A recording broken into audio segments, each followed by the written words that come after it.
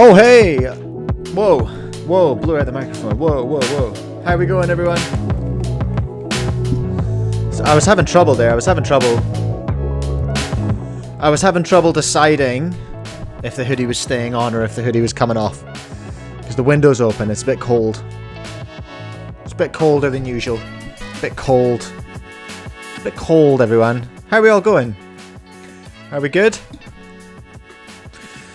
Hello Superflip, hello Coca, hello Chang. Coca, Todd, I was thinking about you earlier. Because I mentioned in the Discord, oh my gosh, someone bought a Diane and it wasn't Bryn. Or you. I think you're the only two people in New Zealand. People don't realize, I don't think, how small New Zealand is and how small my store is. When a new Diane cube comes out, I have to go, okay, well, it's literally only these two people in the entire country that I know for a fact will buy this cube. And not even for a fact. But that's what I'm up against. I'm not buying cases of Guhongs. Because I know that only two people in the country actually care. Are you going to get one as well? Okay. See, but then we have a mysterious third Guhong person. Who is this person? And it was their first order from my store. So either they are confused and don't know what they've bought, or they're one of your aunties. They're your auntie or they're Bryn's auntie buying you a prezi. You know what I mean? That's about the only thing it can possibly be. We have got a big docket full of stuff to look at today, everyone. A real big docket full of stuff to look at today. Oh, let's see if I can multitask. Let's see if I can do that while downloading the list of members. Because it's hard to read the list. The list keeps resetting on if you read it on YouTube, which is very annoying. So I'm going to try and download it now while telling you what's coming up on the show. Or maybe I can just obfuscate through the whole thing. There's a big one, the headliner, the title, the thumbnail is referring to the WCA has an extension to what we talked about last week from the strategic plan. The WCA actually has a job description out for an executive officer, which is great. It's kind of what I've been campaigning for forever, right? It's like been that my most consistent thing I've been whining about, and I whine so much and I contradict myself so often, but this has been a consistent whine and I haven't contradicted it, I don't think. So we're gonna take a look at that, at what that job is though, and what that job's worth, because it's a lot. There's a lot going in there. And shout out to the Millisecond, shout out to Dylan and Chris Mills. That sounds like they have the same name. Dylan Miller and Chris Mills. Who brought this to my attention. Because I didn't see the job description. I only saw the strategic plan. What is the J slur? Was that job? Sorry. Sorry, everyone. Didn't mean to trigger everyone. Right. Here we go. Downloading the thing. There's the thing. Okay, we've downloaded the thing. I can successfully do that in a minute. But let's finish looking at what's coming up on the show, and then we'll shout out all the members. Oh, it opened 3 times. That's that's aggressive. We're also gonna look. Jack Kai's got a cool video about just like scandalous things that happened in cubing. That might be lunchtime viewing. Actually, that one. I think that might just be for the looks. There's a really interesting video by, or at least it looks like it's going to be interesting, from Qboss, kind of calling out Speedcube Shop's recent video. That's interesting. We'll have to see that, don't we, folks? Curious Nick, can't apply, I'm not a citizen. Yeah, same, I can't apply for it either. Rude, eh? There are videos of the new Aolong that we're going to take a look at. I want to have a look at, like, the Fat Rock Cube situation has developed since yesterday as well. I like Fat Rock. I think he's a great creator. He's still kind of young and emerging, but I love what he's doing. He was sponsored by Speedcube Shop. He recently got picked up by The Cubicle. He's done a video featuring Luke, one of the Lukes, Greiser, I want to say, getting coached. And then all of a sudden he popped up this morning hosting a video on The Cubicle's main channel. So I was like, oh, god dang, here we go. This is a meteoric rise happening in front of our face. So we're going to take a look at Fat Rock because I love seeing that happen. We'll have a look at the GAN 100 via Speedcube Review. Max broke the 7x7 world record and literally no one reacted. There's a new Diane Megaminx and a new version of the GAN 16. I don't know. We'll probably take a look at that. There's not a lot of information, but I'll still yap it up. There's a cool 4x4 robot world record. 4x4 robot world record. It's not as impressive as the 3x3 robots, just a heads up. But it's a new thing by... I can't remember the guy's name, but we'll find it out later. It doesn't seem to be a WCA profile for this person, I found out. So it's always interesting to me when someone's breaking like robot world records, but they're not on WCA. So I was just like, oh, interesting. What got you? How did this arc happen then for you? There was a story. So Parker Traeger posted a story in Cubix's Friends, and I reached out to Parker to make sure that he was cool if I talked about it. He had some serious miss-scramble BS at a competition recently that I wanted to bring it to the group. You know, bring it to the group, see what you guys reckon, and see if we can fix it. Maybe we can solve it. You know, maybe we can solve the issue. I doubt it, but we can have a go, can't we? We can have a go. So thanks to Parker for that. Nick just watched the review. Fat Rock's 6x6 review, eh? What's that? Aosu? No. Yeah, Aosu is 6x6, isn't it? Or Aoshi? No. Oh god, I can't remember. I know what you mean, though. Thank you so much to all of my amazing channel members. Speaking of Curious Nick, the OG, the original, the first channel member you got in just before John Baxter on the day I launched the memberships.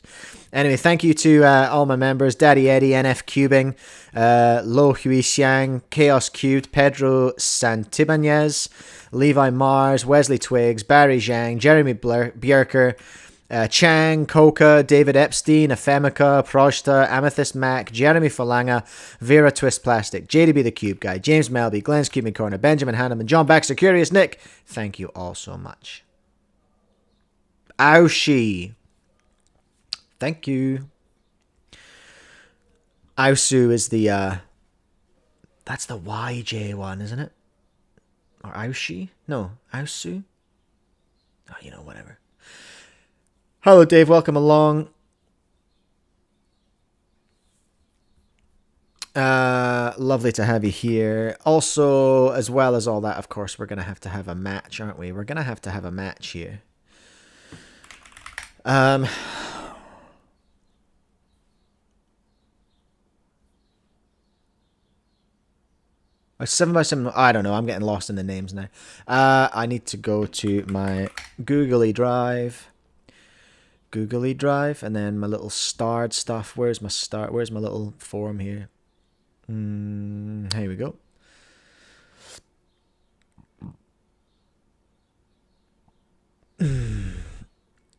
Superflip, what Speedcube release is currently the most interesting for the majority of people because you want to grow as a YouTube channel? Honestly, 3x3s and GANs. GAN gets clicks. If you want clicks, just focus on GAN. Oh, here comes speedcubing.org. Aosu 4x4, Aoshuang 5x5, Aoshi 6x6, Aofu 7x7. Thank you. Oh, and YJ, it was Yuzu, Yushuang, Yushi, Yufu, and Yuhu. Yuhu! That was the Megamix.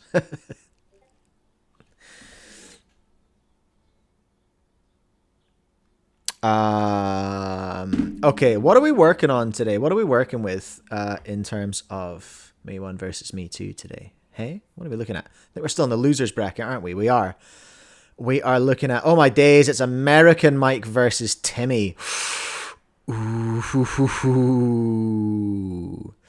American Mike versus Timmy.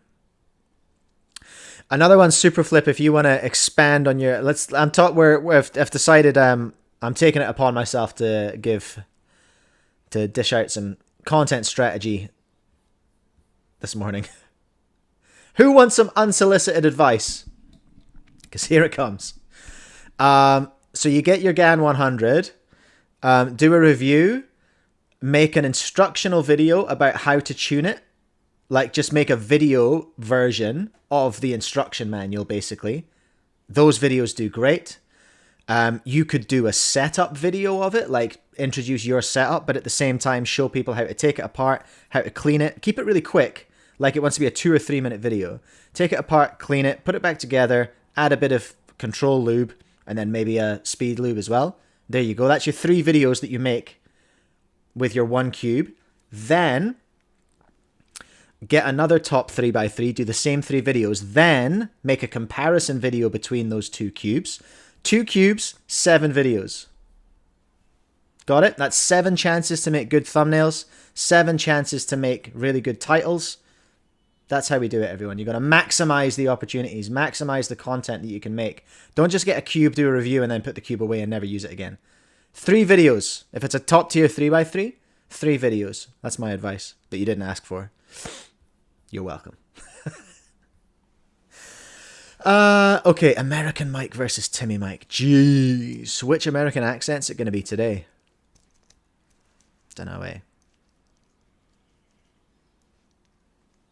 Oh, Curious Nick, I did see the trailer to the Clicky Studios Worlds documentary. I haven't watched it.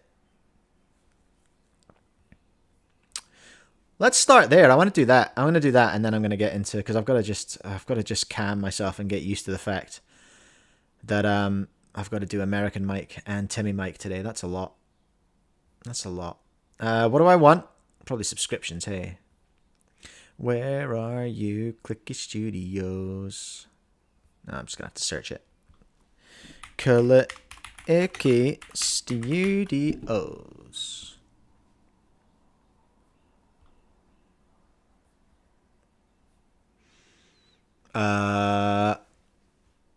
You'll probably want to see it as well, hey?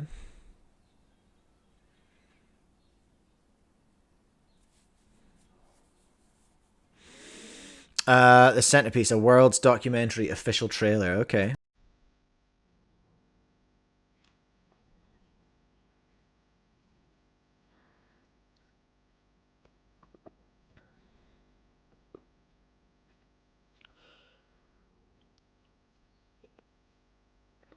Okay, it's going on a bit.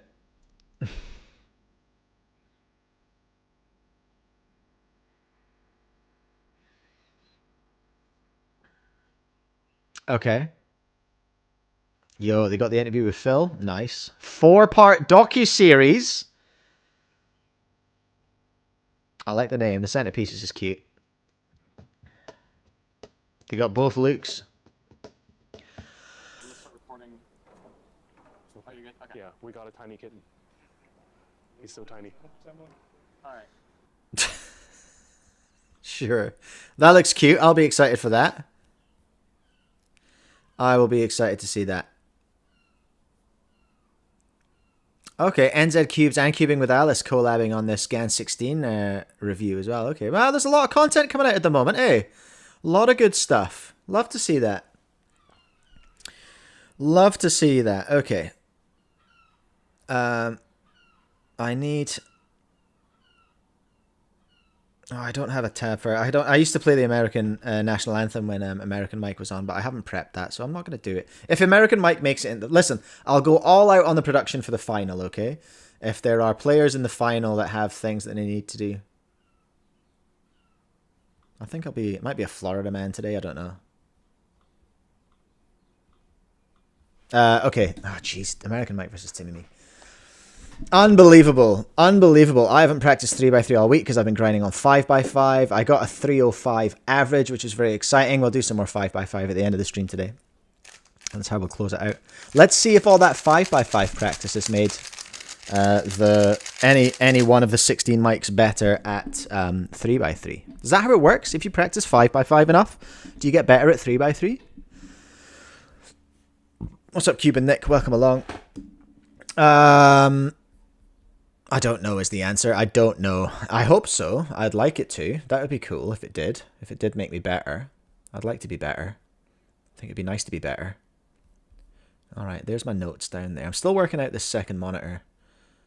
Exactly how I like it. Pretty cool story, hey? This is why you're here, everyone. It's for the cool stories. For the awesome insights. Cube and Nick, you're going to be live streaming as well. Nice.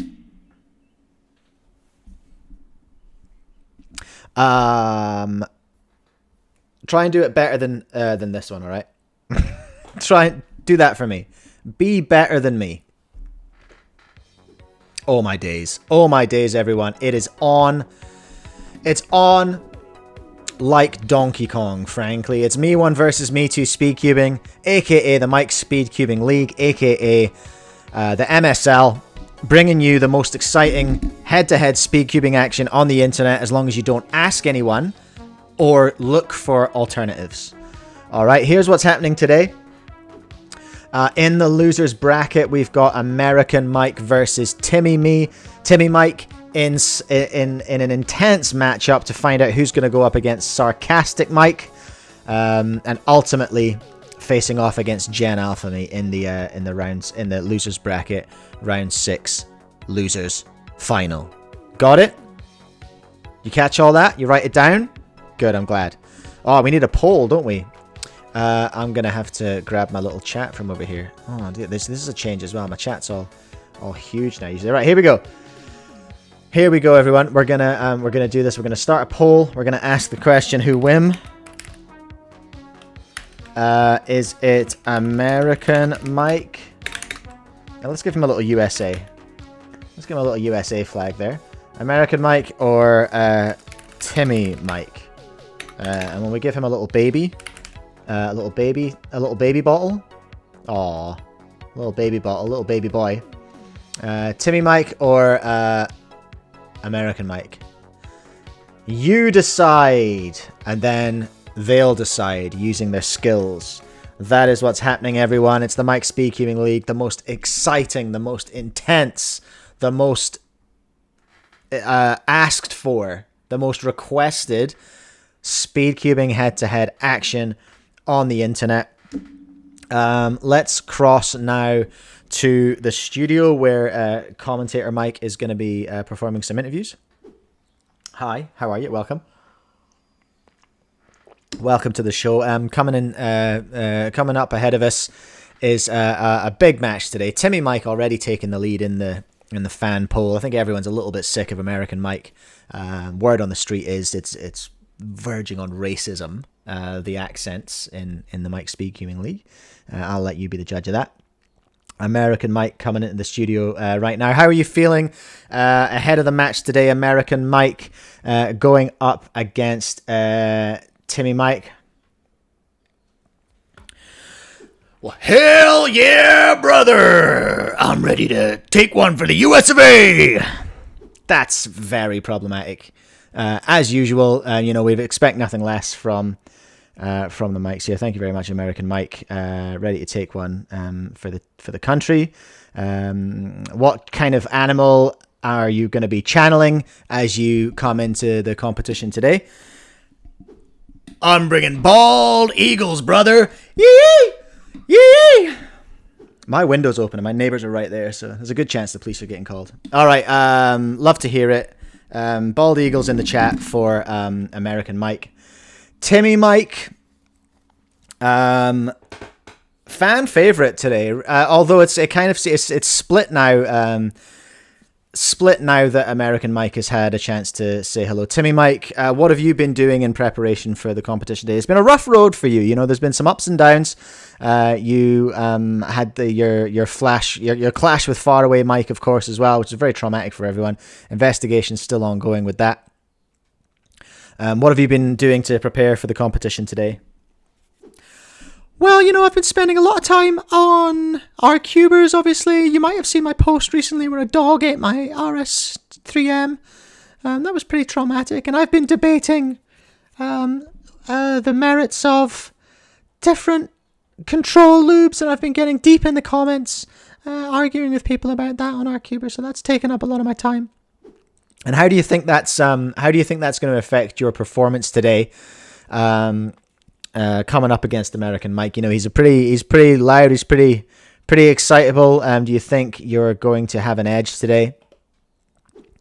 Yeah, you know, while he's been working on his bald eagle impressions, I've really been drilling down into the memes and the comments, really working out my mindset. My mom says I've been doing really good. She's here. I've got my favourite lunch pack today. I've had a juice box. I'm ready to go. I have used all my iPad time this morning, so this is coming out of tomorrow's iPad time being online now. That's how dedicated I am to smashing American Mike today. I love to hear it, Timmy Mike. Really making sacrifices today to bring you guys a show. All the competitors, of course, bringing their A game, bringing their all to this competition. So that we can have an outstanding contest here. Now, I'm still in my 5x5 session from the other night. Bear with me. Who have I got first? We've got American Mike going first. Yee. Bald Eagles in the chat. Speculation of a Timmy voice crack in the interview there. That would be a bit of a development, wouldn't it? Okay, so American Mike is going to be solving first this morning, coming off a 2150 single, and 20.97 average of 5 is his best. Currently, that's a 22.6. Not as good as his average of 12. That's an interesting statistic, isn't it, everyone? Let's switch to the scramblers now. We've got the 16-step scrambling process, of course. So mistakes are impossible, so don't check or tell me about them. Here we go now. It has genuinely been a minute since I've solved the 3x3, or since any of the mics have solved the 3x3. So this is going to be interesting. It's a good looking cross. I can see American Mike looking pretty optimistic about this. There's one. There's two. There's 3 and 4 for a hook, for googly eyes, and an F perm. These pieces look really, really big. 22.6 is not a bad first attempt from American Mike. We are going to switch now to Timmy Mike, who is going to have to respond to that 22. Of course, his average of 5 and average of 12 looking not so good in comparison. He's managed to scrape through somehow. But let's see what he can do today. Going up against the Florida man. He's got to be nervous, but, you know, like he said, he's really been focusing down on his content game, specifically getting those updates on Reddit, which I know excite him and inspire him to keep going.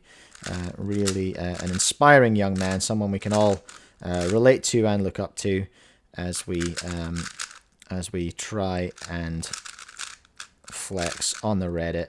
That's a nice skip, and it's a V or something with a U2, and it's a 20.4. Very strong solve so far from both competitors. Timmy Mike is going to take the first point today as we carry on into the second solve. Timmy Mike to set now, of course. So thank you all for joining us here at the Dave Neville Memorial Stadium. He's not dead, just for the record. But it's a beautiful location here in Littleton, New Zealand. Littleton Christchurch, New Zealand. Lovely to have you all here with us today. A cube drop in inspection. Is that a sign of some nerves from our American friend? Let's find out if you can hold it down. He looks a little bit shook by that, but nevertheless, 2 in. Setting up the third now. Lovely stuff. Nice to see. There's a hook. There's one of those. Oh, fumbled. And a J-perm. Oh dear, scrappy stuff. Very scrappy stuff from American Mike. Clearly a little bit shook. He wasn't expecting... Scrappy stuff from Timmy there. Clearly vibing on the 20 from his first round, but shaking him a little bit. American Mike needs to respond to a 24. Can he keep things nice and level today? Let's find out. A lot of mistakes there from Timmy. It wasn't an easy cross, and that seemed to shake him right at the start. But let's see what American Mike has hiding under his cowboy hat. Do Florida men wear cowboy hats? I don't know. I'm going to assume so. I assume everyone does. Even New Yorkers. Alright, there's that, and that's going to go there. This is going to come out here. That's easy, and there's a hook, and triple sexy, messy. That's a G-perm, one of those. Okay, 24-12. Hold on a minute. 24-12 versus Timmy Mike's 24-43. American Mike has taken one back. Has taken another one, I should say. So that was close. Okay, so there we go. It's one each, is what I'm trying to say. It's one each, everyone. Jeez, one each. American Mike to set on solve 3. Oh, Dave Neville confirming in the chat he is actually dead. Good to know. Thanks for the update. Here we go. American Mike to set for solve number 3 now. R2D2 spotted. All right. Well, it's got some challenges, and this is American Mike setting. This is a challenging cross for our American friend. Let's find out what you can do with it. It's not bad. He got lost after the cross. That's pretty typical of the Mikes. They're all a bit guilty of that, because the cross can be very exciting and distracting. There's a hook, a little fish on its tail, and that is an F for a 22. Okay, fairly consistent stuff from American Mike here. Oh, we didn't see the solve. Dang it. That was a good one too. That was a good solve. Unbelievable. The switchers are out of control here. At the where I'm getting reports of some tech problems, let me just confirm. So it wasn't my fault. Yeah, okay. No, I'm having it it's been confirmed.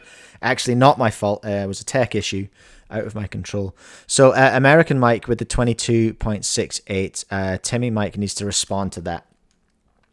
He needs to respond.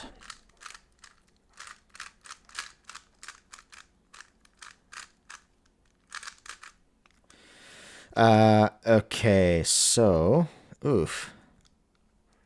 Okay, what are we going to do with this? This is Timmy Me responding to that 22 from American Me. Here we go.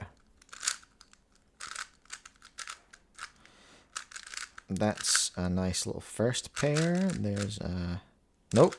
That's not how cubes work. You sausage. Yep, and yep. Nope. Again, that's not how cubes work. Timmy Mike really struggling today. There's an hourglass into a J-perm for a 26. Oof, that's tough. American Mike is going to take the point there. Timmy Mike is going to set us up into the 4th solve today. That's what we're looking for.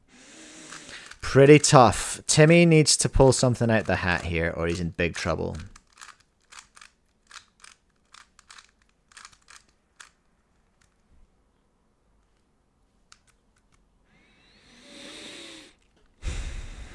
Timmy to set on solve number 4.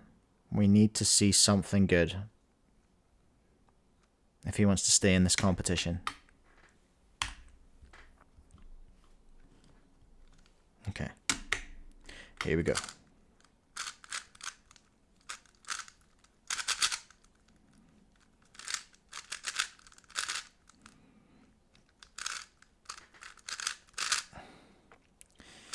A silence falling over the Dave Neville Memorial Stadium as Timmy Mike chops his way through F2L, fish on its tail, and A for a 24.87.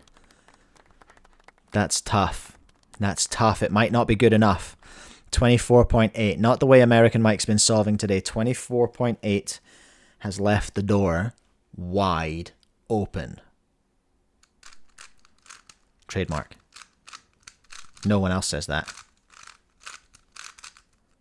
You haven't heard that anywhere else. The door's wide open for American Mike here now.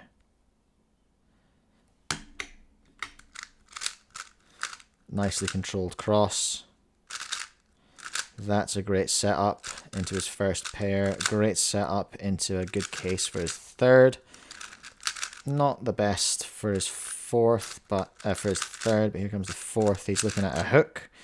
He's looking at a fish head down, and he's looking for one of those. And there it is, 23.55.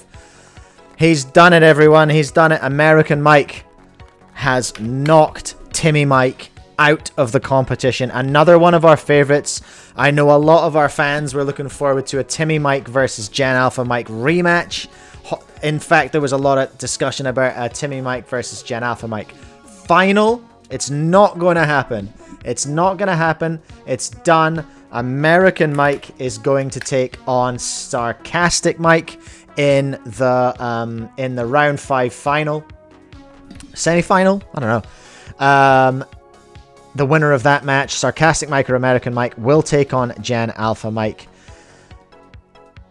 The winner of that will take on even more Scottish Mike in our final. We are very close to finding out who our winner is now. How many matches we got left? 1, 2, 3. 3 matches left. 3 matches left in our competition. You know, unless we have a bracket reset. I wish I could say I had something big planned for the final, but I don't. I need to get Speedcubing TV to cover it or something. Can we do that? Can we start? Let's start brigading Speedcubing TV's comments and just be like, MSL final when? MSL final, what's the plan? We have to save that for the last episode of the year anyway. Incredible stuff. Absolute scenes here at the Dave Neville Memorial Stadium. We've had confirmation from Dave that he is dead. So that's a big update from today. Absolute scenes, absolute scenes. The crowd is going mild here after that incredible matchup. First, we're gonna talk to Timmy, see how he's feeling after that. He's been through a lot in this competition. Timmy Mike, welcome along. Welcome back to the booth. Listen, you gave it your best. It wasn't good enough today. But you've been a real fan favorite in this competition. How does it feel? You've got to be devastated. How does it feel to be going home today? Oh, listen, I don't know what happened. Something happened. I was solving, and then something happened to my voice while I was solving, and kind of threw me off. So probably gonna work on a bit of that. Just try and figure out what's going on there. I don't feel good. I feel weird. Well, listen, it was a sterling performance.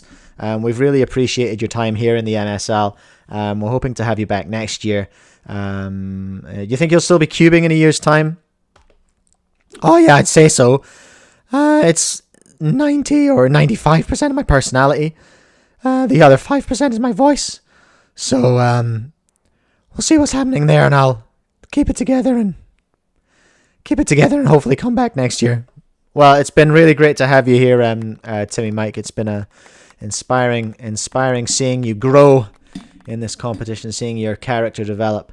It's been great. American Mike just kicked the door down to the studio. He's coming into the booth right now to see us. How are you feeling after that match, American Mike? Hell yeah, brother! Well, I think that really sums up how American Mike is feeling today. Anyone you would like to thank as we look at your match next week against Gen Alpha Me? You know, it's like almost like a repeat. You know, two similar but different competitors. Anyone you'd like to thank as we wrap up today's show and you prepare yourself, you steel yourself for next week's match. I want to thank everyone in the greatest country in the world, the freest country in the world, the US of A, and every bald eagle and red-blooded American who supported me on my journey here. Okay, great. Love to hear it. Love to hear it, American Mike. Thank you so much for that. Really appreciate it. Really appreciate it. That was the MSL, everyone. Absolutely incredible scenes here at the Dave Neville Memorial Studio. Sarcastic Mike versus American Mike is our next matchup as we start to wrap up the losers bracket and look towards that very heavily anticipated final with even more Scottish Mike. Big stuff going on here at the MSL. Brought to you by Cubecast. Brought to you by, hey, you know what that's reminded me of? Ads. That's who. We need to do some. I want to thank all my sponsors. Speedcube Shop, of course, if you like buying cubes and then solving them in a competition against 15 other versions of yourself, then maybe you could buy them at Speedcube Shop, especially if you're in America. If you're not in America, buy them from me. I mean, if you're in Australia and New Zealand, buy them from me, obviously. But if you're anywhere else in the world, buy them from Speedcube Shop and use code Cubecast to save 5%. Why don't you? If you want to learn to solve those cubes better and go real fast, why don't you sign up for a course at Cubing Life Academy? What a great idea. Gosh, I'm full of them. Use code Cubecast at Cubing Life Academy to save 5%. All these codes help me earn a little bit of scratch as well, so, you know, we love that. I sell stuff too. If you live in New Zealand or Australia, you can buy stuff from me at speedcube.co.nz. In fact, you know what? We need to take a look at my website right now because you know what? You know what it is? You know what it is. Black and yellow, black and yellow. No, not that. It's New Zealand Nationals is coming up. And I am your official merch supplier for New Zealand Nationals this year. All the profits from all this stuff is going to go to our regional organisation, Speedcubing New Zealand. But you can buy it all there. Look, I made these nice hoodies. I like these, eh? I'm gonna get a blue one. I'm gonna get a blue one. You can get a pink one too if you like. Is pink your vibe? Get a pink one. I don't care. I'm not your mum. Do whatever you like. You can buy cube sauce at my website as well. It's real good lube that I make. It's real good. It's got cool colors and silly names, and it makes your cubes feel good. You can also buy it at speedcubing.org in the UK and Crafty Cube in America. And of course, I want to shout out our major sponsor, G Fuel. Use code Mike32314 at checkout at gfuel.com. Save 20%. What? Oh my gosh, breaking news coming in as well from Cube and Nick. There's a mega sale at Speedcube Shop Canada. Lube is literally $1. $1? Oh my days. Go and check that out at Speedcube Canada, everyone. And buy G Fuel, for goodness sake. Hey guys, this part of the stream is sponsored by me. I know, huge downgrade. You're probably expecting Raid Shadow Legends or Squarespace, but I'm actually here to tell you about the code Cubecast, that is CUBECAST, that you can use at speedcubeshop.com for an absolutely plentiful discount on all of your orders. If you're going to want to be faster than a 6-year-old, you know, you're going to need some good cubes. How do you buy good cubes? At Speedcube Shop with code Cubecast. Did I say Crafty Cube in America? Womp womp. Dave Neville is very patriotic in the chat. Huge fan. I made a mess when I was making my when I was shaking up a G Fuel earlier on. That's what's going on. I keep dripping. I'm dripping all over myself. Yes, Crafty Cube is not in America, JJ. It's in Australia.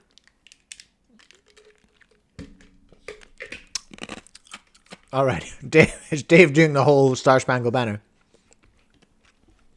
What a day. What a day to be an American.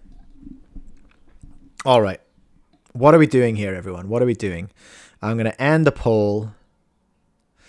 I'm going to be a top streamer and I'm going to set a goal. I'm going to set a goal. A super chat goal. Let's set it for 2 hours. Taco Bell fund. There we go. You've all earned a super chat goal. Have fun with that. Look at that. Timmy Mike still had the fans behind him, hey? Really did have the fans behind him in that match. Where are we going first today? All right, well, let's do the headliner, hey? Let's have a look at this because we got a bit of reading ahead of us for this one, okay? So, let's look at the job description. Let's look at the WCA Chief Executive Officer job description. And how are we going to intro this one? Cast your mind back, everyone, to last week. Do you remember when we were talking about the strategic plan? And I was kind of nerding out on the strategic plan because I really like strategic plans and doing all that kind of stuff. I'm a bit of a freaking dork for strategy and like business strategy and stuff. And I saw something that piqued my interest, which was the fact that they wanted to invest in executive positions. An executive team, I think is what it said on the strategic plan. An executive team. Well, picture the scene. I was watching the Millisecond, and they have the job description. Just one job description. Which is a thing in itself, which we'll talk about. But I wanted to take a look at that job description today because I have some thoughts. And the reason I have thoughts and the reason I feel like I want to talk about it is I've been an executive officer for a charity before. And I was reading this job description and I thought, this looks similar to a job I've done before. That's very interesting. Different scale. WCA is a much larger organization than the one I was running. But I thought, you know what? I'm going to go through this because I think I might have some insights. You should all go and watch the Millisecond as well and see what Chris and Dylan had to say about it. But here we go. It's on idealist.org. You can find this role published 25 days ago, so it was out long before long before I took a look at the strategic plan. So here it is. The job is executive officer, listed by the World Cube Association. It's full-time. The salary is US 80 to 120,000 a year, which is pretty good. Pretty good for it's okay for an exec officer on the surface. On the surface, it's okay for an exec officer. It's a very big organization, and the job, as we're going to see, is not insignificant. All right, not insignificant. So it's remote, so it can be performed from anywhere in the US. Unfortunately, it is limited to US citizens, and you have to be in the US and you have to be a US citizen for the job, which does objectively make sense to me because the organization is based in the US. So I don't, on the surface, have a problem with that necessarily. I think that kind of makes sense. So let's have a look. So you're going to send your resume and your cover letter to careers@worldcubeassociation.org. Curious Nick, I think you're right. We'll come to that for sure. I do have reckons on that. So here we go. Company description. The World Cube Association is the governing body for twisty puzzle competitions, including the Rubik's Cube. That's quite nicely put. I like how they've done that. Founded in 2004, the WCA is a volunteer-led, US-registered non-profit organization with a mission to grow the sport. Remember, we noted the use of the word sport in the strategic plan of competitive speedcubing around the world. The WCA recognizes competitions, maintains official world records, and regulates competition rules. Since its founding, the WCA has grown significantly. Has it what? Sanctioning competitions in 115 different regions with over 200,000 unique competitors. Is that all? I thought we had more than that. The WCA is at a pivotal point in its growth trajectory and is looking for its first executive officer. Let's go. I am so pleased. I am so pleased that this is the direction things have gone, because I think we really need an executive officer.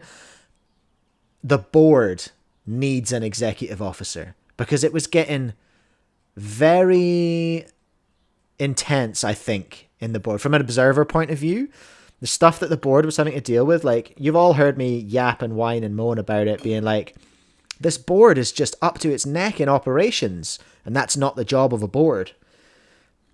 And I've always felt like a CEO, like a chief executive officer, is something that they needed.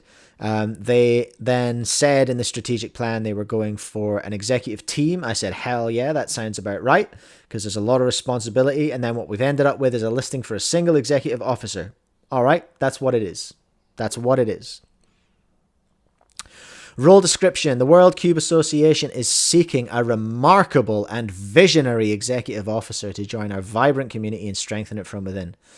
This role offers the chance to shape the future of competitive speedcubing in conjunction with our passionate volunteers and dynamic board of directors.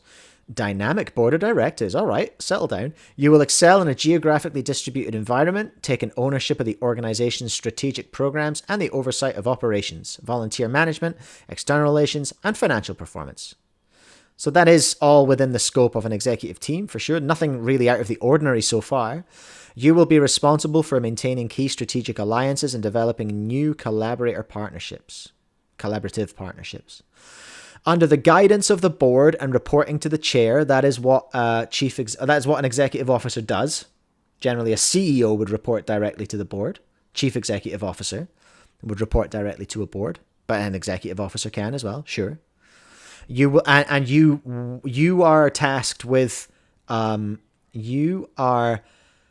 tasked with executing the vision of the board. So the board sets the strategy, sets the vision, and you are the executive officer. You execute the strategic plan. You are the one who delivers the plan that the board have asked you to deliver. You see what I mean? That's what we're after. So under the guidance of the board and reporting to the chair, you will be instrumental in delivering the WCA's mission amidst today's opportunities and challenges. This includes managing all aspects of the organization's operations, from marketing and communications and sponsor relations to policy creation and financial oversight. You will strategically lead our dedicated volunteer resources, building on the WCA's rich history. Success in this role requires a strategic leader who can build the WCA's capacity and leverage its unique position as an emerging sporting organization. I love to see that language as well. Through effective collaboration with volunteer teams, industry partners, and community stakeholders. Now, here comes the crunchy stuff. The crunchy munchy crunch of the role, all right? Key responsibilities. There are several areas of responsibility as described below. And we'll have a look at them. So we've got strategic leadership, financial management, ops management, governance and board relations, program development, external relations. It's already a few, isn't it? Demonstrate enthusiastic and effective leadership. Be a fitting representative of the WCA, our values and our vision. That's interesting, isn't it? Right at the top, a fitting representative. So that means I think they want someone who deeply understands speedcubing, I think, is what that's saying. To be a fitting representative of the WCA. It may not be. It may be someone who has acted in a chief exec role of another sport or sport adjacent organization, potentially. Lead strategic planning with the board of directors. Responsible for delivering on the objectives of the strategic plan and for the overall success and future sustainability of the WCA. Provide clear and consistent direction, models appropriate behaviors, supports and enables a high level of performance by staff and volunteers in positioning the WCA to achieve its goals. Create a positive, inclusive, and engaging organizational culture. That's interesting, isn't it? Are we saying, is there not one? Do we not have a positive, inclusive, and engaging organizational culture if we need to create one? I would have thought maintain might have been a better word there otherwise, but yeah, whatever. So strategic leadership, there's a lot in there. This is essentially working with the board to create the vision and the strategies and all that kind of stuff. So it's working alongside the board and it's executing those things. I will say it's like the board are taking a big step back, it sounds like, and I support that. I really do. Because you need the board to be focused on governance. And it's been, I imagine, very, very difficult for them to be focused on governance because of the amount of operational stuff that they're constantly dragged into. Just because of the way the organization's set up. It's not their fault. I'm not having a go. I'm empathizing because I would hate to be on... Genuinely, I can't imagine it's that much fun being on the WCA board as a volunteer because the scope of work is so freaking massive. Alex, I don't think necessarily they want someone who has a good reputation in cubing, but they've said to be a fitting representative of the WCA. So you can interpret that a number of ways, I suppose. I do not interpret that as someone who is a cuber, because as we'll go on, I don't know how many active, certainly competitive cubers. This isn't about competitive cubers, but I don't know if there's anyone in the organization who would match all, who would fit all this stuff at the moment. But anyway, so that's strategic leadership. There's a good chunk of work in there, regular stuff. Financial management, manage the WCA's budget and financial resources. Well, who's doing that at the moment? I suppose it's the board. There's a secretary on the board, but they along with an accounting firm is my understanding. I actually missed the annual members meeting the other day. Yeah, Nick, it doesn't have to be someone in cubing, but someone who understands the community or understands communities. You know, someone who's worked with a huge volunteer organization before potentially would be, I would imagine, would be a good fit. So there is a financial committee, but they will have ultimate responsibility for the budget and financial resources. Together with the financial committee, develop an annual budget for board approval and track progress. Again, that's another standard thing that that exec officers and chief execs do. They prepare a budget to be approved by the board. Actually, that's happening right now in the school board I'm in. So I'm kind of the finance person on the board. So I'm working with the head teacher and our accountant to create a budget. That budget will then bring as a subcommittee to the board, and then the board will approve it. Alex, that salary is pretty huge, to be honest. Alex, it's really not. It's really not for the job description. What did I miss? Can I still watch it? Is there still a VOD on Twitch? Maybe we need to watch that, actually. There was hardly anything. Oh, are you being are you being sarcastic? I don't know. Because last year there wasn't really much in it, to be honest. It was all hidden behind it was in the staff bit. And even then I don't really know what happened. But I imagine they adopted the new strategy. So yeah, finances. Together with the WCA Financial Committee, develop an annual budget for the board, approval and track progress. Financial reports are analysed for anomalies and risks, managed and reported to the board. Oversee fundraising and donor relations. That's huge in itself. Overseeing fundraising, like there are people in organizations who have there are people who do this job on its own in organizations of this size. Fundraising is a job. So that's huge. Ensure financial stability and sustainability. That is generally the job of a chief financial executive officer. So there's a position called a CFO, which is a chief financial officer. So you can have an executive member on your team who is the finance person. Like that can be somebody's job. Alex, it's huge compared to delegates. What? Who get 0? Yes. Yes, it is in that case, in that exact example. Yes, it is. But this is not a delegate. This is not a WCA staff member as you know it. This is a professional who is going to run the organization, and it's worth the upper end of what's being offered, I think, probably, in my opinion. But we haven't even got through the thing. So operations management as well, okay? Oversee day-to-day operations and management of paid contractors and volunteers. How many volunteers are there in the WCA? There are a huge amount, right? Hundreds of volunteers. Volunteer management is a massive job on its own. I mean, worth bearing in mind, though, that they do still have all the teams under them. So this person will be managing the teams. So this is a person in between the board and the teams now. It literally separates the board from operations. It's like a safety net, a safety barrier between the board and the teams of volunteers who are operating. So it's going to be someone who needs to it's going to be someone who can work well with those teams, because if communication breaks down there between the teams and the exec, that's something they're going to have to manage. So they're going to have to be really, really good with people.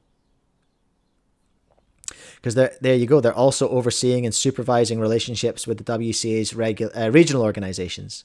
So they're overseeing and supervising. They're not direct. The chief exec will not, or the exec officer will not be directly relating necessarily, as far as I can tell, with the regional organizations. So like Speedcubing New Zealand wouldn't be writing to the exec officer necessarily. We'd be writing to which committee would that one be? I don't even know, eh? Do we have a map? Do we have like a site map? You know, like I would love to see that. I would love to see a sort of map of all the teams in the WCA if one exists. Provide timely reporting and information to the board, including reporting on progress against the strategic plan and identifying emerging issues. Well, that's standard. That is what an exec officer does. Plan for, develop, and implement change in relation to volunteer systems, processes, infrastructure, and technology as needed. Yeah, this is great. So this makes sense for this person in this position to be able to go looking down the chain at the teams that they're overseeing, being able to go, hey, this is clunky, this system is not working great, we need to have a look at this and see if we can get this information flowing better so that we can have better outcomes in better time. You know what I mean?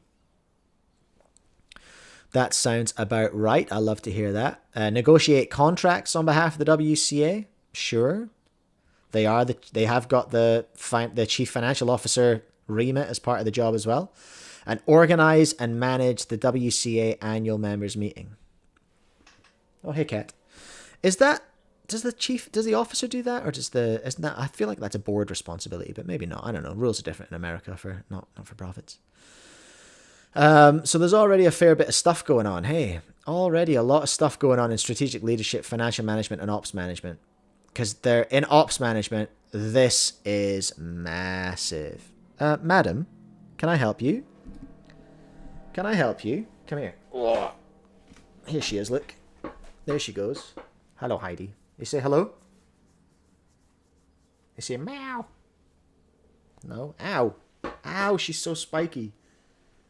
She legit hates all people, places, and things. Why are you so hairy? Unbelievable. Governance and board relations. This is, I feel like strategic leadership might have had it. So here we go. Governance and board relations. Report to the board and maintain a positive working environment. Ensure that the board is provided with sufficient accurate information on a timely basis to enable it to fulfill its governance responsibilities. This is standard. Build consensus and support among board members. Standard. Work within the WCA's mission, values, motions, and policies to implement and manage good governance. That is all totally reasonable and standard. No issues. No issues. But this is a lot. Bear in mind that this person will also have a hell of an inbox to deal with too. Program development. Provide timely reporting and information to the board. Oh, no, I just did that. No. Program development. Provide timely reporting and information to the board, including reporting on progress against the strategic plan and identifying emerging issues. We had that one already, didn't we? Yeah, we did. That's the same in operations management. Oversee the development and implementation of programs of all committees and teams. So they're not just a manager, they're an innovator as well. They're overseeing development and they're suggesting development of programs for all committees and teams. Evaluate program effectiveness and make necessary adjustments. And identify new program opportunities. I'm not sure if I know what we mean by a program in the WCA. Can anyone shed light on that? What do we mean by a program? Programs of all committees and teams. Is that the name of what we call a project that a committee gets? Then we've got external relations, maintain and build on existing strategic partnerships. Yeah, okay. Relationship management, again, that's a big job. Identify relevant stakeholders for business development opportunities that can support and assist in the WCA in new opportunities. Advocate for the WCA's mission and goals. We don't have a mission anymore. Rutrow. We have a purpose. Represent the WCA as required, including attendance at community events and to the media. So there's a lot in here for one person. That's my concern. My concern. I need to say, first of all, I do love this. This is what I've advocated for. It's what I've yapped about. I'm not advocated for it because nobody listens to me, so I'm not an advocate. But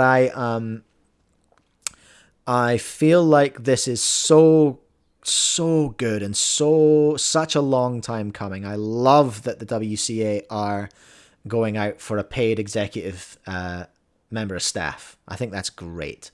A full-time person being paid to run the WCA is awesome. I think my concern, because like I said, I've had this job for another organization. This is almost an exact replica of when I was a CEO of a charity, much smaller than the WCA, but I had all this stuff, all that board reporting, all the strategic stuff, all the program development stuff. It was youth programs then, and the staff management. You've got HR and things like that to run, and I was running all the finances as well. It becomes an awful lot very quickly, and that was a small organization. I suppose my only reservation, I was very excited when I saw team in the strategic plan because I thought, yeah, sure, team makes sense. But then seeing this in one person's job description, I'm like, ooh, we need an exceptional person and we need to pay them very, very well if we want this to be done by one person. What do you reckon, Nick? Who else is in the job that's around my age that's had jobs? Big jobs. Who's had a proper job? Because this sounds really big. And I think if I was going for it, I'd be looking for the higher end. 100%. I'd be looking for the higher end of this salary. Because we're looking for a very skilled person. Just look at the next job. Chief Exec Officer, Boys and Girls Clubs of Annapolis and Arundel County. At least 125 US. Chief Executive Officer, Huckleberry Youth Programs. US starting at 195. Executive Director, Fair Food Standards Council, starting at 100. I think this salary would make more sense if you were like one of three people, you know? Curious, Nick, it's going to be difficult to find. Difficult, but not impossible. I just worry. Because recruiting people is expensive in terms of time and money. And what I kind of worry is that we may find the right person, but we may burn them out within a year. That's a huge risk, I think, potentially. Nick, the Germans have a fun expression for someone expected to do it all. Here we go. Our legend Wollmilchsau genuinely, literally means an egg-laying wool milk sow. That's pretty good. Duck Jacks, that seems like a lot for not a great amount of pay for an executive. I'm a supervisor in manufacturing, about 5 rungs below any exec, and I make within that range. Yeah, I think there's a mismatch. It may be that we just don't... I hope that the board are willing to have a look at the candidates they get. And are brave enough to just say, you know what, we didn't find the right candidate this time. Or I hope that candidates who do apply, who are capable, are able to say, listen, you're going to need to up those numbers for me because this is huge. This is a huge scope. So let's have a look at the,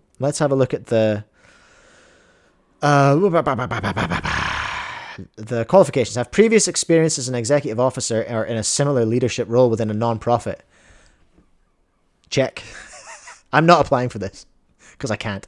Have previous experience with managing and supervising a large cohort of volunteers. That's a very specific skill. That scares me.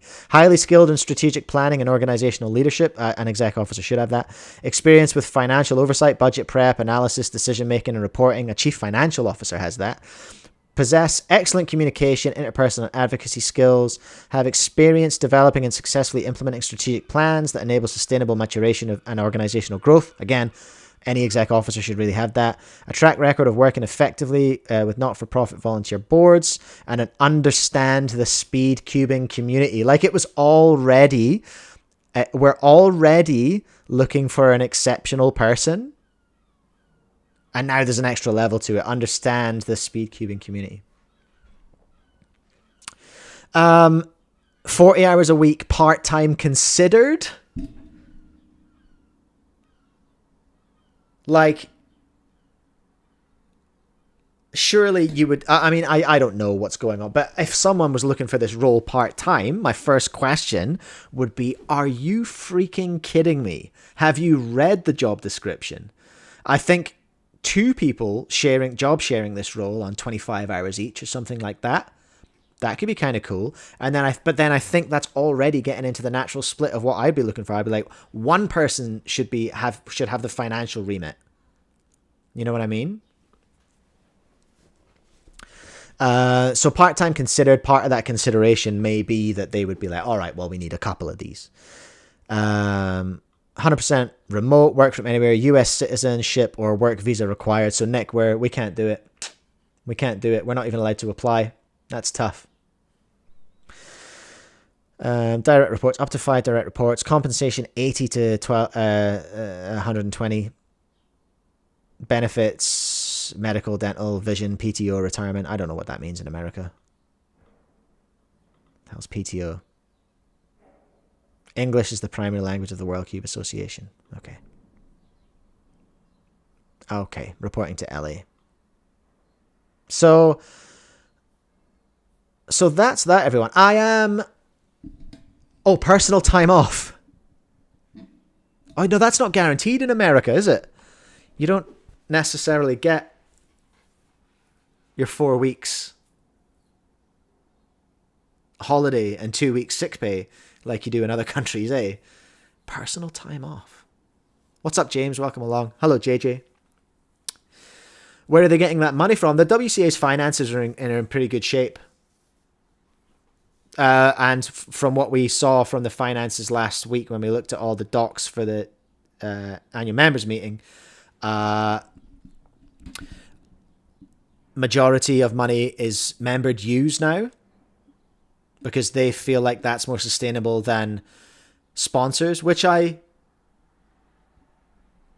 don't disagree with in principle, but I don't love that it's that our biggest source of funding is our own members. I don't know. I can't explain why, really. I don't like that. I think I'm just like, ugh. I would much prefer to have that covered by sponsors, but sponsors are hard. And sponsors can pull out at any time. So sponsors is more sketchy. But I don't know. But anyway, that's pretty much it, everyone. That's the job description. And I think, yeah, I'm torn. I'm torn because I'm really, really happy that the board have decided that an exec team is what they need. I've yapped about it forever. And I think they have done a good job of pulling the job description together. It is a perfectly reasonable executive team job description. I just think it's a little bit, I think it's a bit much for a single executive officer. And I think I'm just a little bit nervous that they might have underpriced it if they just want one person to do it. And they might find a really good candidate and burn them out within a year. And then end up back in the same place next year, like recruiting someone again. So I think the workload's maybe a bit unrealistic. Curious Nick, I completely agree. But then I'm not in it. I'm just looking at that as someone who, you know, if I lived in America, I'd probably apply for it. But I would be looking for the higher end of the money. Because I think what I can also tell is that, what can I also tell? This is not a 40-hour-a-week job. This is going to be someone, this person's going to have to be knocking in like a bunch of extra hours. JJ, no, paying staff does not make your organization for profit. The definition, I've said this 100 times, write it down. The definition of a for-profit company is, the definition of a not-for-profit company is you cannot sell the company for profit. You can make profit and reinvest it in the company or the organization. You just can't sell. The WCA board cannot sell the WCA for profit. That's what it means. Doesn't mean that you can't make profit. It doesn't mean that you can't pay people. But I think that's probably enough because I think I've yapped on for ages about that. That's the job description, everyone. And it's, I'm kind of like, ooh, you know? I think it's cool. I think it's great. I think it's a bit much. And I think they're going to have to up those numbers potentially as well. That's what I think. Shall we have something else? What do we want to look at? What's on the docket, hey? What's on the docket? Let's have a look. Do we want to watch a video? I think that might be an idea just now, is to watch something. Because the other big one I want to talk about is this Parker Traeger story from Cubix's friends. About the kind of a crazy miscramble, like an out-of-control, silly miscramble situation that was going on in a Scoob round at a competition recently. Ephemica snack time, relax. I'll be getting lunch in about an hour. What do we think, everyone? There's the price. I think I want to look at this pricing video by Qboss. Because I think they're kind of taking shots. I think shots have been fired, everyone. Shall we go from executive team job description breakdown to ooh, shots fired? Ooh. Little bit of drama. Is Jaden here? Alex, I did see you in the comments, yeah. Yeah, we'll talk about that later. All right, yeah, let's take a look at the Qboss video. Because Qboss make good videos, hey. They do good video.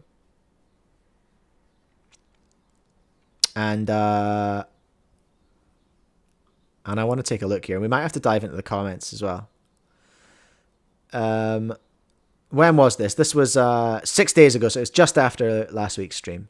So this is Qboss. We need to talk about Speedcube prices. No way, Speedcube Shop just said that an €85 Speedcube has a good price. Pricing. As simple as possible, does the cube justify the cost? So with that, the GAN6 team will get a 7.5 for pricing. Okay, So.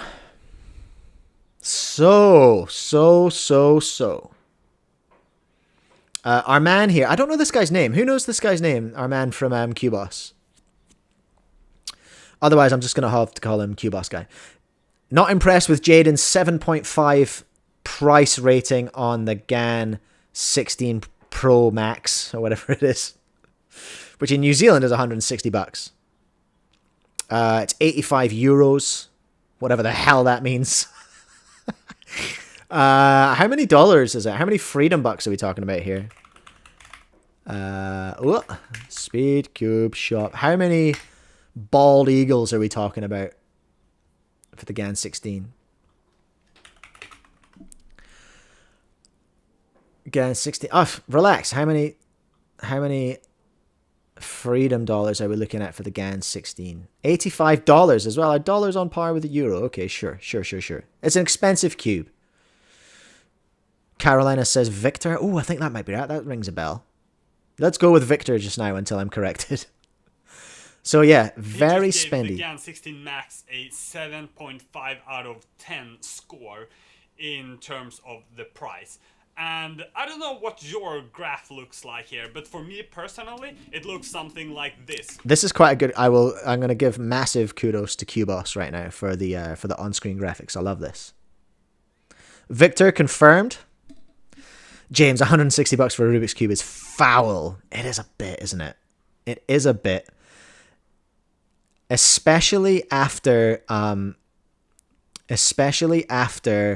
GAN 15. I didn't buy a GAN 15. I made one out of 2 broken ones. And I was so deeply unimpressed. It's just not very good. And it was 150 New Zealand. So yeah, I need to be careful when I talk about dollars. I need to always specify New Zealand because they're the currency I work in. The GAN 15, it was like 140 or 150 New Zealand, and I would have been mad. I would have been spitting mad if I'd paid that on a GAN 15. Which is why I don't stock it anymore. I just canned it. I'm not selling that cube anymore because I cannot, in good conscience, sell the GAN 15 for the money that I need to charge for it, for how it performs. No, thank you. So yeah, 85 American dollars, 160 New Zealand dollars, 85 euros. Where 7.5 is somewhere in between good and very good, and I don't really see it any other way. I mean, if he gives 7.5 score for a cube that costs 85 euros, how do you even get to like a 5 point? What's a 5 score cube and what's a 2.5? Like, when does the price get bad? That's a very good point. When does the price become silly? So in this video we are going to talk about pricing, and no, I'm not just going to hate on GAN, the most egregious... I know you want to, Victor. I know you want to. But it's not the most egregious anymore, is it? I think the Super Weilong is probably the most like... What? Just pricing example actually comes from Moyu. Oh, here we go. We're going to talk about the most expensive and most unreasonable prices on the market. It's got to be Super Weilong. As the best cubes you can get for your price. RS3M 2020. So stay tuned. GAN 11 Duo. To the end, because it's actually not the RS3M V5 that is the best bang for your buck. Oh, okay, so I'm going to start interesting. What a great hook. You've captured my attention there, Victor, you devil. with the Super Weilong V2. There it is. The maglev version is 20 euros more expensive than Disgusting. the spring version. So it's literally the exact same cube. The only difference is that one has maglev and one has springs. And the spring version is 20 I thought it was more expensive than the GAN 16. euros Okay. cheaper. This is a clear example where Moyu is simply raising their prices just because they can and not really because the technology is a lot more expensive. Even if we... I may push back on that just a second, if I may, Victor, because I just rebuilt a V10 for a cuber here in Christchurch. Saint, shout out. She, I wonder if she'll mind me saying this. She is a big dum-dum, and she bought a really nice custom shop V10 from the Cubicle, and for reasons beyond my comprehension, immediately just took it apart and ended up breaking one of the maglev magnets. And she was like, can you fix this? I was like, fine. And I did. But what I noticed was that the maglev, one of the maglevs, the one that's in the adjustment, so that the topmost maglev magnet was actually glued into the part. I'm pretty sure. Or was that on the GAN? Anyway, I'm pretty sure it was. I think, is the video volume too low? I beg your pardon, everyone. It's maxed out there. I'll pump it up a bit here. You can let me know how we go. So I think there is a bit more in Moyu's defense. I'm running defense for Moyu here, which is unpopular. There is more handcraft work. There is a bit more work in that particular maglev setup because we're hand gluing those pieces in, as far as I could tell. Could be wrong. I still don't love it. $20 a cube more. Still a bit gross. Let me know how this volume is. It looks good on my end. We take a look at GAN. They do not charge 20 euros for a maglev upgrade. GAN are known for their expensive prices, but even for GAN they only charge like 5-6 euros more for a maglev version compared to the spring version. And he might have just killed my whole point because I think GAN maglev is glued in as well. If we take a look at Moyo themselves, the same company that created the Super Weilong V2 with the 20 euro difference for the maglev, if we take a look at their Super RS3M V5, we can see that they have a maglev version and a spring version. And the maglev version is only 3 euros more expensive than the spring version. And myself, we run a Speedcube shop store, and I know that magnets are extremely cheap, so the magnets themselves are very, very cheap. James, that extra 5 seconds to glue a magnet in, that's a good hourly rate. I know. Listen, I'm running defense ineffectively for Moyu. I still think it's egregious. I'm not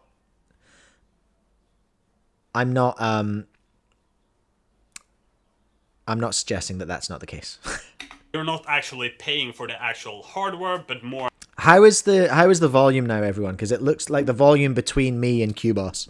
Because on my levels, on my meters on OBS, it looks that I'm just ever so slightly louder.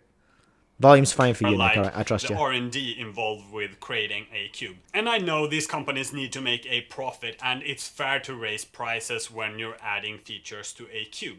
And back in the day, that actually made a lot of sense, because first we had the first Speedcube, it wasn't really magnetized or anything. And they added magnets, and with that, they added maybe 2 euros to the price or something like that. And then they added maglev, they added a few euros, they added UV coating, Ew. What is that image? Is that a GAN image? Is that some AI? Added a few. I mean, it could be AI regardless.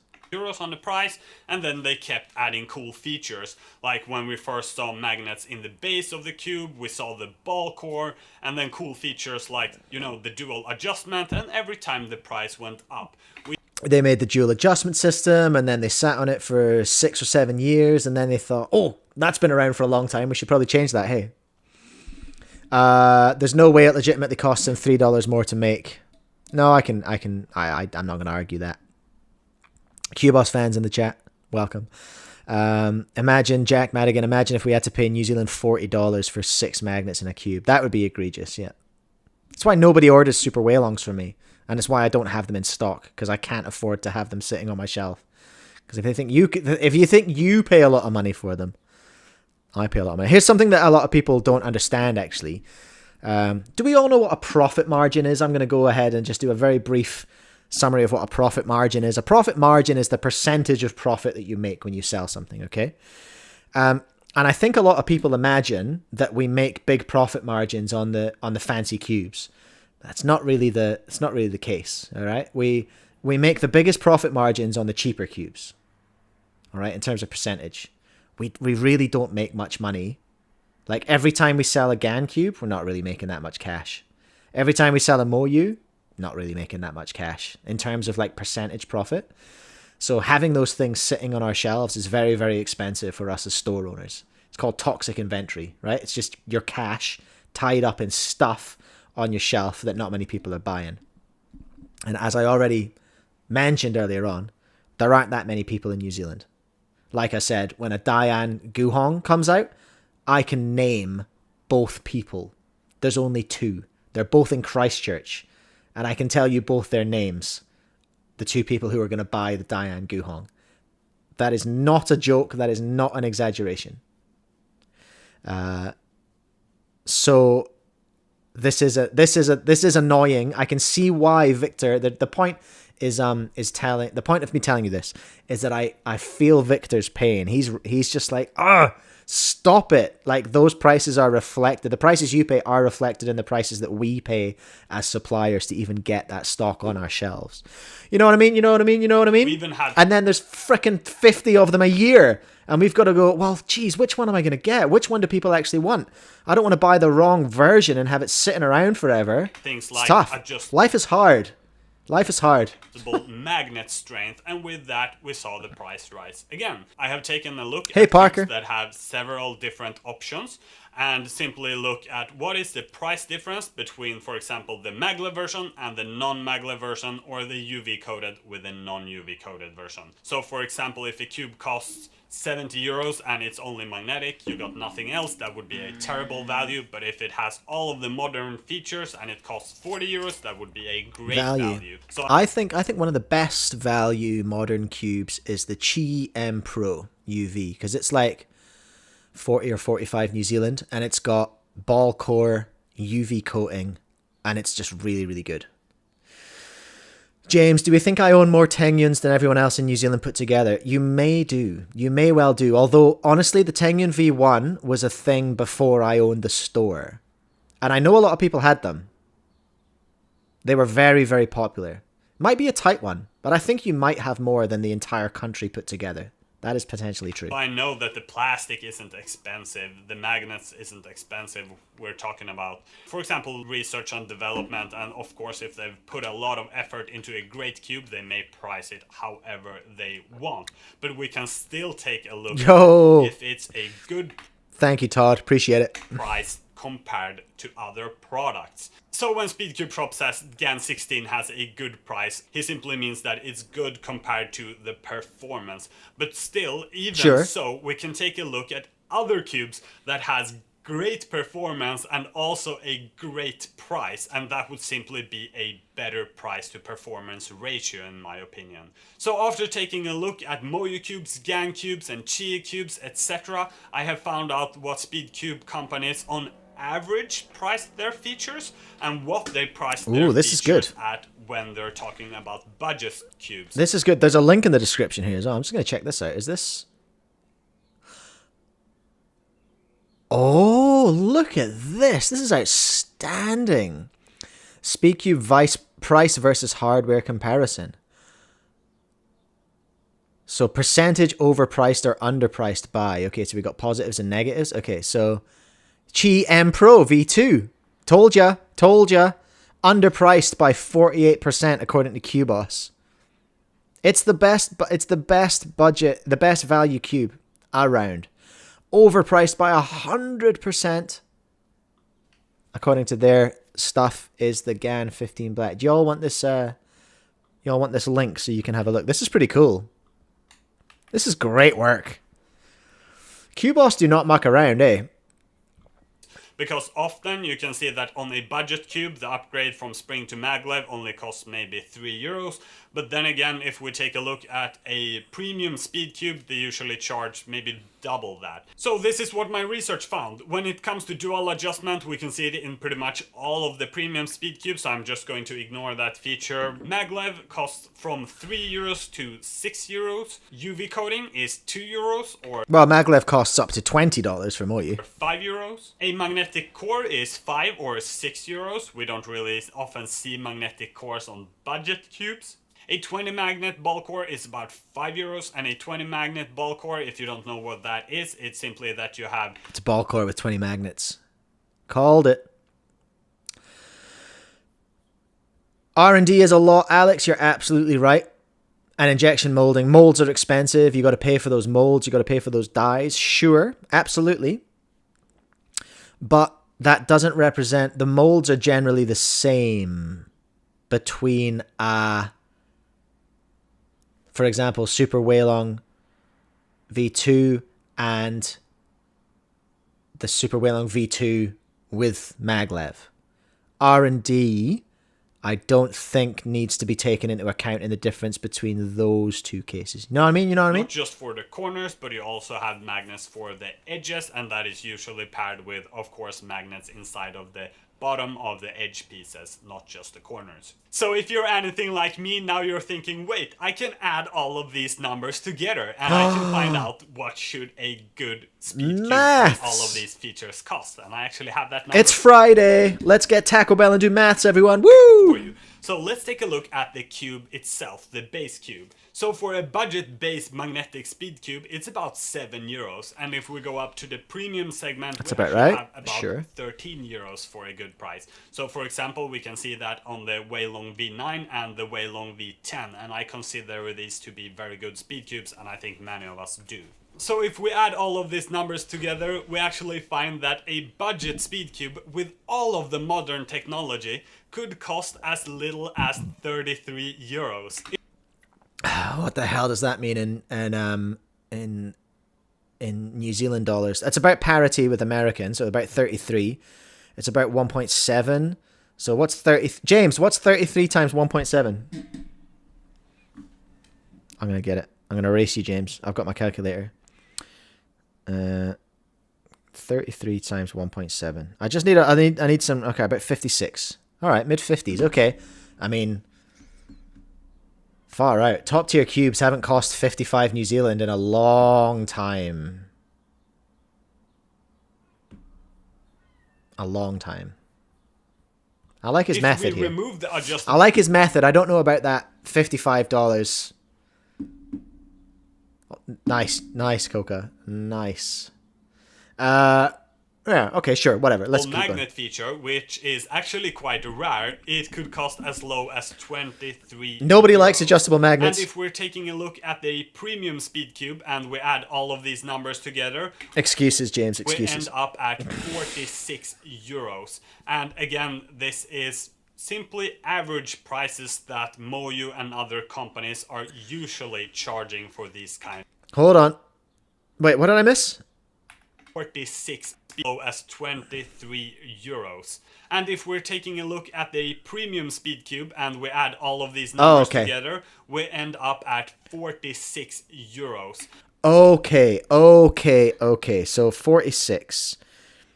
46 times 1.7 is more like 78. So like $80. That's more reasonable for a premium. Yeah, okay. All right. I'm with you, Victor. I'm with you. And again, this is simply average prices that Moyu and other companies are usually charging. Shout out the Nixon hat watch gang. I see you, Victor. Charging for these kind of upgrades. Okay, so after all of this, I put all of the data in sheets and I made a calculator.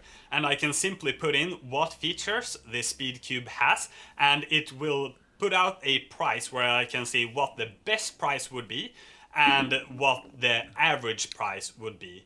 So by doing that, we can now put in any cube I want and we can see, is the price actually good compared to the average, and is it good compared to the cheapest out there? Okay, so what you've been waiting for is now here. Yes, give me the maths. Which cubes are the most expensive compared to their features, and which are the best priced speed cubes out there? Topping off this list, we have the GAN 15 New Black.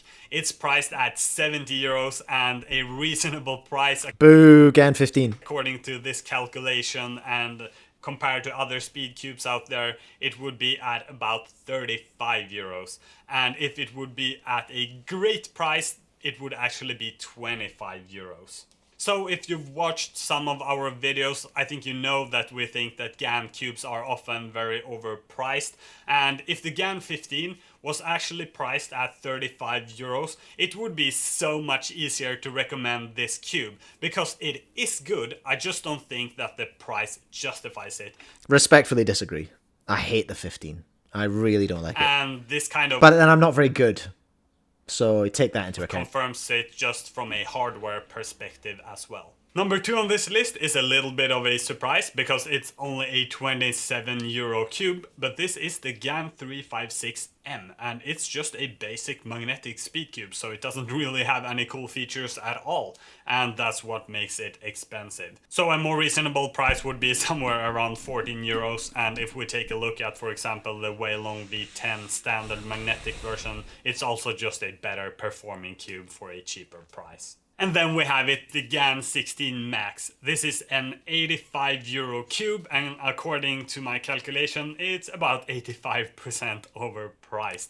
So the price should be around 46 euros because it has all of the modern features. And again, if this was a budget, super good price cube, it could be as low as 33 euros. And yeah, that would be the best reasonable scenario.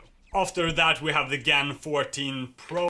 You know what GAN doesn't have that Moyu has is the budget range. Like, just another insight, I suppose, from the store owner point of view. Like, we're shifting Moyu products all day, every day.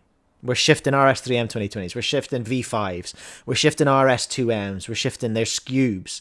We're shifting so many low-value Moyu items every day at a decent profit margin that Moyu are able to generate so much revenue from that. Like every single order I'm shifting, every single order I'm bringing in, so many Moyu cubes, so many low tier Moyu cubes for that beginner market, because the beginner market is just enormous compared to the serious market. Like it's hard for cubers who are in cubing to really understand how many more beginners there are compared to cubers. And GAN just doesn't have that. It doesn't have that bottom level, like high volume, fast moving products that Moyu has.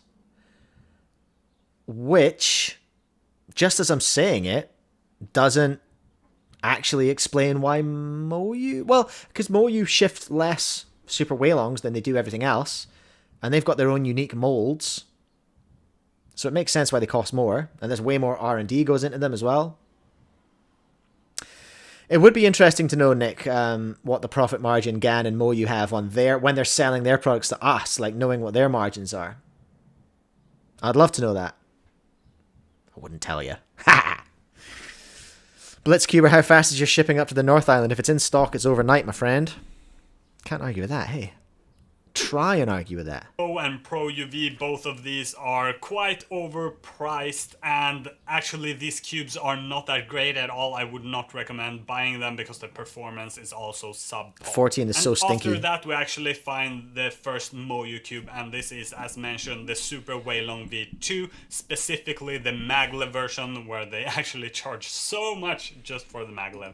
This is a 80 euro cube, and it should only cost about 46 according to a reasonable Moyu standard. Again, here I'm just talking about if this is a... Yeah, it's not a fair, like it's not a completely fair. I can see his method, and I don't hate it, but it's not really realistic in some of the higher end stuff, really, I don't think.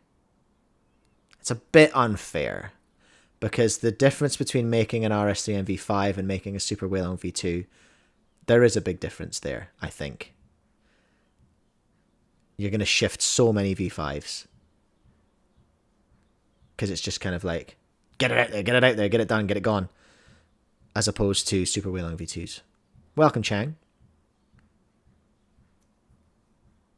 A good deal or not if it's a good cube or not. I don't have time to mention all the cubes, but I want to mention the Super Weilong Spring version. Is that actually a good price? It's about 50% overpriced at 60 euros. In my opinion, this is actually the better version of the cube as well. So this one is... Spring Gang, rise up. Definitely a better deal, although it's a bit overpriced still. A bit further down on the list, I want to mention the GAN 12 because I think it's the best value GAN speed cube. This speed cube costs 56 euros and a reasonable price would be about 41. So it's about 36% overpriced, not too expensive for what you get. What a time. What a time when the GAN 12 came out. What a time. That was a great time in hardware. But it's still inexpensive. I still prefer the 11M Duo. I still think that's one of my favorite cubes ever. I wonder if I can still get it. I'd have to check that out. Cube, of course. Okay, so Do they have it at Speedcube Shop? Let's find out. 11M Duo. It's called the Duo because it just has... Yeah, they do, look.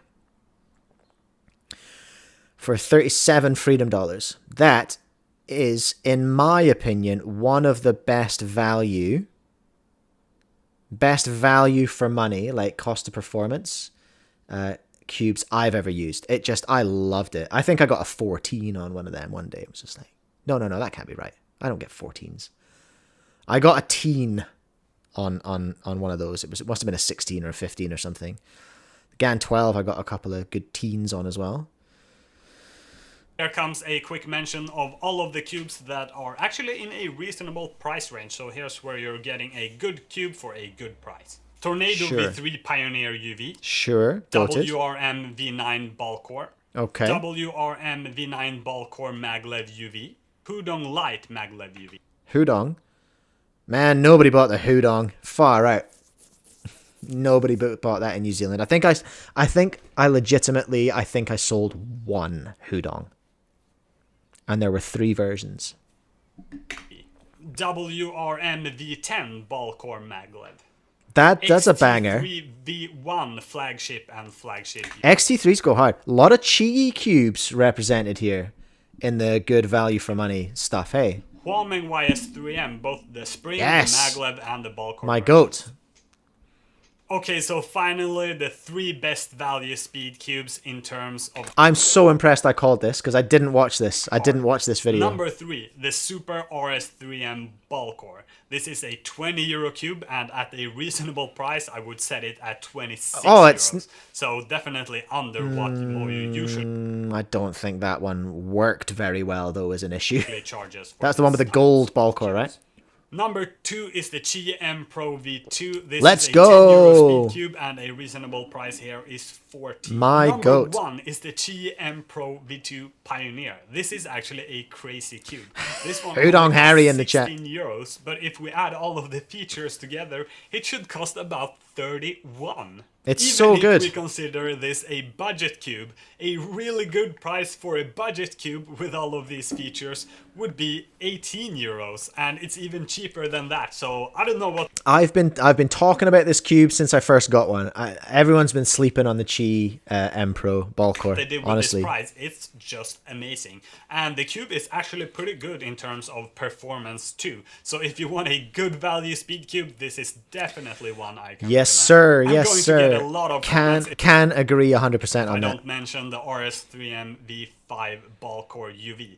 This is a It's a hammer. 25 euro speed cube, and a reasonable price for all of these features would be 31. So this is definitely a good value speed cube with about 20% underpriced according to this calculation. Even if we consider it a budget cube, it's in the middle of this range, so it's overall just a really, really good value speed cube. And this one also is a really good performing speed cube as well, so I can definitely recommend it. So there we have it. If you're interested There in we have other it. cubes, I will leave a link to a sheet below where you can check out the entire list. And I also want to end this video with mentioning that, of course, these speed cube companies can set their prices however they like, and the market can. actually decides. It's true. It's true. It's true. This is a really cool sheet. I would definitely recommend going and taking a look. I mean, it's basically GAN slander. It's an attack on GAN and the Super Weilong. But really interesting. What else are we looking at? The Tornado V4. Where's the Tornado V4? Oh, there it is. So they're about where he wants them to be, where Victor reckons they should be. Where's the zeros? The ones right in the middle. Oh, yeah, he spoke about these. The XT3. XT3 is great for the price. Really, really good. Worm V10. Worm V10 Ball Core Spring. I think that's the one I still have listed. The matte version with the ball core spring, which I think 20 magnet ball core spring, which I think is, again, I think it's great value. The Zanchi Fancy. That's really cool stuff from Cubos. Is it perfect? Is his system perfect? I don't think so. And like he's mentioned at the end there, the market will decide. Because as much as I like to yap on about Chi M Pro, name a competitive speedcuber that actually uses one. Bet you can't. I bet you can't. They all use... they're all using Tornadoes. They're using XT3s. That's realistic. That's what's going on. But yeah, great stuff from Cubos. Go and subscribe to them if you haven't already, because they make really, really good videos. I need to go for a pee, all right? And then we're going to come back and we're going to talk about Parker Traeger's mad miss-scramble BS situation. Because I'm really interested to hear the hive mind's thoughts on it. Maybe we can fix it. Maybe we can't. Maybe we'll just yap about it. Anyway, I'm going for a break. I'll be back. All right.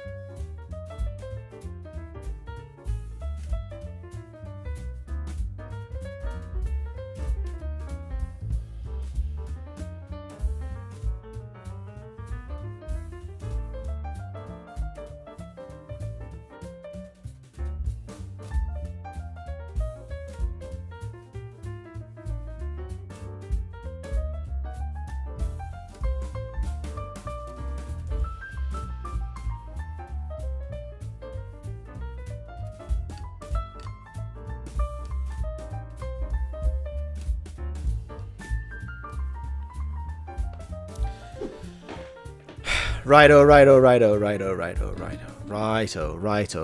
Oh, let's have an update. Let's see if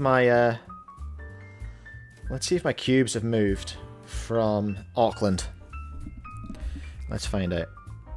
Are they scheduled to depart on next movement? Nope, still processed for clearance. Come on, DHL. Come on, DHL. I'm gonna refresh it again just in case.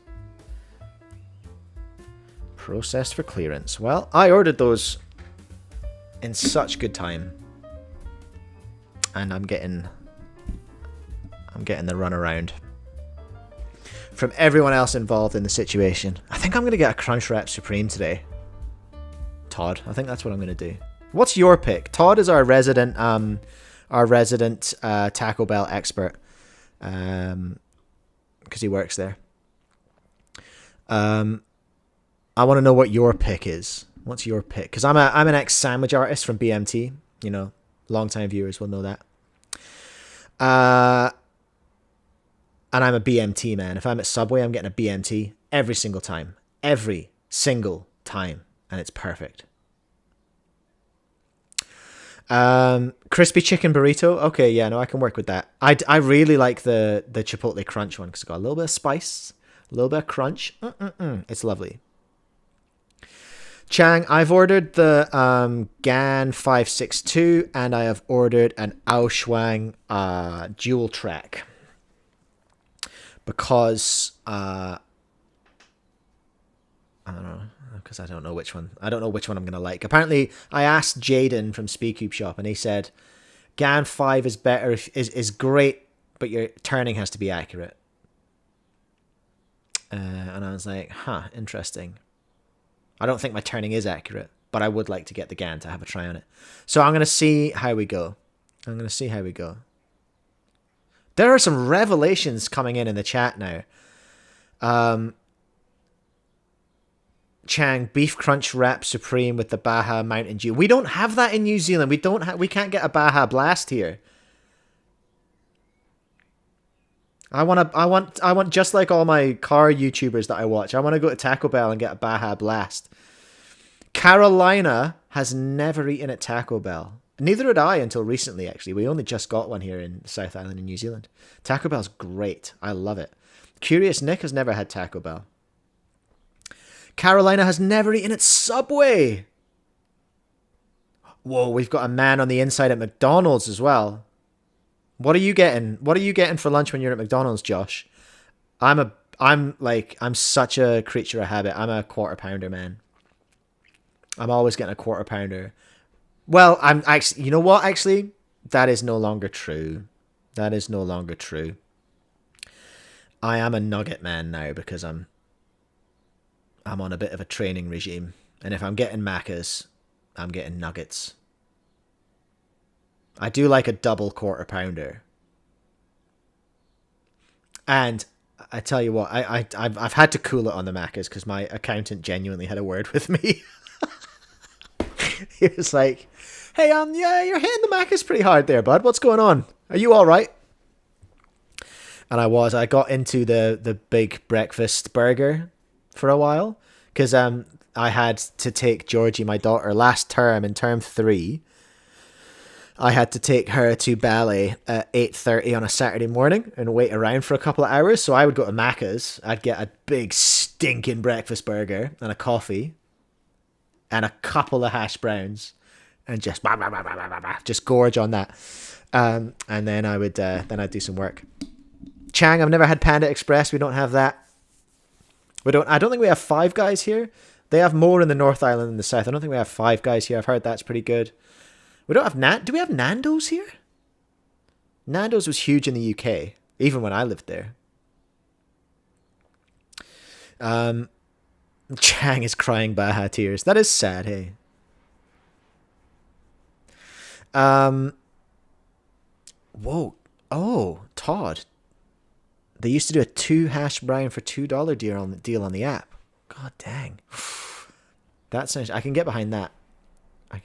Right, let's what are we gonna do? Clicky Studios in the chat as well. Hello. We watched your trailer earlier on. I'm excited for that. I think we do have Nando's, but only up north. I think that might be an up north thing. I want to look at Parker Traeger's little story here in Cubecast's Friends. I reached out to Parker and said, hey, can I talk about this on the show? Because this is juicy. I want to take a look. So let's do it. Parker Traeger's had a bit of a time. Oops. Hold on a minute. I pressed the wrong button. Parker Traeger. There we go. Here we go.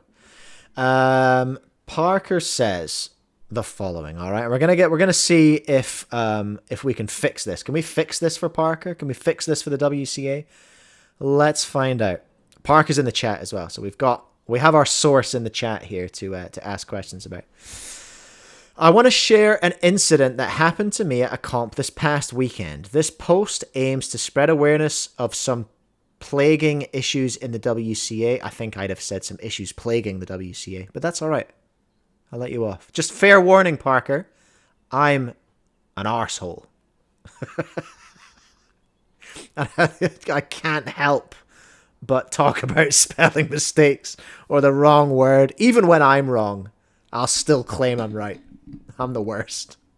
So, disclaimer. Worst person in the world, okay? Hoping that what happened to me will not happen again to other top competitors. First, I would like to preface that I do not want people to spread baseless allegations, accusation, and conspiracies about the incident without proof. Amen, brother. I'm with you. Because, you know what? This is what we've talked about recently with young guys, Arian, and that whole situation there, which was just out of control. I will act without judgment until further notice, as I believe we all ought to be treated as innocent until proven guilty. I will also keep all competitors anonymous to prevent baseless attacks on individuals. and there is some notable information I will leave out for the sake of privacy of other competitors beyond their identity. I also want to state that I don't know what happened and trust WIC entirely. Okay, we trust the system. They do okay. They do okay. We like the WIC. They got a tough job, but they do it well. Still, every possibility of what and how this happened is evidence of a careless actor and perhaps a broader issue in the WCA. Oh my gosh. On Solve 1 of Scube Finals, I got a 0.84 single, okay, flex, which would have been 5th in the world. The scramble I received was just pure pie, or a double sledge for those who do not know Scube terminology. Thank you for breaking that down for me, Parker. I do appreciate that. I was ecstatic to have gotten such a fast result, and to have not messed up on such an easy scramble. Right after my solve, as I was reacting, hopefully there was some disrespect, the chair went down, the volume was good, people got extras, you know how we do it. I noticed two things. Firstly, no one else was getting good times on the scramble, and my scorecard had no scramble signature. Sus. A few moments after I solved, one of the two scramblers for the group, let's call him Scrambler A, alright, he ran over to see my time, signed the signature, and said to me something along the lines of he wasn't entirely sure if it was him who scrambled my cube, but was pretty sure.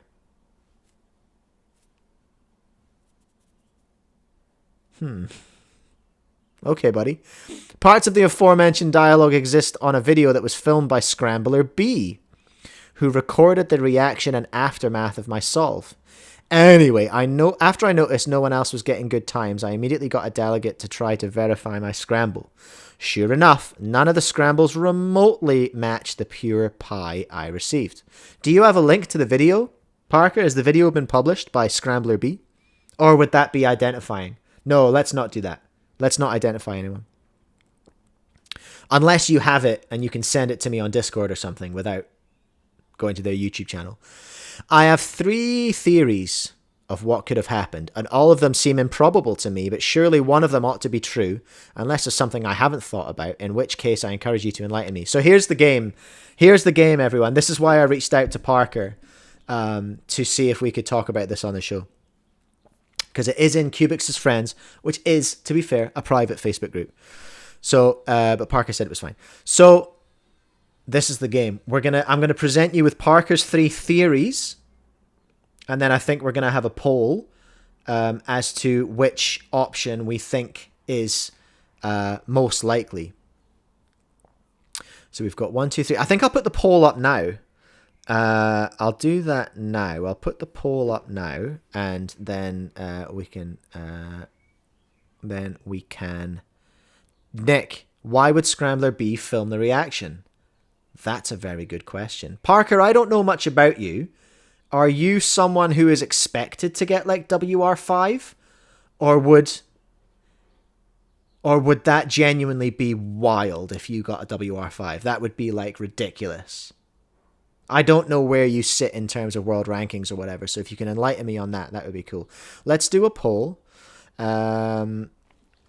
Which is more likely? And I know we haven't explained these yet, but I want to put the poll up so that you can vote as we're listening to them. Option 1, option 2, option 3, or something else, because Parker's invited us to speculate.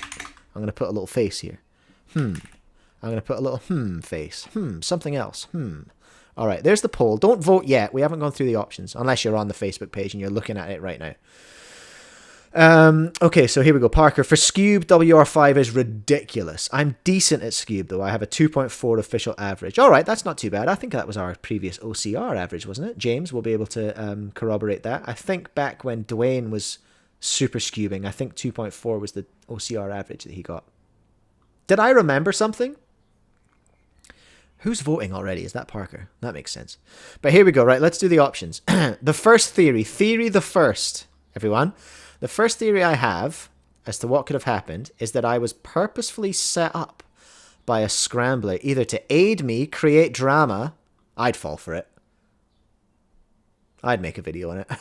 Or just out of pure curiosity. For the sake of inquiry, I think it's worth noting that I would consider myself friends or family with both of the scramblers. Okay, this ID. And it was my 20th birthday. Congrats. So the possibility does exist that one of them was trying to aid me. It is also worth noting that both scramblers have relatively young WCA IDs. Ooh. Timmy's. We're dealing with Timmy's here, and it was a special, special day. However, this possibility also seems unlikely because both scramblers should have been reliable. Both are involved in the community enough to know about scramble legitimacy and such. Okay, so that's option 1. A special birthday surprise from a Timmy. But there are reasons as to why that would not be true. We're looking for Occam's razor here, everyone. Are we familiar with Occam's razor? That is to say that the simplest explanation is usually true. So I'm trying to identify where Occam's razor is on here. Let's keep moving on, all right? The second possibility of what could have happened is that it was set up by a runner who was curious what I would get / to see what would happen. This seems even more unlikely to me than a scrambler doing so. I was competing at the station closest to the scrambling table. For a runner to do such, they would have to take a cover, put the cover down, take the cube out, solve it. No past people were running, so it would have taken a minute. Set it up to pi, and then put it back in the cover, all within a radius of 10 or so feet with no one noticing. If I recall correctly, the runners were 3 or so kids and a WCA team member. One of the 2 delegates, the organizers, and the team member were also standing in reasonably close proximity to this area, so the odds of a runner doing all of that without anyone seeing or saying anything seems highly improbable. However, I will note that quite some time later, Scrambler A told me he saw several kids playing with the cubes that were being scrambled. But I am confused as to why this detail was only said to me hours later and why he didn't stop it or report it if this did happen. I have chased little rat bags away from the scramble table before. Usually for poking their heads through and being like, ha! Big Timmy energy, just messing with the scramblers. Get out of there. Now, is it possible, Parker, I'm going to put this to you, is it possible that a runner collected your cube, didn't take it to the scramble table and did a couple of moves on it and then brought it back to you, given that there was no signature? Is that a possibility? Because I hear what you're saying, that they would have had to pick it up, they would have had to solve it, and they would have then had to set up pi. But I feel like that's negated by the fact potentially that there was no signature on the scramble, and the scrambler who came to sign it was like, I think I scrambled it. Might not have, though. Is it possible that a little Timmy just took your solved cube and went skirt, skirt, pi, here you go, took it back to you? Is that a possibility? Which I suppose would fall under something else.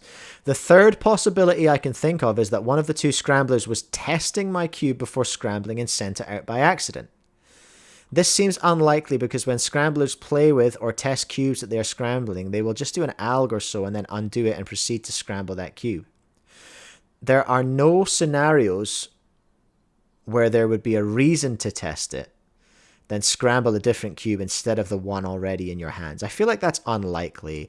Although you did say they were young IDs, you did say they were young IDs, and I inferred Timmy's, and it was your special, special day. But you know what I mean? Like, the Timmy factor makes me think, well, maybe they were just being, oh, yo, sick. It's a GAN. Yo, it's a GAN cube. Yo, sick.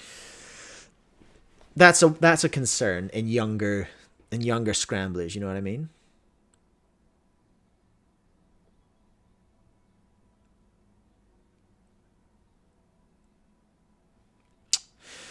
So those are our 3 options, all right? Option 1, purposefully set up by a young scrambler on Parker's special, sparkly birthday. You know, birthday treat. Second possibility is that a runner, either by Parker's definition, just set it up, or far more unlikely, went and solved it, then set it up, then took it back. I don't like the missing signature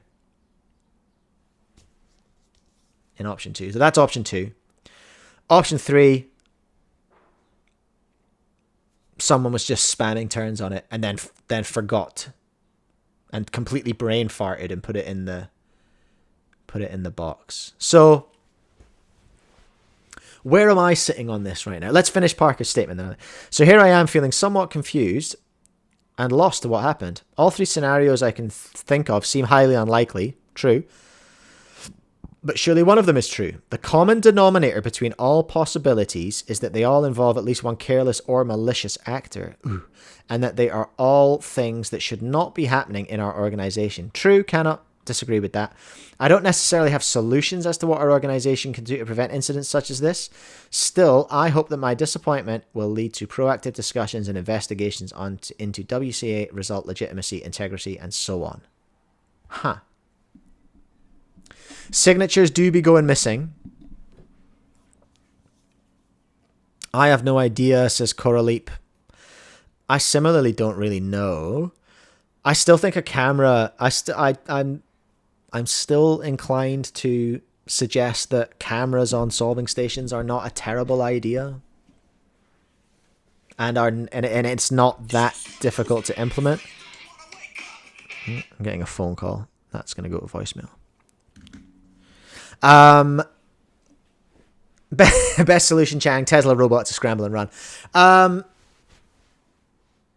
Cube scrambling robot. Oof. Actually, that wouldn't be that hard. You just have to have corner shapes. Anyway. What do I think?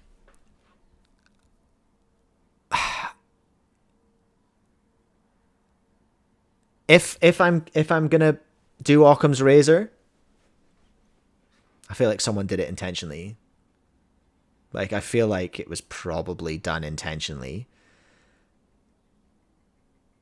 You know? Curious Nick, we only let people scramble who are reliable or somewhat experienced. I think it was probably done intentionally by a scrambler.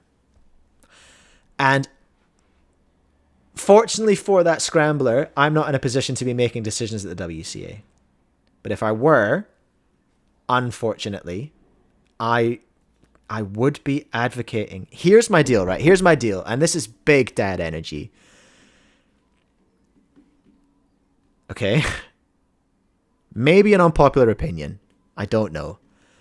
But I believe that actions should have consequences. I think malicious actors, and this is not even that outrageous, given how the WCA operates. I think this kind of is backed up by past behavior by the WCA and the regs. Actions have consequences. Get a camera on that solve station. If anyone's mucking around with the scrambles, they are not allowed to scramble anymore. If they are malicious and they set something up like this intentionally, I'm hitting them with the ban hammer. I'm giving them a 6-month or a year ban. Like, how else are we supposed to fix it? There's been an action here and no consequence. And that's only going to result in that action being repeated. Unless there is a consequence to those actions, nobody is going to not do it. We need to put a bit of fear into these little punks. We need to, you know what I mean? Like, I as much as I'm being silly, I do think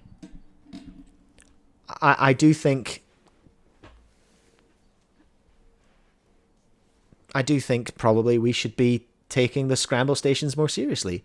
And the only solution I can think of at the moment is having a camera recording, not streaming, because there's issues there. A camera should be on the solve station, just a top-down camera on the solve station recording. Somebody's old phone. I don't know. Like, it's not that hard. Because then that helps. That also assists with identifying where cubes have moved in transit. I think those situations where cubes move in transit, I think personally where I'm landing on that is that they should be allowed, and that should be in the regs. Like, moves in transit are not the fault of the scrambler or the solver. And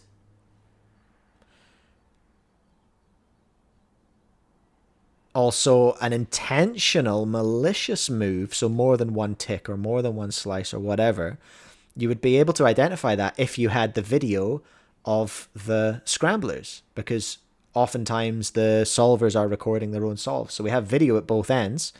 We can now see what state it went into the cube cover and see what state it came out of the cube cover. You would need a bunch of cameras, like overall, but like it would be it's one camera per regional organization, really, or one camera per comp. So like in New Zealand's example, we would just put in the kit, because I think we just have one set of gear that travels around. We might have two now. I think we should have two. We should have a North Island kit and a South Island kit, in my humble opinion. And that would be a camera per kit. You know, a camera, an old phone, and somebody's $30 Kmart tripod. There you are. Or a little clip that hangs on the scrambling station. I don't know. But I'm getting off the rails. What I think someone did that on purpose. Probably Parker. That's my reckons. Where's the poll at? Where did we land on this? Let's have a look. The audience says... No, let me see the poll. Oh, okay. Split between option 2 and option 3. But something else is the winner.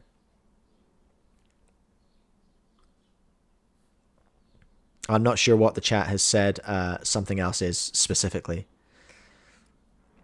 But yeah, no kids hanging, like little punks hanging out in the scramble area is a problem. It is a problem, I think, often. Anyway, that was the end of that. Thank you, Parker, for letting us take a look at that. Unfortunately, we have not solved your problem or the WCA's problem. Derek saying, I don't know, probably someone just picked up the cube and it wasn't ready. Yeah, possibly. Possibly. It'll be a simple answer.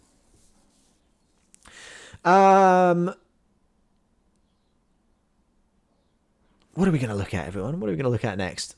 I should probably get some food organized because I'm starting to get pretty hungry. In fact, that's what I'm going to do just now. Caden Lee, welcome along. So I hope you're recovering okay. I saw you had shoulder surgery.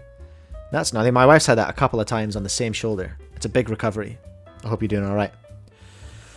But you're just a young thing. You'll bounce back. You'll be fine. All right, let's go. Uber Eats. Oh, yeah. It's my favorite time of the week. A man is gonna bring me Taco Bell. Oh, yeah. Maybe we'll do some solves before. Should we do that? Should we maybe have some solves before the Taco Bell man gets here? No, I don't want Uber Eats Plus. Thank you very much. What I want is Taco Bell. Where are my favorites? Do I have favorites?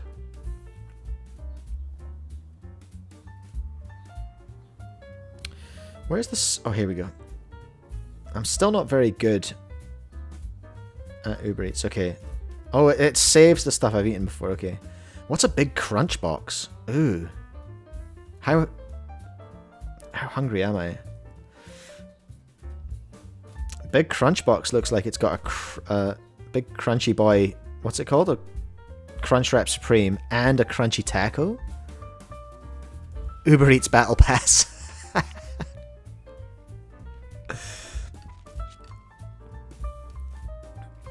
No, I want a Crunchwrap Supreme today. I feel like that's something I should get with beef. Hey, is that a beefy boy? I want a Crunchwrap combo. Crunchwrap Supreme combo. That's what I'm getting. And I'm being a good boy, so I'm gonna get chicken. Crunchwrap Supreme combo regular. Thank you very much. I want that with chicken. Thanks very much. I don't want to remove any ingredients. Are you mad? I'll get a fire packet sauce though.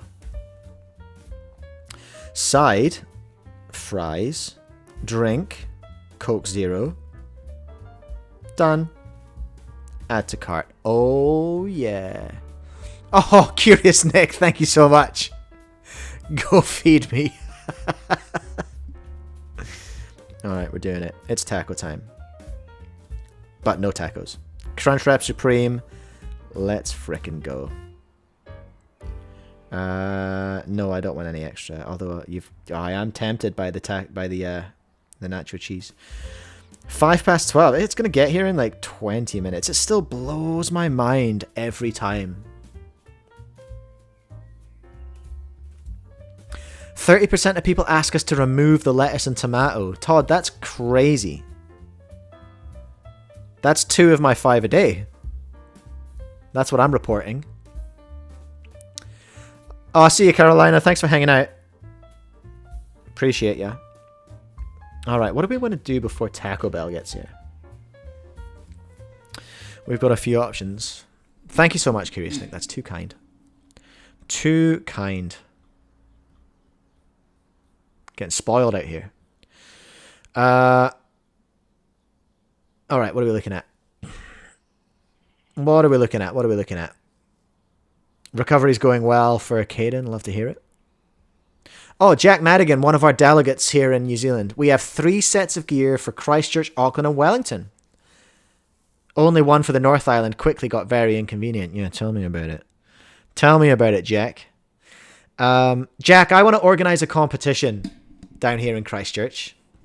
I want to organise one at Mount Pleasant Community Centre. Same place as we did the same place as we do the club, and it's the same place we do the SIC back in the day, the first time we did the South Island Championships. The one that was on Jono and Ben when we were on the TV, which is very exciting. I want to do one there, and I want it to be multi-rounds. I am so down for this multi-round competition thing, because I want rounds and rounds and rounds. I want to do loads and loads of solves. That's what I want to do.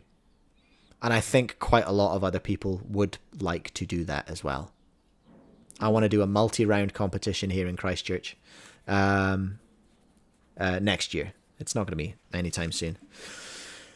60 people, I reckon that's quite a lot for Christchurch, but I want to make it like I want to make it 2-day, and I want to make it multi-rounds or whatever it's called. What's that called?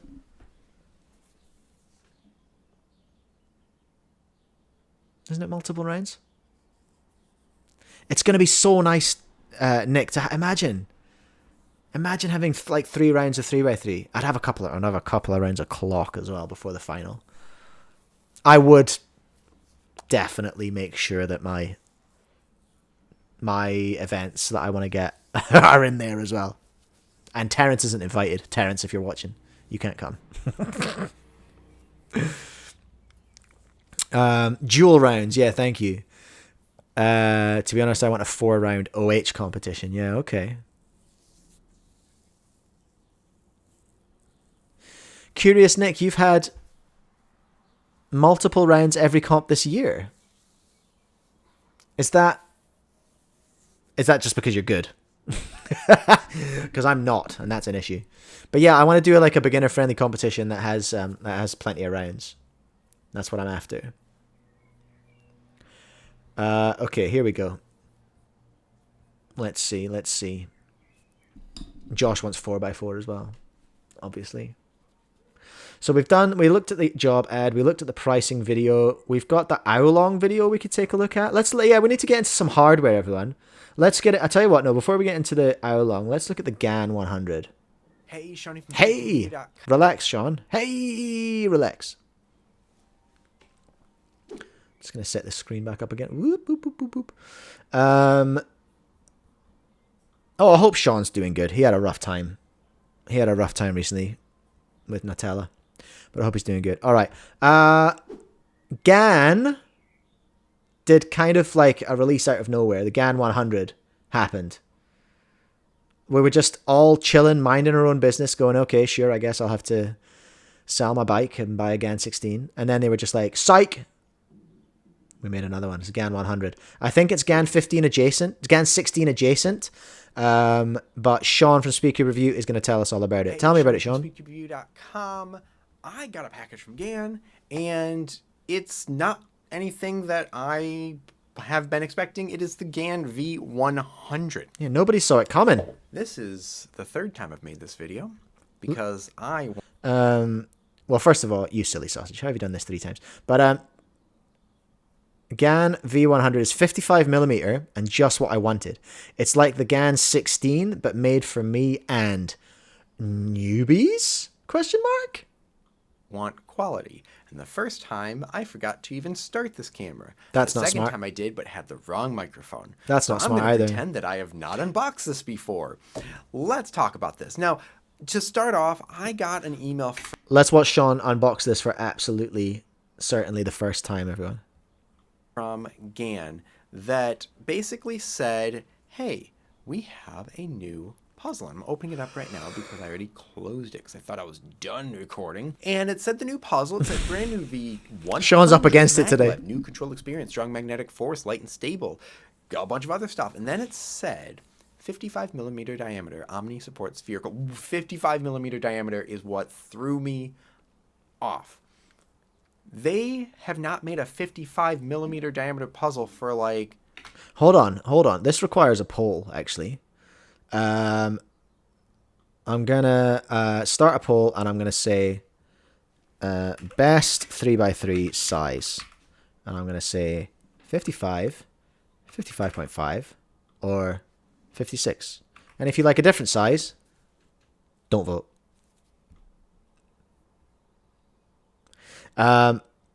What's the best 3x3 size? What do we like? I want to know what the audience thinks. I don't know. Look at that thing. Years? Look at that thing. There used to be the GAN 3. Then there was the GAN 357. Then the 356. And the GAN 3 was 55mm. Well, this came in and I was thinking maybe I just misread it. But no. It is their 55mm puzzle. And they're not calling this the GAN Mini, which was their 53. That was very tiny. This one. I really liked that one. The GAN Mini was really cool. The GAN 11. Actual measurement is a little over 54. I cannot tell you how much this feels like it was made for me. Now, as far as the feeling of it in your hands, if you have had, sorry to bring up a different puzzle, but if you have ever used the Chi version, the Tornado version 2, that's the size it feels like. That was a very popular puzzle. I didn't like it. I found it a bit locky. But it was definitely popular. We shifted a load of them. So if I get out my scale, it is... 54 is insane, Chang. Quite a bit lighter than what that puzzle was. This one is measuring at about 64 grams.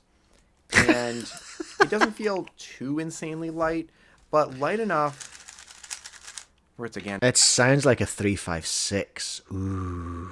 Makes me nostalgic. Puzzle. So you might say, what does it look like? What's the support Looks like a of 356. it? Well... Magnets give me looks a lot like a organic 356. vibes. We can't adjust anything from them, though, but still real nice. There's no magnets in the edges, but there are magnets as far as the feet of the edges. But there are magnets in the corners, and these magnets are the same or similar to what the GAN 16 is. It has that coating over it, and I don't know if it feels smoother just coincidentally, but it feels smoother going over those core magnets. Interesting. Now, what else is like the GAN 16? Well, this cap remover. Little pokey popper. And the tension system. We have what looks identical to it. These settings are the same. That's beautiful. I love that tension system with the laser printing on it, the laser etching. Let's freaking go. No more having to... looking at the clear from when I unboxed imprints. The first time. I did adjust the center travel, but I moved it back because I like that. I did also adjust the tension from 8 to 11 because I usually like stronger ones. Okay. I moved it back. Okay, King. And instead of slowing it down from tensions, I added a bit of jack-o'-lantern lubrication left over from last year, which is perfect timing because it is almost Halloween. So I've got such a big job ahead of me this weekend of building Charlie's Halloween costume. He's again He always does these like super deep Roblox cuts for his Halloween costumes. Georgie's easy. She wants to be Sally from A Nightmare Before Christmas, which is cool. I told you about that one, didn't I? Because I'm gonna paint my entire head white like a skull and be Jack Skellington. But Charlie wants to be this character from a Roblox game called, oh geez, what's it called? Oh, I've forgotten what it is. I hate it. I hate the game. I tried playing it with him and had a miserable time. But it's just this red Roblox character called Cool Kid. And it's just a big box. He's just a big box with boxy Roblox arms and legs. And it says join, like Cool Kid join now or something on the front. Forsaken? Is it not Forsaken? I forget the name. But anyway, this weekend, me and him are going to be working hard in the shed with some cardboard boxes and the Stanley knife and the tape gun and some papier-mâché and the paints. We're going all out. It's going to be fun. Who did I do for him last year? Oh, he was the guy from Dandy's World last year. He was, I forget, the purple one. I don't know. But that was good. It was really fun. But yeah, that's what's ahead of me this weekend. That was my cool story about Halloween. I hope you enjoyed it. Thanks for hanging out. Thank you. How does it perform? Well, Chang just made some K-pop Demon Hunter weapons for your kids. I'm still not over that soundtrack. It still slaps. it performs like a GAN puzzle, but 55 millimeters. It sounds like a 356. Something that I'm I love curious that. about, though. Let me read you something from the email that I got. Go on, It talks then. about more about it. 72 kinds of hand feel, black internals, which I do like that. Gives it that traditional feel. But the last point is throwing me a bit. Recommended for newbies. This is from GAN. Oh. Recommended for newbies / who are thinking about changing main cube / who hit a plateau and are looking for a breakthrough with a new cube. Okay. Why is it for newbies? Are they positioning this as the new 356? Okay, those looking for a new cube, of course. It's very But stacked. What do they mean by for newbies? It's stacked I'm for a thinking about newbie. this. It could mean two things. Either A, and let me know your thoughts. Either A, it's going to be a little bit cheaper so people can get into it more. I will let you know my thoughts. Thank you, Sean, for asking. That's a possibility. It's not very... doesn't sound very GAN. But it's a possibility that this, like I said, would be positioned as the new 356. What's your other option, Sean? Or, or, B, they're saying for newbies, not new cubers, but young people. People that are shorter, smaller, have smaller hands. And I'm initially thought the first one, but I'm starting to little think the second cubers. because if you ever see some of the new GAN gurus, they're young. And watching them use a 356 with their hands, it looks giant. So Valid. maybe this is for them. Valid. I keep talking. Let me do a couple solves real quick. I'm going to do... Maybe this is for the sort of Chinese market. This is for our Yushangs and our Qijian. You know, for those little ones with their little mitts. Who, to be honest, do make a 356 look very, very large. It's 40 US, Curious Nick reckons. Where do we have it? Where have we got it? Oh, here we go. Yeah. $40 reduce. Sorry, 40 freedom dollars. What's that in real money?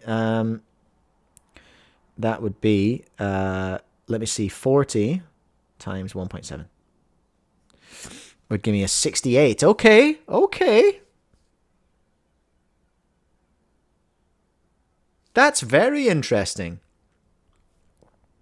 That's 100% positioning into the GAN 356 space. How curious. A CFOP 1 and a RU 1. I'm going to back up the camera. That's pretty good for a... just- That's pretty good for a stacked GAN. Core magnets. That's like our... This is our new GAN Duo. This is our new 11 Duo, isn't it? No adjustable magnets. Edge and core magnets. Do I have some more space? What do I want to do first? CFOP or RU? CFOP or RU? Let's do RU. Imagine I see knowing there's another start method. Here. Imagine Yeah, being able to choose. If I do like... Must be nice. Oh, no. Already messed up a bit. There we go. Oh, Sean. And I lost the edge. Okay. Nope. How is his Roo, Chang? Do you rate it? Okay. Not bad Roo solve. M slices are pretty good on this. I got a Sounds little bit beautiful. of catching in the first video I made, but I think I was just not used to the size yet, and I actually tried getting used to the larger puzzle. But do a little more scrambling. Yeah, mid-range kind of price, hey? It's like...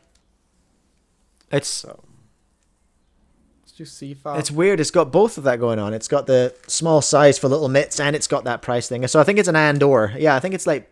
I think both of those are good reasons for it to be aimed at kiddos. Oh, rip. What was that, Sean? There we go. Okay. Yeah, M slices.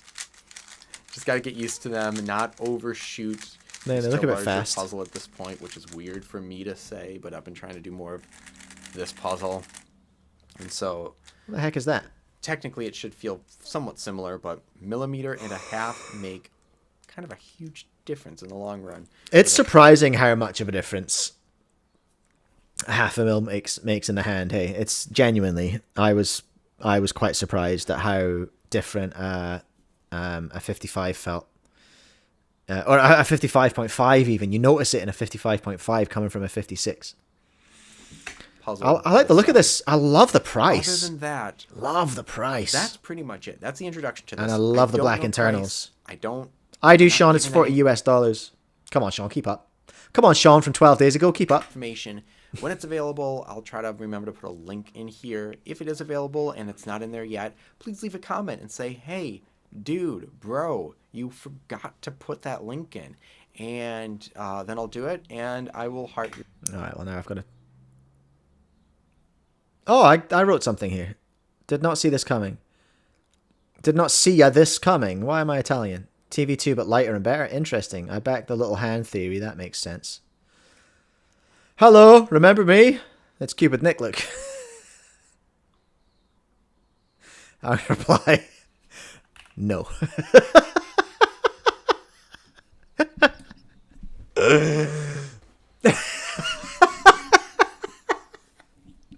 Why am I like this? Nick was in the chat today. He knows I'm messing. What did he want me to comment? Your comment. When it's available, I'll try to... Hey, Dude, bro, has anyone done that?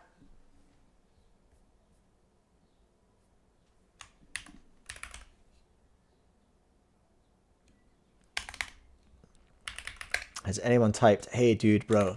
I'm going to. I need to. Hey. Dude. Bro. It's on SCS now.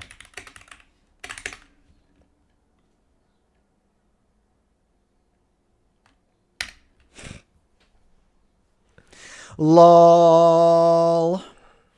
Is there a link in the description? No, there actually isn't. Sean, you silly sausage. He'll get there. He'll get there. Sean from Speedcubing Review, everyone. Love to see it. Love his work. 55 mil, eh? 55 mil black internals. Edges and ball core magnets. Love that. Like that a lot. This video's been getting recommended to me by Teronium. Why I quit cubing and probably won't come back. 13 minutes, though. 13 minutes is a lot. That's asking a lot. I think I'm gonna have to get these in, or at least get them up on pre and see if people are interested. But like a nice GAN cube for, I want one of these actually. I kind of want one of them because I really like the GAN 356. That was a good time. That was a really good time. I'm so sorry. I smashed all that G Fuel and I went to pee again. And then we're gonna be eating very soon. 11 minutes away, so we're gonna have to just do some faffing around before then. I think I'll probably do some solves. Might just get some 3x3 solves going. But I'm gonna run to the bathroom. Be right back. Be right back. Be right back. There it is. Be right back.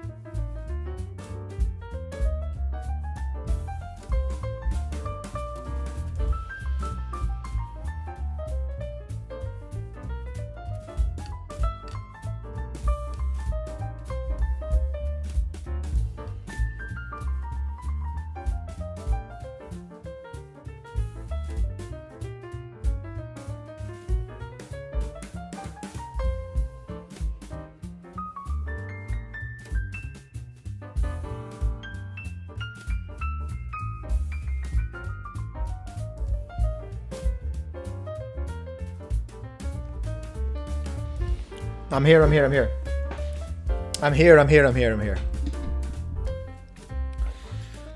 Hello everyone, I'm back. I microwaved my tea while I was away. I hope you don't mind.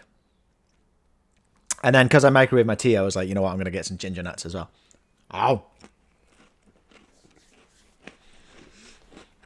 Oh crap.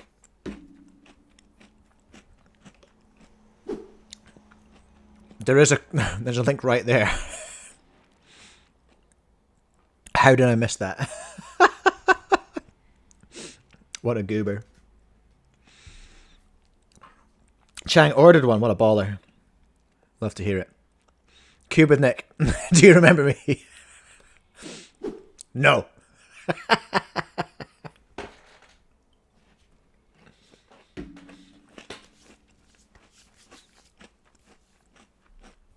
Of course we do, Nick. Did you see me reply to that in the comments? I hope you did.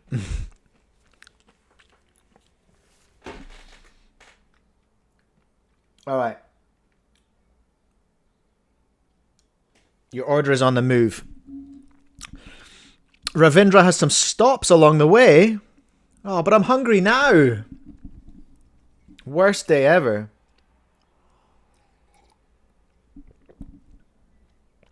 Worst day ever. My taco's going to be cold. My crunch wrap's going to be cold. Should we do some solving? Should we do some 3x3? I haven't really had a 3x3 session in a minute. Given that, yes, of course I did. Okay, just checking. Where's my just solves? Here we go. This is what we want. Let's do some triggering 3x3, everyone. Let's give everyone a panic attack, and let's get some. We need some RuneScape going with this as well. Chill. I need to be pumping this in my headphones at the next competition I go to, because I think this is kind of gonna. I think this is gonna be my new sort of comfort music.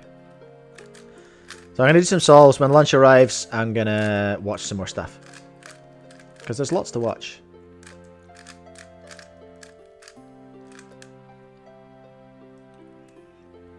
Was there an R2D2? Did I miss it? Oh yeah, there was, right in the middle.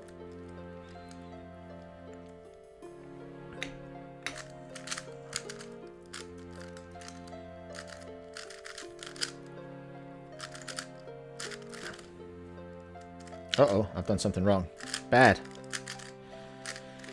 Very bad. Is there a way to fix that? Is there an easy way to, if you've got a poorly aligned cross piece? You know what I mean? I'll explain in a minute.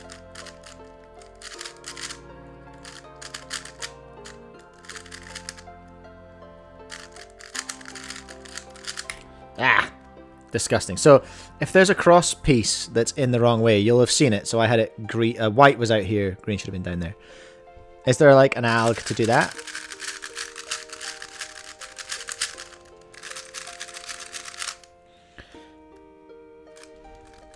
Because that would be good. I mean, not doing it in the first place would be better. But sometimes that's not an option.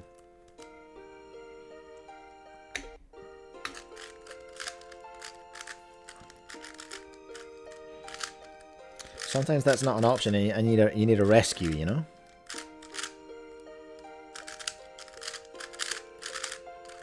Bar. Or fish. T-Perm. T-Pain. Ah, 19. I've got to add a +2 to that. I've got to add a +2 to that. Okay. You should more try. Whoa. I'm actually using the ESC. The Easy Simple Cube. I do have my more try here. It's still on hand. It's never too far away. But I'm really liking the ESC. It's a bit faster, but I like it.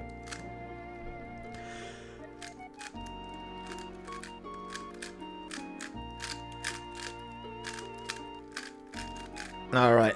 Alright.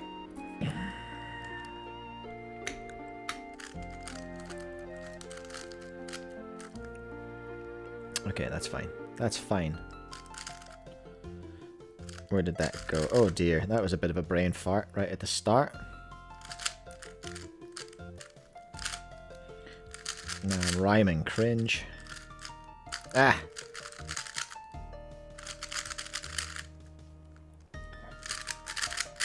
Ugh. Gosh. Not great, everyone. Not great, hey? I am quite hungry, though, to the point of shaking. Which is not ideal. I was at the gym this morning. Although, despite having 5 Weet-Bix, I've managed to burn through them somehow.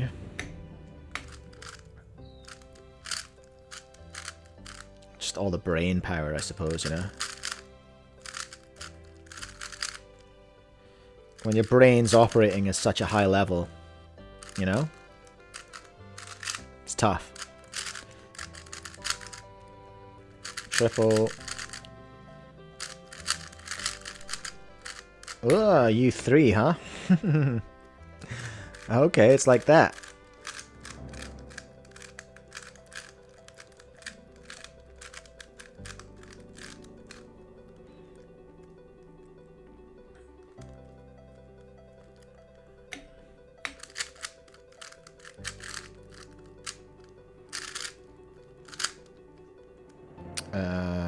Huh?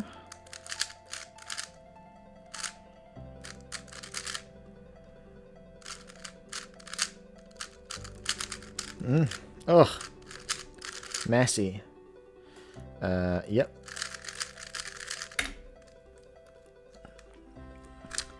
That must have been sub 20 on PLL.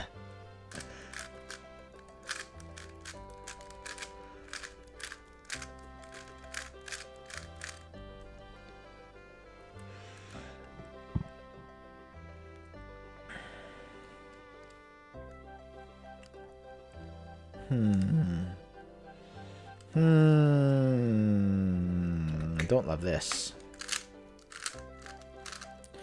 Do not love. Yep. Yep. Yep. Yep.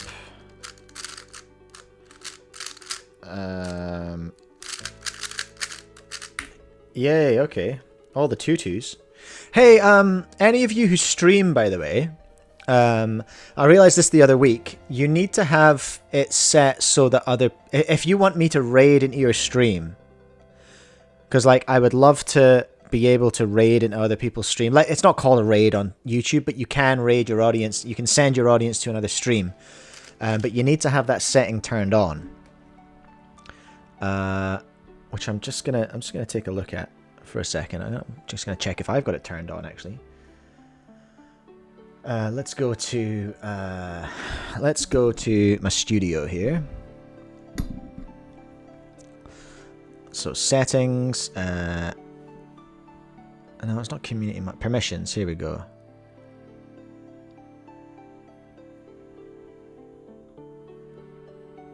Advanced settings.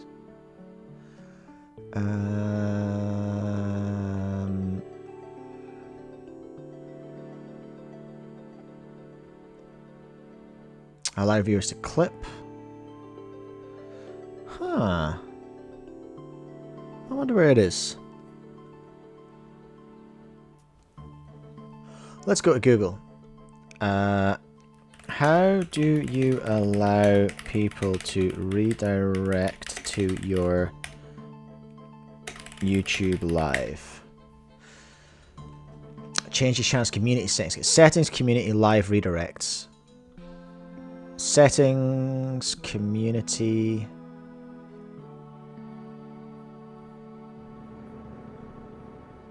Huh?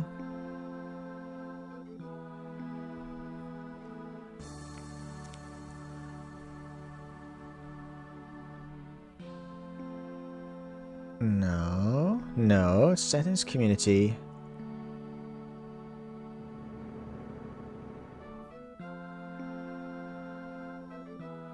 I do not see it, AI.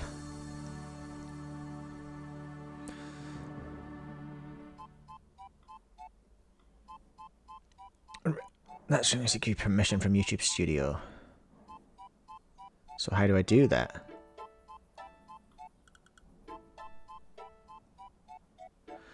YouTube Studio, settings, community. What?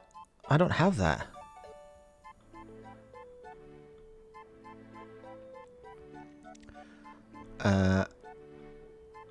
No, settings. There's not another settings. Settings. I feel like it'd be permissions.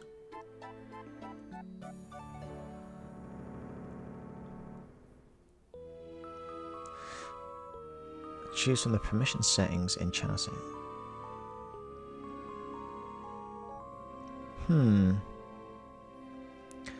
Keep managing permission in your brand account. Move permissions to YouTube Studio. Get more roles to choose from. Clean manager.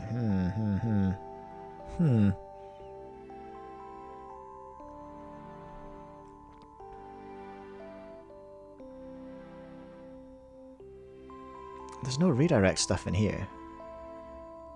Live redirect. All channels can... Oh, it is there. All channels can redirect to my content. Okay, cool. So that's where you need to be. Community moderation, user management, and then you need to click all channels can redirect to my content. And then I can send people to you. Oh, we are T minus 5 minutes. The T stands for tacos. Crunchwrap Supreme today.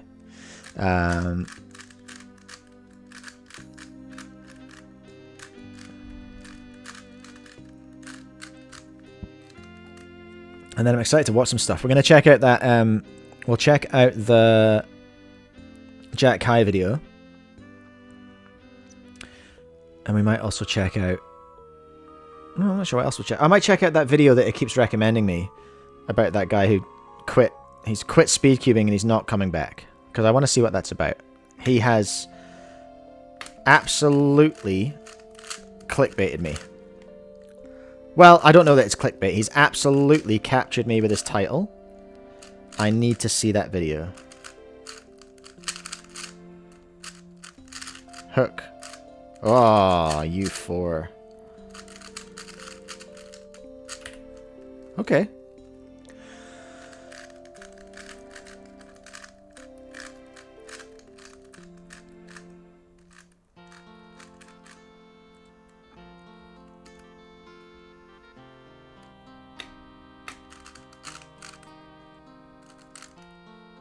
Mm-hmm.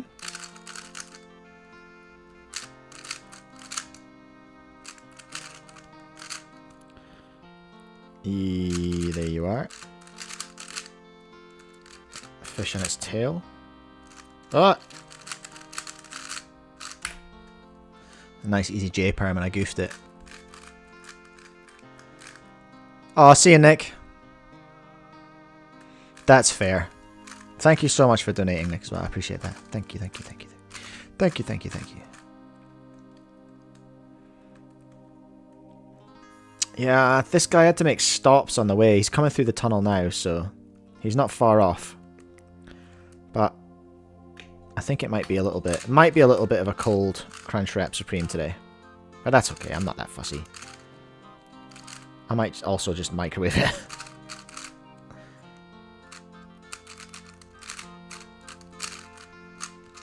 Googly eyes. And there's that. Ah! Lost control of my cube.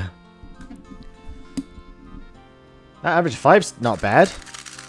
That's pretty good for me, just FYI.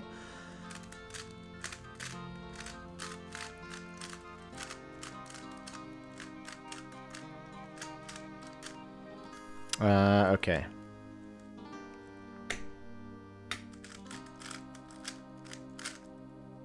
Nice.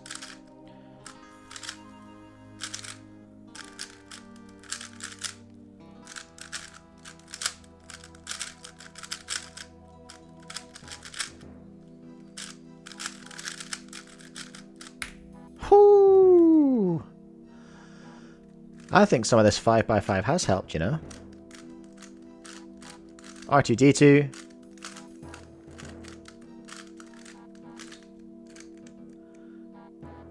Okay, we got this solve, and then I'm going to have to go to the door.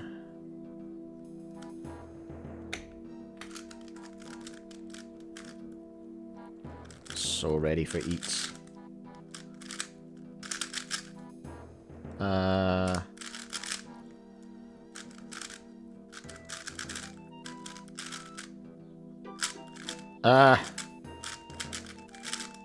Mistakes were made. That's killed it. Oh, well. It was going quite well there for a second. It was going very well. But I need to go and answer the door because there's a man there with Taco Bell. All right. That's pretty important.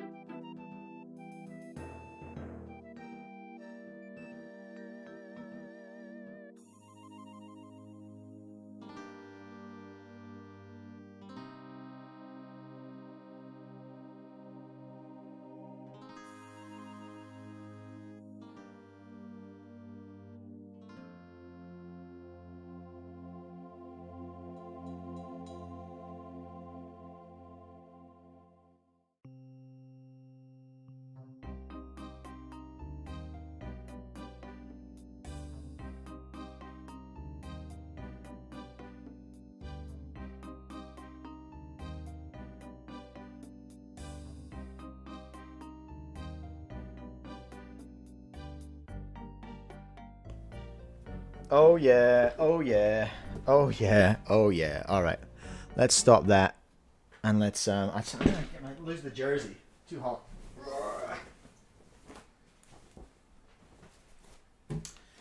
Oh yeah, oh yeah, oh yeah. Oh no, big bald head reveal. No one's ready for the dome. No one's ready for the dome. We need a crunch wrap emote. That's a good idea. I don't hate that. Do not hate that idea. Right, I want to look at this Jack Kai video. No. Let's go home. I want to see this one that keeps haunting me. So it's not this isn't the one I want to watch, but it's the one about, what was it called? I quit cubing or something like that. I quit cubing. All of a sudden it's not getting why I quit cubing and probably won't come back. I want to see this. Tyronium. Why did you quit cubing, Tyronium? Why aren't you coming back? What's going on? I'm just gonna be honest. I do not like cubing anymore. It's not fun. Why?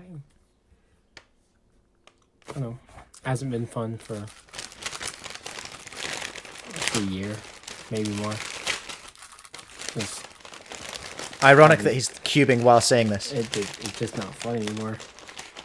And I think probably the reason why, and no, it's not probably, it's definitely the reason why, because one specific individual, Oh.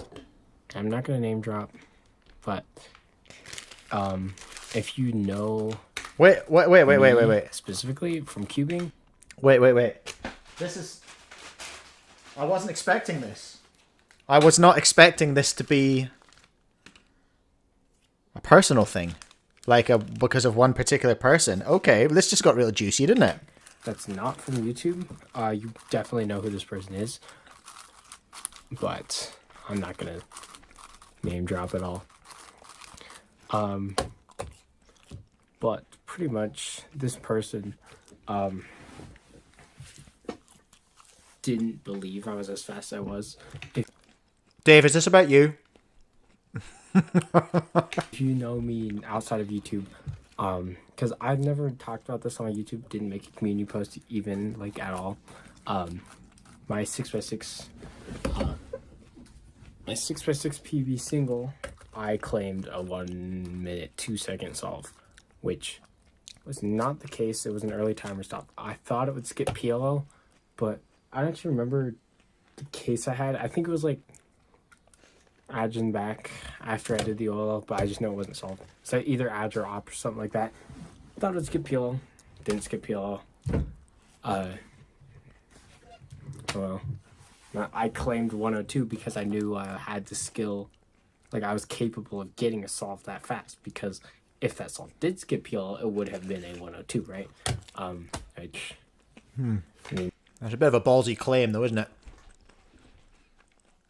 Congratulations, Nick, with your 88 subs. 100's not far away now. It's kind of just a measure of how lucky you get anyway, so it doesn't really change anything. And my actual PB is 106, which is still fast. Like, I don't even care. But yeah, that's pretty much it. But this one person, this specific individual, did not think, well, he didn't believe that I had the skill to get solve that fast, even though, like, people who've seen me solve in person know I'm capable of getting times below 115. And, like, if you can get those semi-consistently, you're going to get a solve under 110 eventually.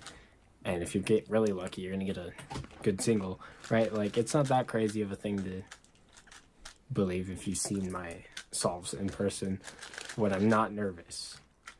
But when I am nervous, I solve like absolute garbage.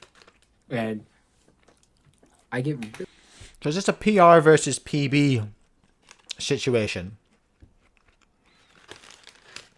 Where he's maybe explained something in a way that's made someone mad. And then that person's made him mad. Is that what we're looking at? Really, really nervous in competition. And a lot of people think, oh, well, like, you can just think, like, mindset-wise, like, nobody cares about your results. So, like, why should you care as much about them? Just, like, do whatever. Just do your best. But I couldn't do that because there was a specific person that I knew that I could think of that did care about my results for whatever reason. I don't know why, but they did. So I had to go into my solves and just like try to get that out of my head. But when you're me, I'm kind of stupid, so it's not very easy to I can relate. do that. But yeah, it made solving in competition really hard, especially because I don't get that much rounds, and when I do get rounds, Can relate. it's like one round at one comp, and 3 solves to do something good is not that much time. And when I get through only 3 solves every like Multi-rounds are so close. I like, what am I supposed to do? Like, I can't not get nervous at that. And then when I know somebody's watching me specifically to see how well I do, specifically me, that makes it worse. Like, so I would get insanely That's nervous. Like tough. you saw my last 6x6 round. Started off with a 138. And then my next solve was a 121 with, I think, double parity. I don't remember. Oof. But it was literally just like a normal solve because I no more nerves after the 138 because I was like, this average is down already. And last solve was a 127 with triple, I think. Something. It's kind of unlucky, I remember, but I don't really remember the details, but it was pretty bad. But, like, remember, Kids can get pretty judgy. Yeah, true. Sounds like he's been through it. was just upset because I know what I'm capable of and I didn't do that because I was nervous. And when I don't do well because I'm nervous, it makes me really frustrated because it's not my fault. It's a cycle. I don't feel like it's my fault. So I ended up just like, yeah, well, I pretty much just, I don't even know. I kind of just broke down. I was like, I'm worthless. I'm stupid. I can't do this anymore. Oh man, that's tough. But, like, I don't think that anymore because, like, what am I gonna do? There's not anything I can do about it. So, just nothing to worry about. But I have not cubed in about a month-ish. and I haven't missed cubing at all. The only cubing I do is when I'm bored in class, and I'll do CS Timer 3x3 virtual, because Stay in school, kids. like it's kind of fun to just hit next scramble until I see like a 3-move X cross and then get a 7, and I'm like, wow, I'm so good. And then all the kids sitting next to me are like, it's kind of funny. But that's like the only cubing I've been doing. I learned some ZBLLs too, because I thought it'd be fun, but I haven't really cubed at all. And I don't know, I want to go to a comp, next comp, but it's also 2 hours away. So I don't know if I want to drive that far. But I might, because I do still like the people in the Utah cubing community and stuff like that. Utah. But I just don't have fun cubing anymore, because I feel like, so I'm not as young as some of the other cubers, like Timofey Tarasenko or Yihang Wang, Xuan Yigang. I'm not that young. He did end up I going to can't that learn comp, things Miles? as fast as they do. And I also have, like, for a cuber, I have really bad, honestly, coordination with my hands. Like, I don't really know why. Like, my pinkies refuse to work. Oh, I've got joined pinkies on my left hand. I can't. Like, there is no option for me to use my pinky for OH, because I can't. Because they're the same muscle, and some people can move them independently, and I can on my right hand. Which maybe I should be OHing with my right hand, but I can't do the same on my left hand as easy. I certainly can't move my pinky. Get up. Yeah, those two are joined on my left hand. Do what I want to with my hands, so it makes cubing really hard, because It makes playing guitar quite hard for me, because it's my fret hand. I can't do complicated I can't chords. turn fast reliably. So, like, for my I can't turn fast. Proceeds to turn really, really fast. TPS, And relative. like, I pretty much maxed out Miles, how did he do at that comp? skill without increasing TPS, but increasing TPS was something like I couldn't physically do. And it made it kind of frustrating. And There you go, Nick. it also didn't help that in competitions I would get so nervous that I would just like start being awful at like my solutions too, which is my strong suit. And so I just stopped having fun. So I stopped cubing. Simple as that.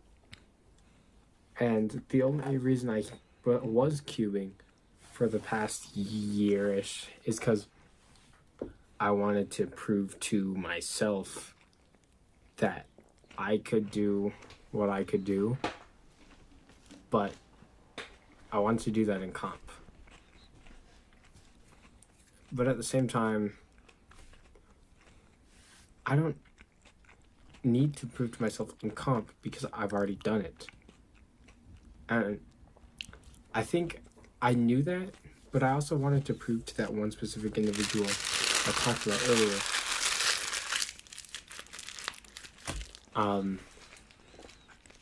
But like obviously I couldn't do that. Because I Quit it with the hard sell on the Rue, Chang. You're always trying to get me to learn Rue. Simple as that. So You're on the payroll of Big Rue. I know you I just are. want to make this video just talking about this kind of stuff because it's not something that is fun to talk about at all.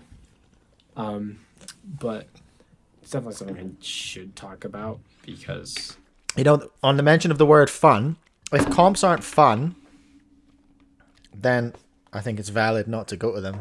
If you don't find it fun going to competitions, then it makes sense to not go to competitions. You guys, especially if you don't know me in person, have probably been wondering where I am cubing wise, because I haven't uploaded any cubing content in a while, so it's probably not very. Should probably keep you guys informed. But Ooh, I do who did the blind deaf dumb one?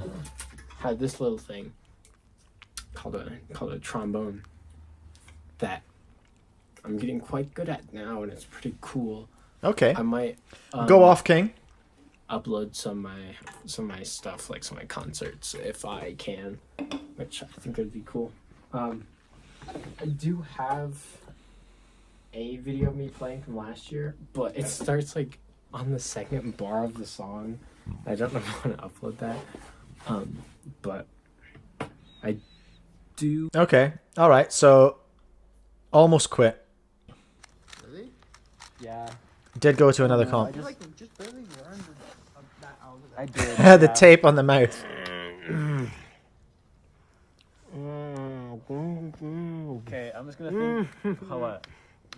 Oh, bags. Okay, I'm just gonna think of RB as R bad because I don't like that algorithm.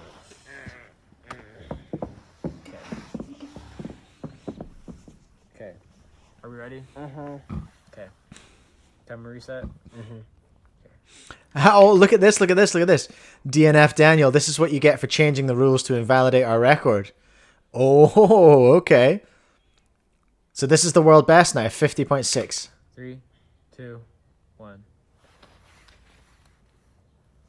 Scroll right. Scroll down. L prime. O prime. R prime. F. U. R2. B prime. Oh, they've got a different language. Pair. U prime. Scroll left. Pair. U2. U prime. Back happy. U prime. Or just U. Left pair. Left back long. Scroll left. U. Long.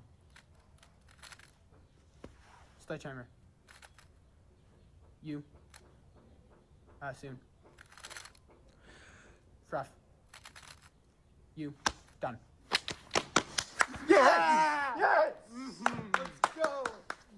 Nice. Thank goodness. We were recording, thank goodness. Okay. Here, you guys. So here's this thing. 50. One saw. I was gonna skip Peel. I was like, I have to do it. Camera. There's the scramble. Let's Thank see. you. I was wearing a blindfold. Ty, your mouth was taped, right? Steven was wearing headphones to block his ears. We showed the scramble. We used a cube cover. We used a stack mat. It's what we said. Gain Halo. Yeah. Anyway. DNF Daniel has commented as well.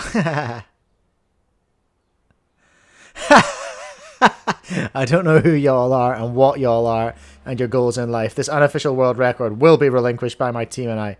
You have been warned. Who's this person?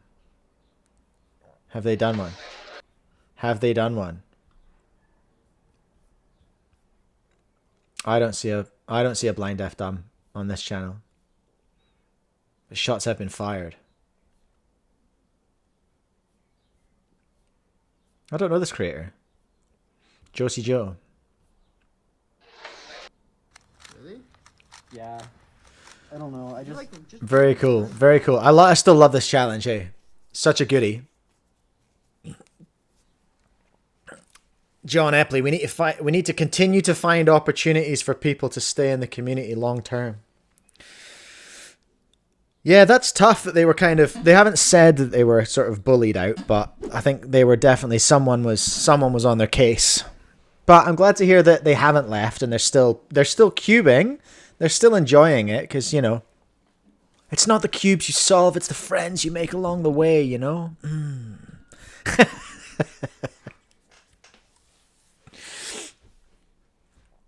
All right, what are we going to look at, everyone?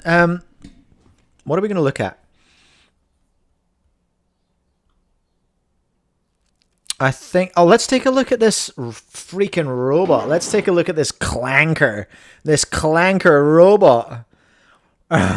We're solving 4x4. How dare you? How dare you? This is the Revenger. World record attempt in Bristol in the UK. Ear mum. Ear mum. That's my Bristol accent. It's where my wife's from originally.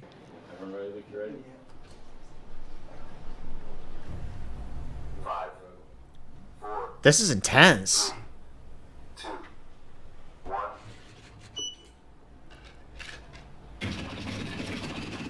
Oh, what a good noise.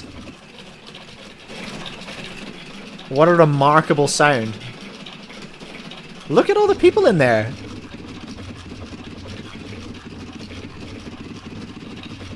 I wonder if it's using a method we can recognize. I can't. This must be our man here. Matthew Pidden. 30 seconds.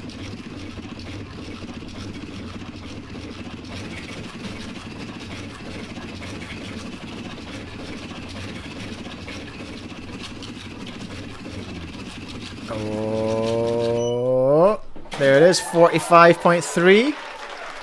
So we're still not subhuman yet.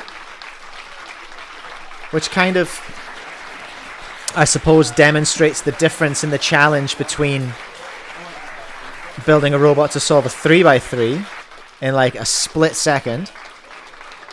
Goes exponentially up when you're solving a 4x4. Look at all the people in there. This time includes the robot scanning the cube using 2 cameras, finding a solution and physically solving. It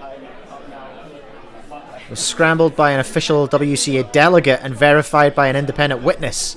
The previous record for a robot solving a 4x4 was 1 minute and 18. Whoo! Yeah, faster than me too, Chang.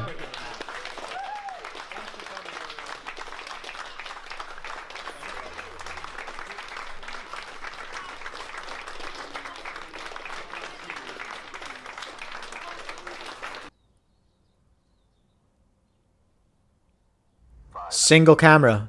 Okay, here we go. Let's go, Cuban Nick. He's on 90. Let's see the single camera. Scanning, calculating, solving. It's not long for inspection and calculations, eh? I wonder if it's ruining.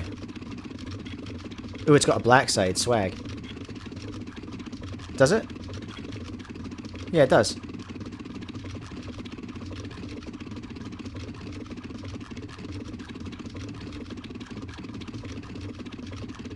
That's remarkable, isn't it? Does give you an idea of like what we would need in terms of a scrambler for 4x4. This is where the technology's at right now for 4x4 robot solving.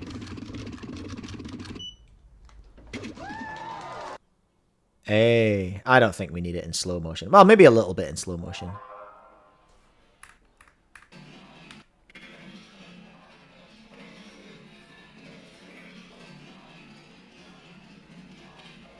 Interesting that it's rotating. I guess there's nothing to turn on the bottom, is there? There's only those 4 axes it can turn on. That's remarkable. Not ruining. Bad robot. Chang is unimpressed. It was on the BBC, was it? Matthew Pidden, I think I went to his... So there's a previous video from 5 months ago.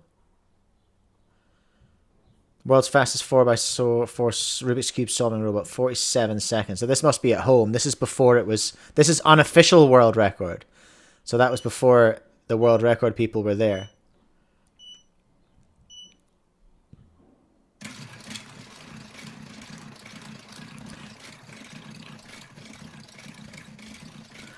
I wonder if Matthew's done any other stuff with 3x3. Built from scratch using 3D printed parts, precision linear actuators, and a C++ Python solving pipeline, this robot represents the cutting edge of mechanical and computational design for twisty puzzle automation. Ooh. Ooh dang. Very, very cool. This robot is so cool. Something that I do find interesting is how humans are a lot better at 4x4, probably because of how easily we can switch how many layers we are turning and stuff. Oh, it's Tyronium! What the hell? This guy's following me around. We just watched his videos about him quitting. Why are you following me around? Why is Tyronium Why is he here? There's only 3 comments on this video and one of them's him. Why is he following me around? What is happening? That's so cool. I love that. There's nothing much more I can add, really. What else am I going to add? I don't know about linear actuators or Python and C++. But that's very cool, very impressive. It's fascinating. It's fascinating how far away we are from human world record on 4x4 compared to 3x3. Like, because we're way beyond human on 3x3. But then you can just with the actuators, I suppose, you can just grab the center of a 3x3 and go, boop, there's a turn. Boop, there's a turn. You can have all 6 working. Whereas on this machine, which is not the definitive machine, it's a machine that solves 4x4. I don't know how many other 4x4 cube solving robots there are. Let's just do a quick search actually. Let's search YouTube for 4x4 cube solving robot. Are there any more? I don't see any. Here's a 2x2 robot solver.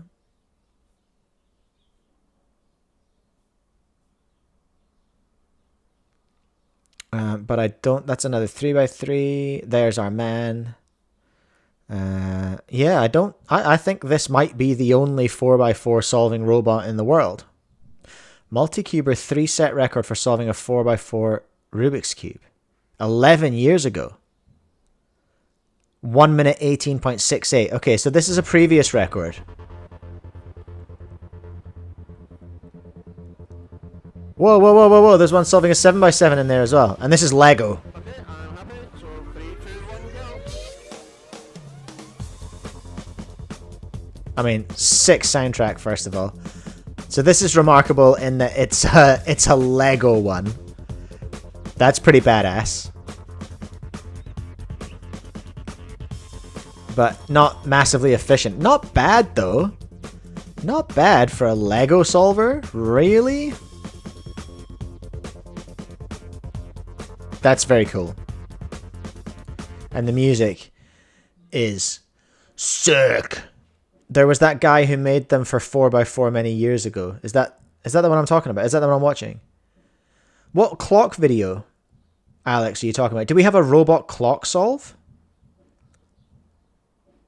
You might not be able to post a link in the chat. Can you hit me on Discord with that? Do I have Discord open even? Oh, I don't know if I do. Can you hit me with a link in Discord, Alex? If there's a clock one?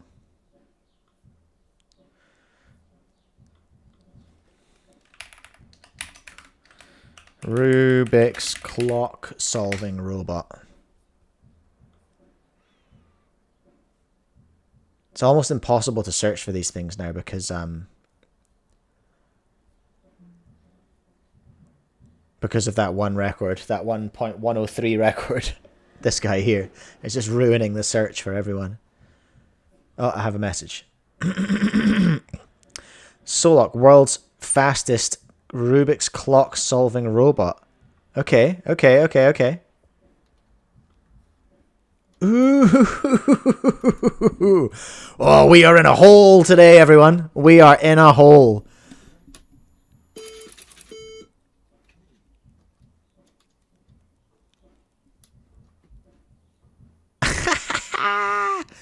That's cool.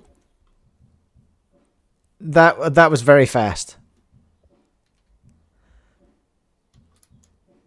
It's not the kind of thing you want to be dragging around to comps.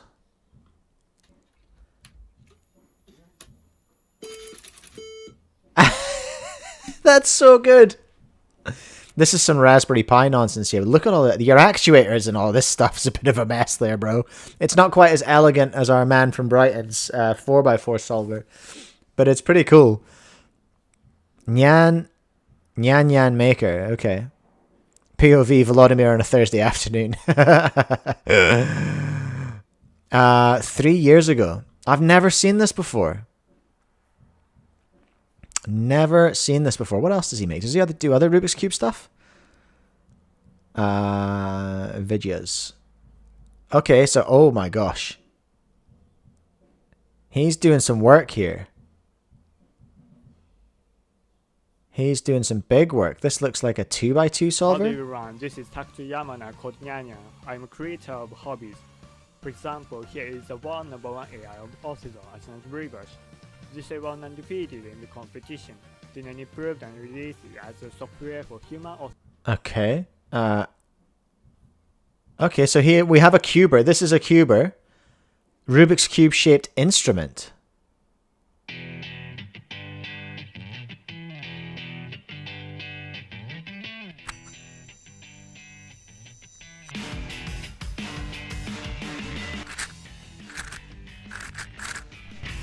Huh?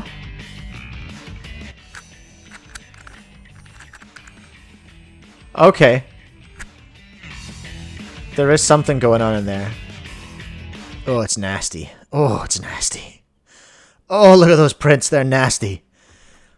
You seeing those, Chang? Chang reckons the clock robot looks like an electrocution risk. I don't disagree. Wow, fascinating. Okay, cool. Lots of very cool stuff. He does 3-blind. He does lots of cubing. Makes big cubes. Does mods. Makes robots. This looks like his timer.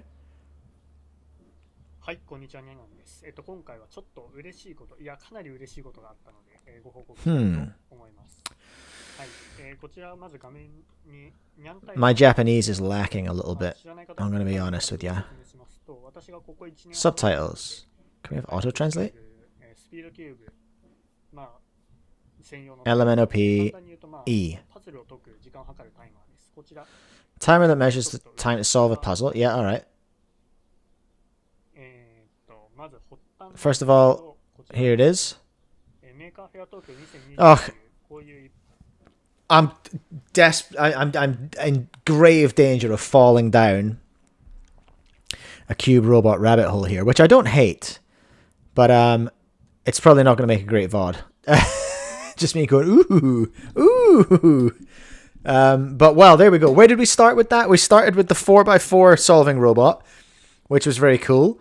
They then got distracted into an old Lego 4x4 solving robot, which is very cool. Then we got wonderfully sidetracked into the clock solving robot, which does look like a fire hazard, but it gets the job done in 0.7 seconds.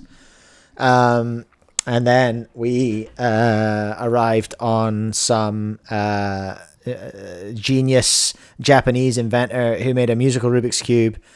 Well, he's the same guy. He made the clock solver, and he made a musical. It was beeping ever so slightly, Alex. It needed a bit more grunt in the speakers, but it was playing a tune as he was solving it. And a timer for cats.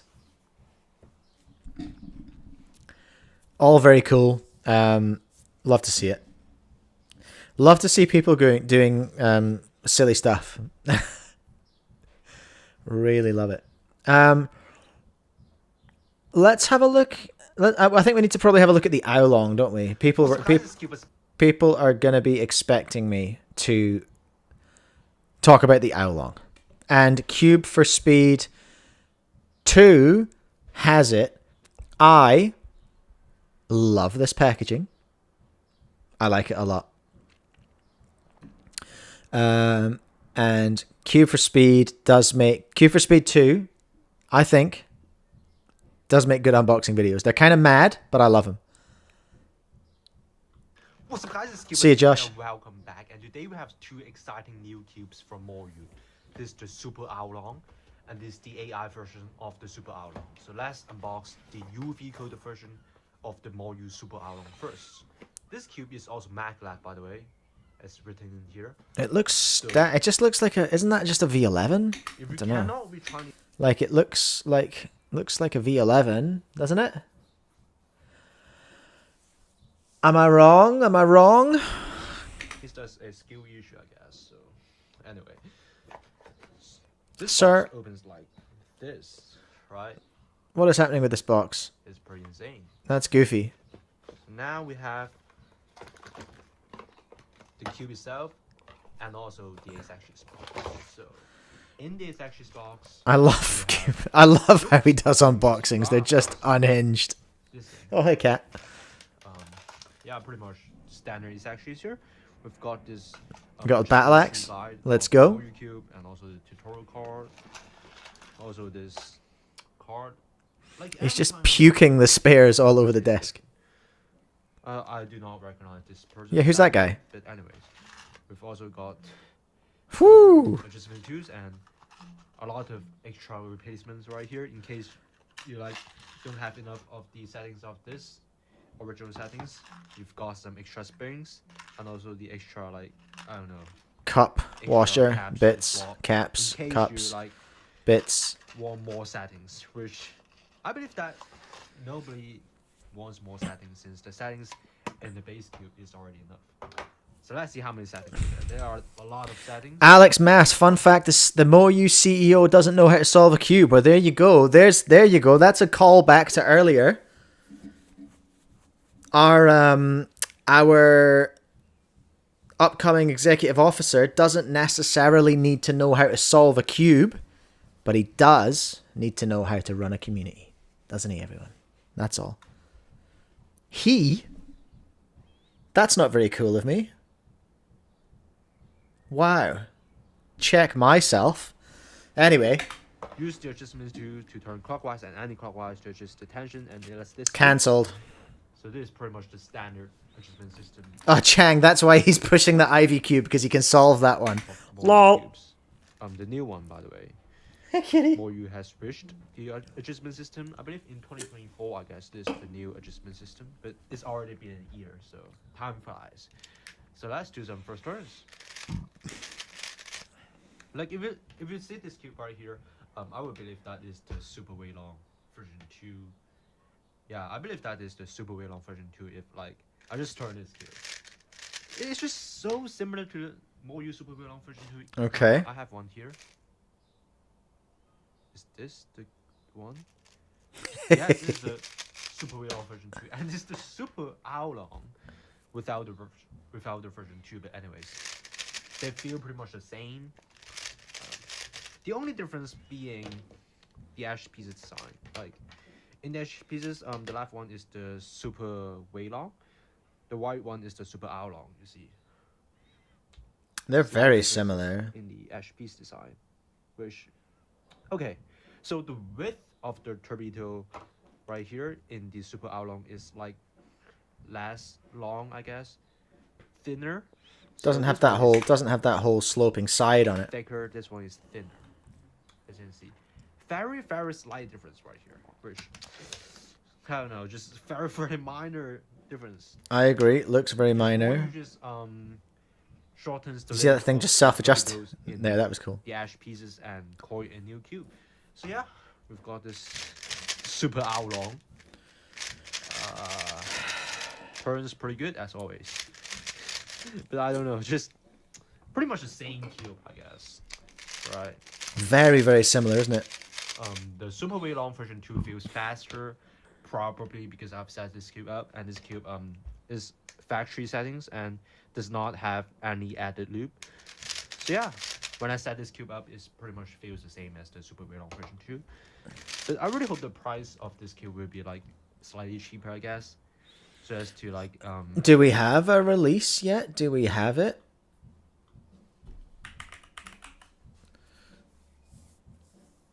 Aolong does not exist on Speedcube Shop.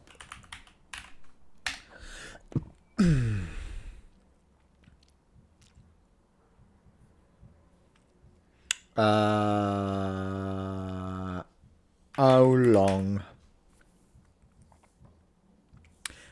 Aolong V2. No Super Aolong. Okay, we don't seem to have a price yet necessarily.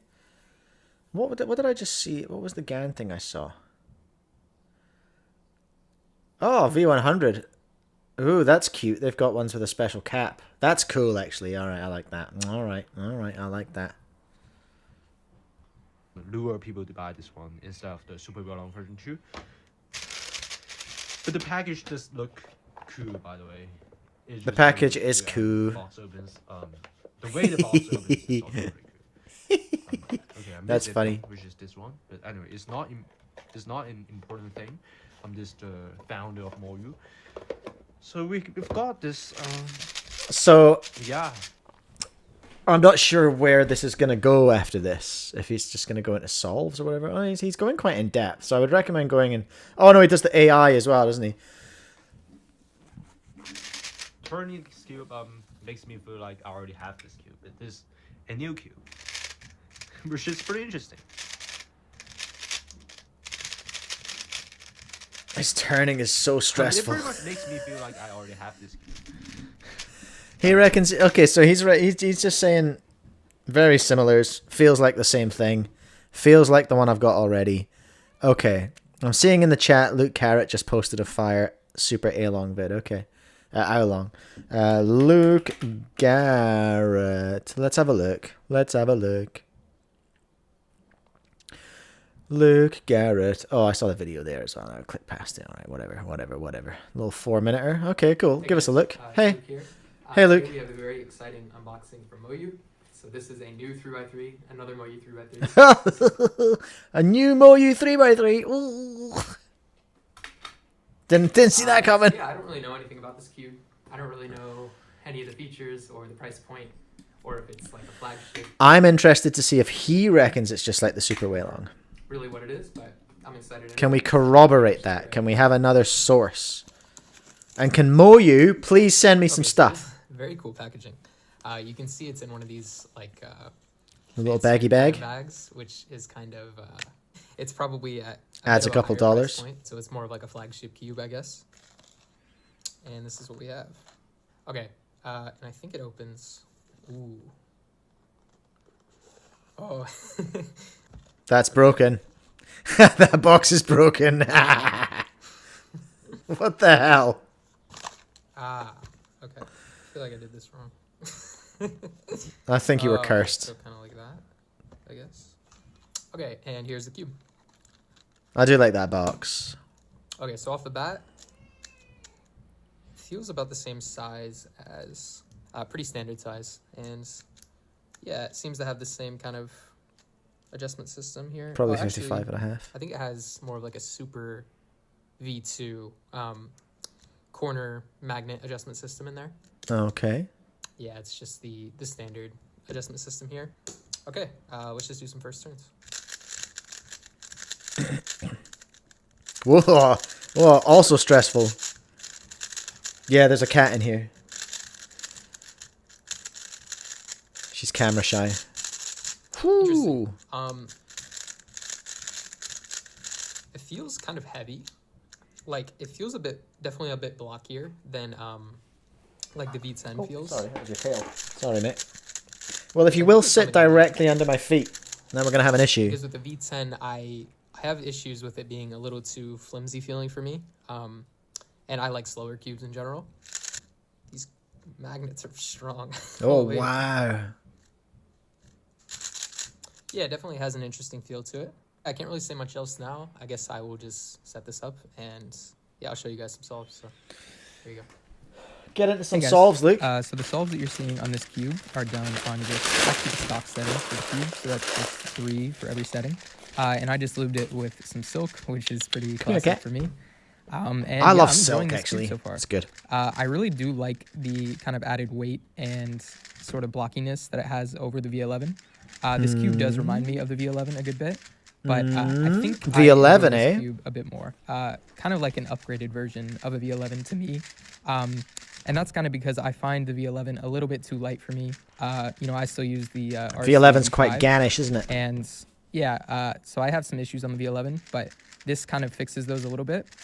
I don't think this cube is going to be my main or anything for the time being, and mostly just because All Stars is coming up in like a week for me, so Hell I don't yeah, wanna it mess is. with my main cube setup right now.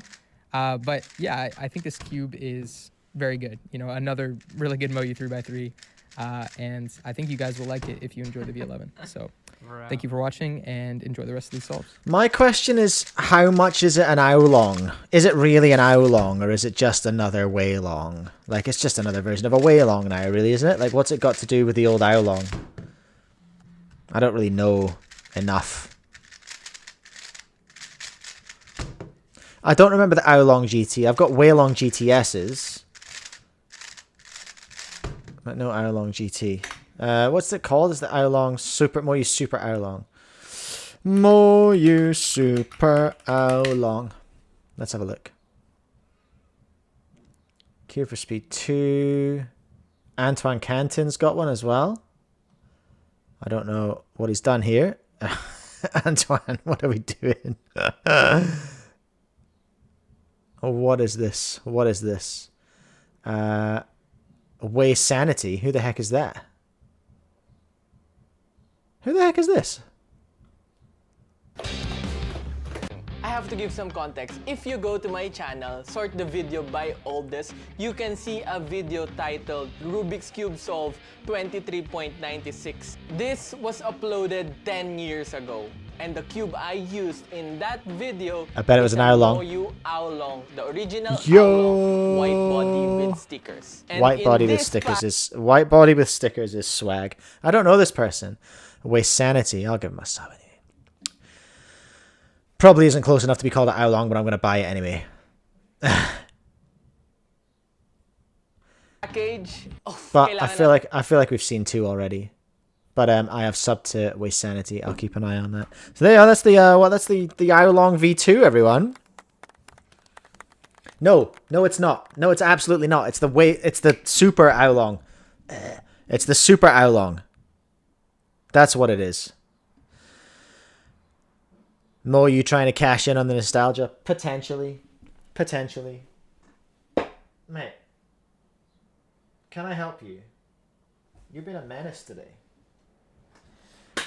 Can I turn on my... Hold on a minute. Can I add the... I'm not sure if I can add the... Hold the line, caller. Hold the line. Let's see if I can get a live cat cam. Hold on a second. I think I can do this. Where do I want to go? I want to be in my scene here. I want to add a new camera. Hold on. This will potentially be worth it. Let's add the iPhone. And then let's make the device. There it is. 13 Pro camera. Are you gonna go ping? There you go. Okay, we got it. Okay, hold the line, caller. Hold the line. Okay. Alright, there we go. It's covering everything right now.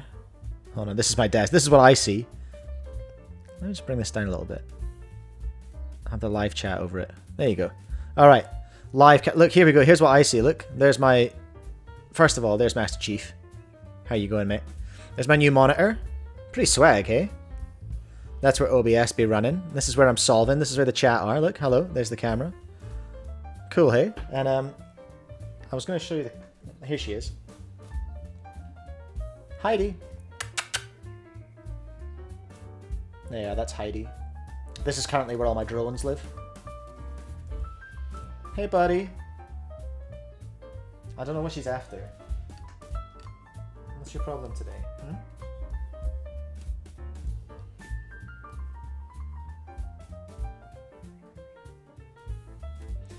What's the problem? She's got a nice window to jump out of. This is the most least picturesque part of my house. It's just this path with a busted wall. But anyway, that was fun, wasn't it, everyone? That was fun. What am I doing now? I'm just gonna hide that one. Yeah, there we go. Yeah, I wish to remove my iPhone. Yeah, there we go. That was good, wasn't it, everyone? You enjoyed that? A little impromptu. Oh, see you, mate. She's off out the window. Bye. Take your cat dandruff with you. Thanks, mate. Appreciate it. That's Heidi the cat. That was Cat Vision.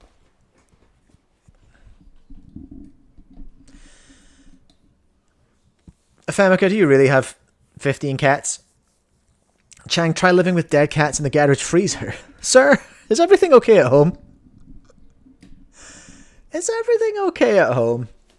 I think now it's 20 past. It's like, where are we? Have I done everything? We had a look at that pricing video. We looked at the Aolong. We looked at the chief exec job. We looked at. I haven't looked at the Fat Rock stuff, but I can do that another time. GAN 100. We looked at Max's world record. It's whatever. Yeah. We've done most of the things, and we got distracted by Tyronium at lunchtime. I think it's time to do some 5x5. Honestly, I think it is time now to rip a couple of 5x5 solves, because I want to get some practice in today.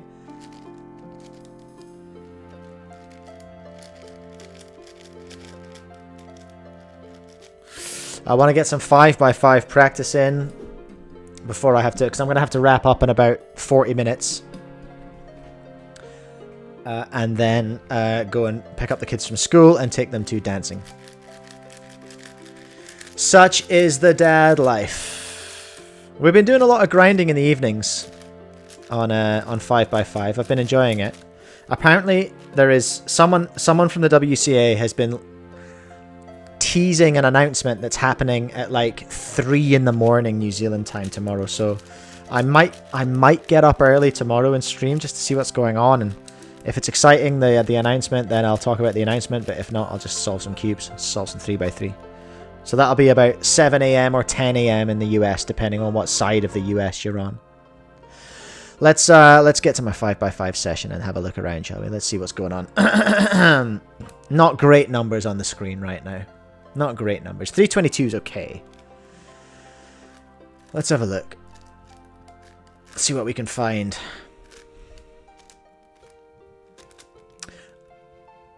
I am going to do some practice later. At the kids, while the kids are dancing, I'm going to do some more 5x5. I reckon. Or I'm going to be timestamping this video. Or I'll do both.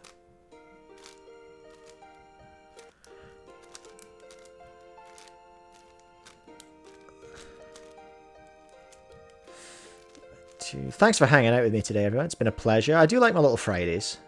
Hey. Like, it's actually genuinely super fun. This is like my day off. And it's nice to spend it just talking about cubes and doing some cubing. Keeps me humble, keeps me practicing, you know? Dial wide with the right wide too. Alright, let's see what we can find. If Hamika Chang's got some kind of past. 100%. What's your day job, Chang? Are you a doctor or a vet or something? Something clever, I reckon.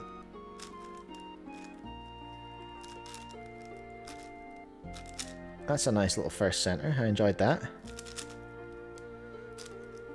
I'm not hating the second one so far either. Okay, let's find something we can build. I'm so ready for new hardware. I am over this cube, everyone. I'm officially over it. It is an old YJ Aolong, I think.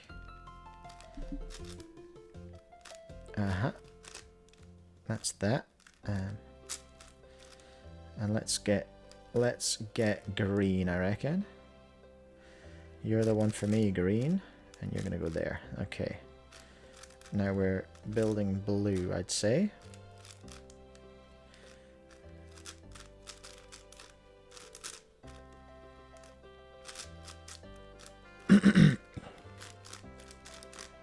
These aren't going to be quick solves, just by the way, if you haven't seen me solve 5x5 before. Sub 3 minutes is the goal.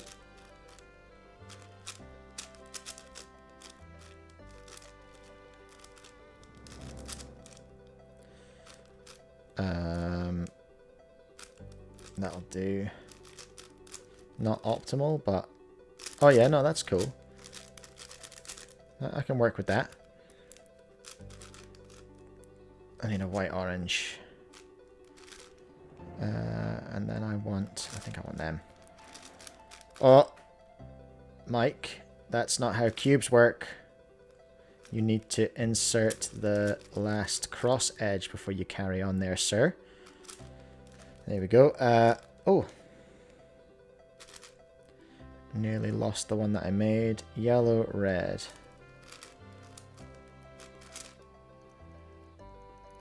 Green, red. Blue, red. Orange, yellow. Flip. No, I did too many. Oh, this is cursed. Okay.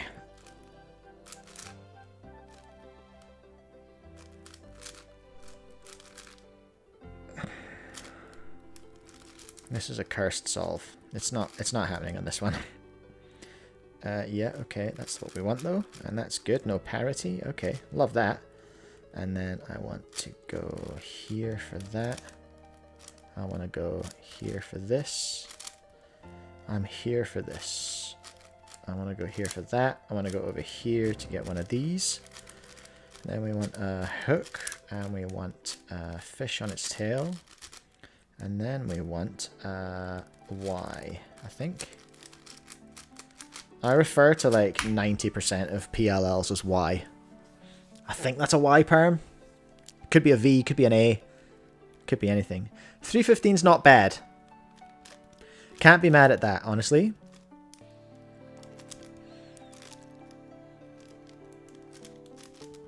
Prime D, right, prime B, prime.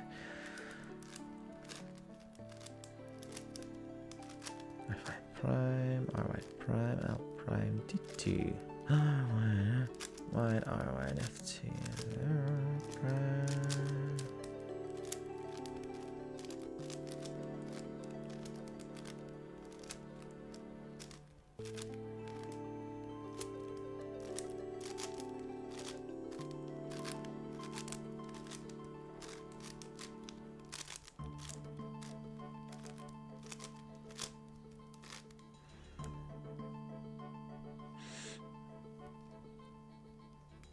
What happened with Cuba rhythms?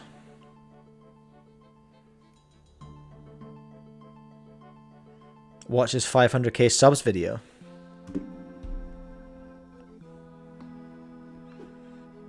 You've piqued my interest.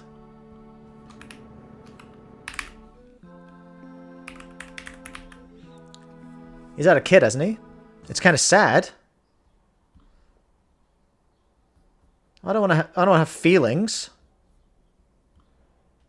Hi everyone, Blue here. Thank you for helping Cuberhythms reach 500,000 subscribers. I didn't think when I started making videos for Cuberhythms I would ever reach so many people. I'm not looking at the comments. The amount of you who have subscribed and shared my videos and left encouraging comments is really awesome. I'm very grateful for the support I've received over the years from you guys. So thank you. I've been planning some exciting projects for the next year and a half leading up to November 24th of 2025 when I will post my final video to Cuberhythms. But that's still way in the future. There's lots of time post the next year and a half leading up to November 24th of 2025 when I will post my final video to Cuberhythms. But that's still way in the future. So There's November. lots of time and I'm excited for what's to Wait, come. this is a year old. This is a year old. He's leaving in November. You guys will really like it. Thank you all so much for sticking around for all this time, and I will see you in the next video. Bye.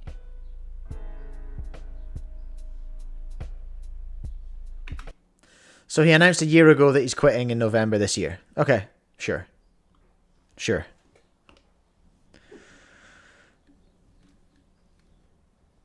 Oh, is that tomorrow? No, it's not November. You egg. He said November, didn't he?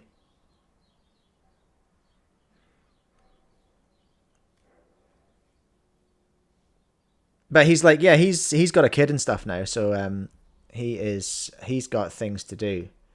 Ask me how I know. Ask me how I know. All right, what are we looking at? What are we looking at here? Ooh. Well, I see a nice big bar there.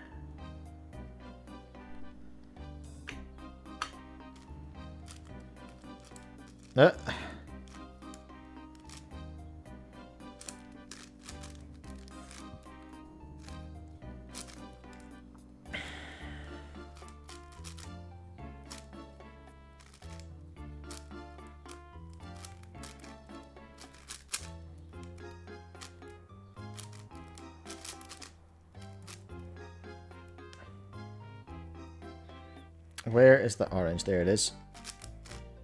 It goes in there. And then we get the blue. And we get the last blue. Where's the last blue? It's hiding there. Ah, ugly. Okay, there's another green, and it needs to be over there. And I need the center green, which is here. Nasty. Nasty little edges. Alright.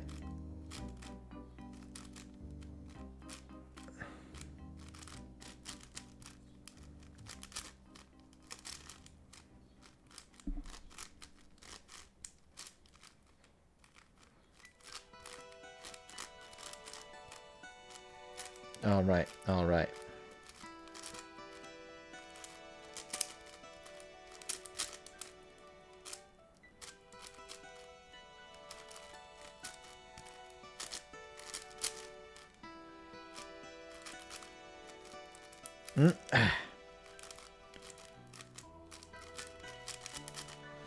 Okay, okay. That goes there. That goes there. It all goes there. And then that's a free one. Look at that. And then I'll get his mate over here. Okay, these are great edges. Green, yellow. Green, yellow. Then blue, yellow. Tidy it up. Ooh, indecision, indecision.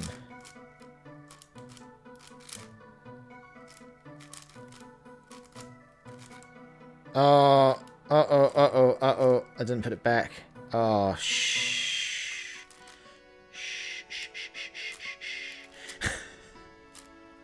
Shit. That was a really good one too. Dang it. That's disappointing. I was on something good there, but then I did not put something back. I didn't tidy up after myself in the last 4 edges.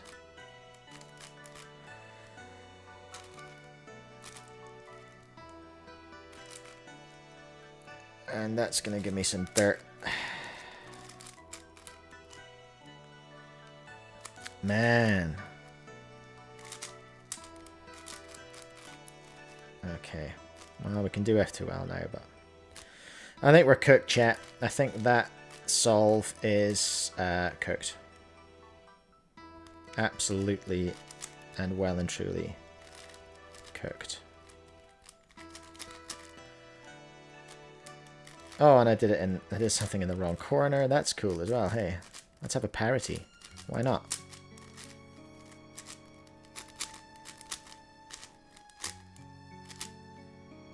Ugh. What a catalogue of errors.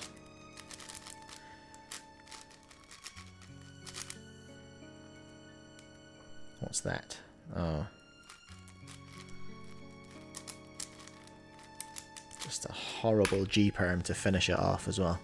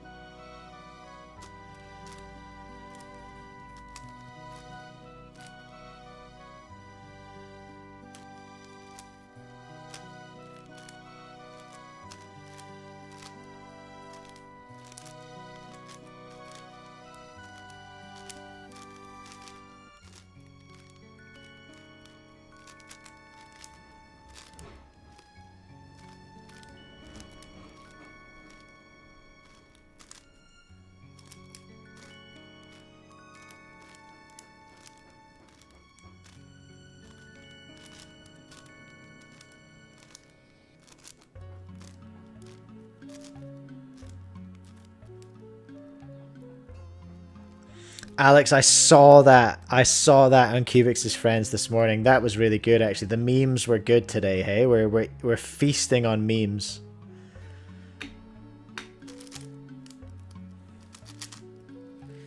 So that's the guy, yeah, he embezzled like £56,000 from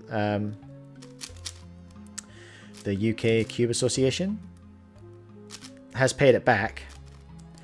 But basically like a new profile picture emerged of him, and he's changed, I think, let's say.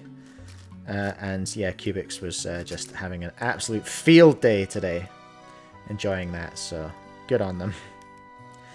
They were eating. What was the thing he got involved in after cubing? I saw that mentioned. And I was like, oh, I wonder what that was.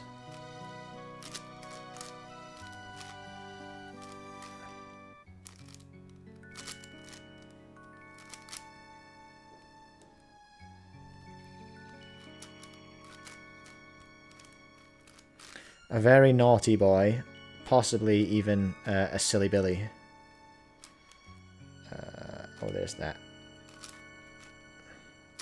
The accusations are that he was a very silly Billy indeed.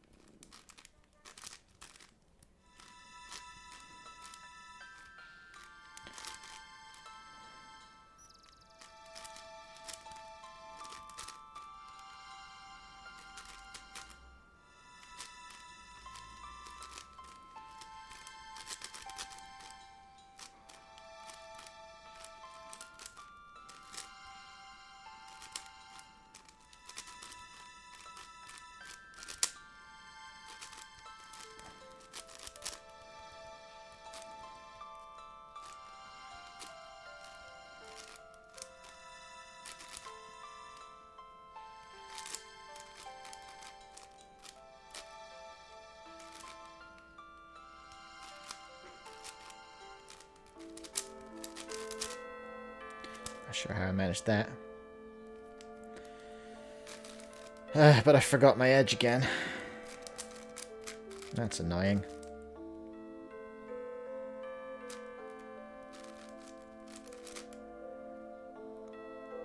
Green, yellow.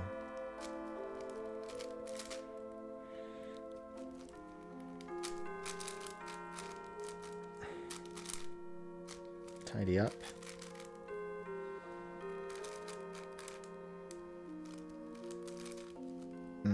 Tough. Tough. Uh-oh. SpaghettiOs. That one. Parity, just one.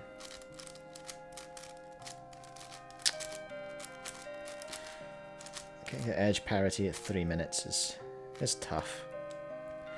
It's tough.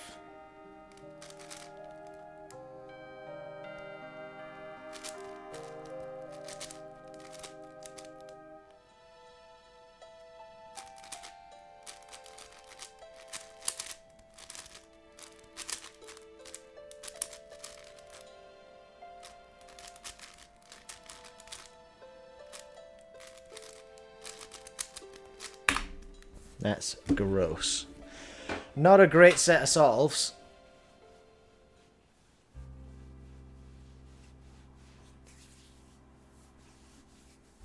But did he get into Lorcana?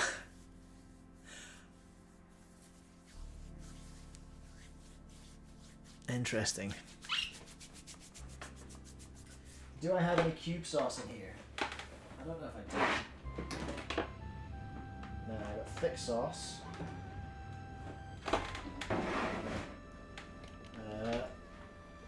No, we do not have any. All I've got is 50k. Because we're getting a little bit gross in here. It's getting gross in here. So I'm gonna lube this cube. This cube's getting so gross. I can't wait to put it in the bin soon.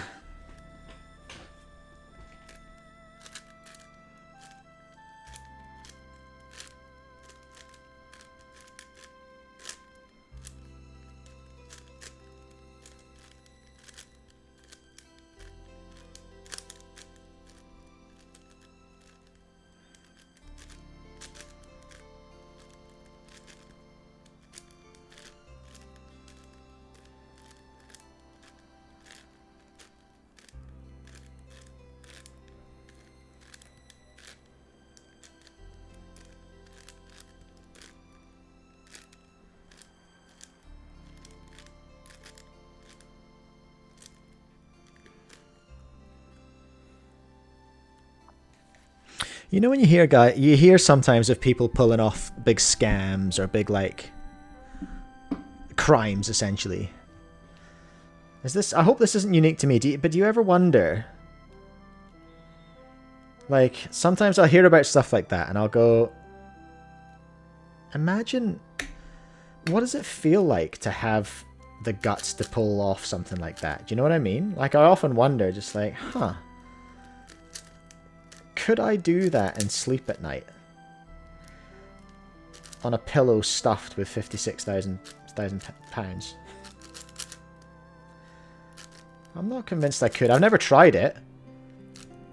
But, you know, do you ever just kind of think, man, life would be pretty easy if I didn't care. You know?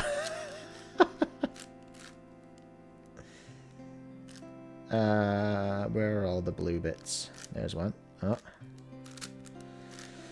Gambled and lost on that one. Where's the other blue bit? Well, it has to be here somewhere. Oh, of course it's there. What do you think, Alice? Do you reckon you could do a mean crime? I'm not convinced I could.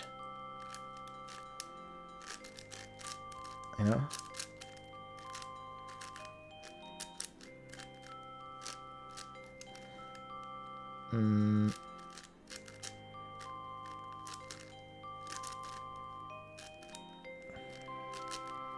Having never done one personally, or at least, you know, having never been caught, I guess.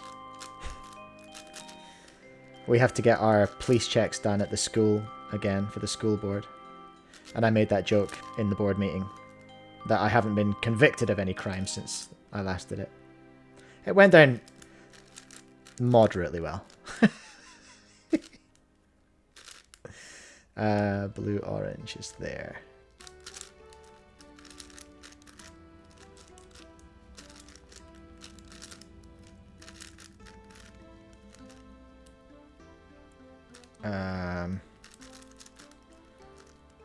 Nah, my board are pretty chill, really.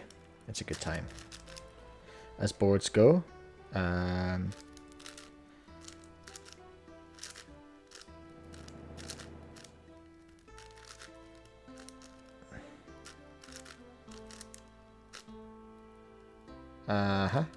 That's gonna go there. And that's gonna go there for that. And there for that. And I think no parity. Let's freaking go.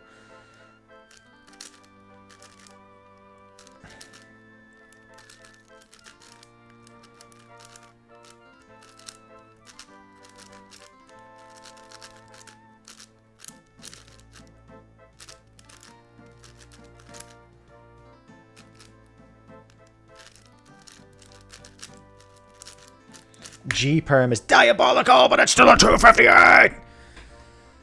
Let's go! That's what we're after.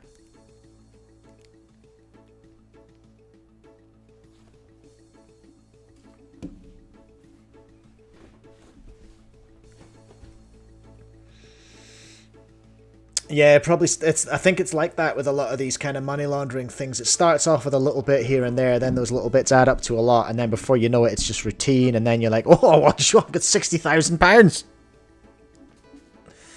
Thank you, Todd. Thank you, Todd. That was. I'd like to thank my sponsors, Taco Bell. I wish. Could you believe? Todd, can you put in a word for me?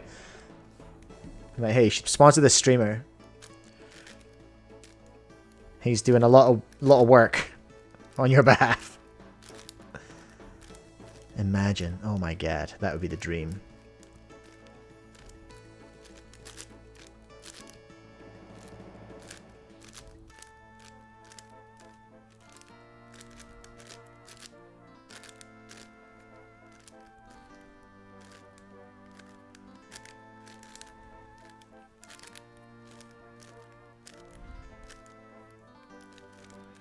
That was a clean solve, that one. That was good. If I can keep it clean, I go under 3 minutes. It's my mistakes. It's the mistakes that are cooking me.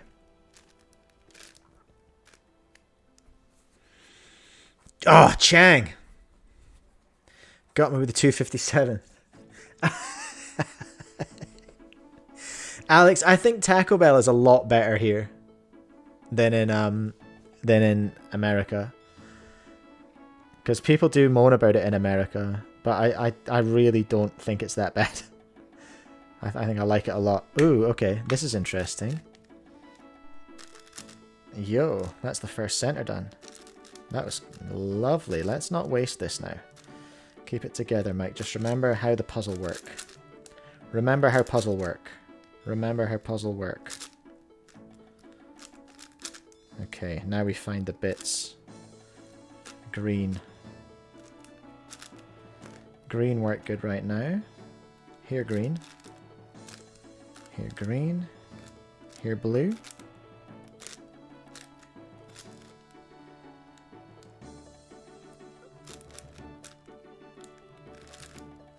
Here red.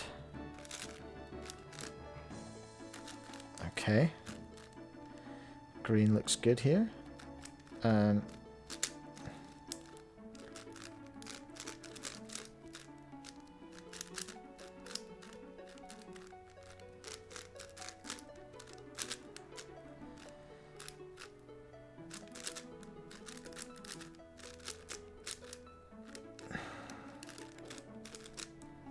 Uh-oh.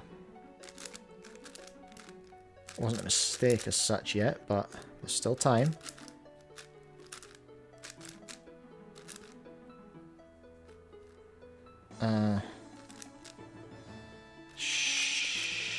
This was just clumsiness.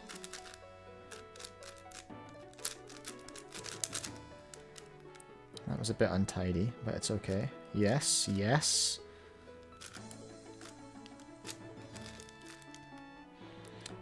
Green, red, green, red, green, red. Yo. Green, blue, yellow, blue, yellow, blue, yellow, blue, yellow.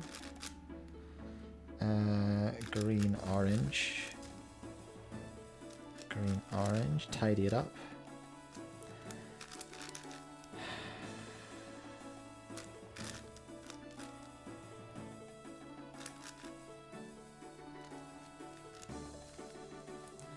Okay, there it is. Now I want blue, red, and I want the red down. And then we're going to send that up over there. Beautiful. Oh my days. That's in there. That's in there. That's in there.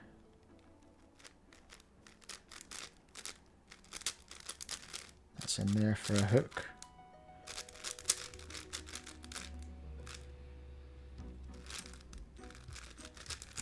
A Y or a V or something for a 256. Let's go. 2 in a row.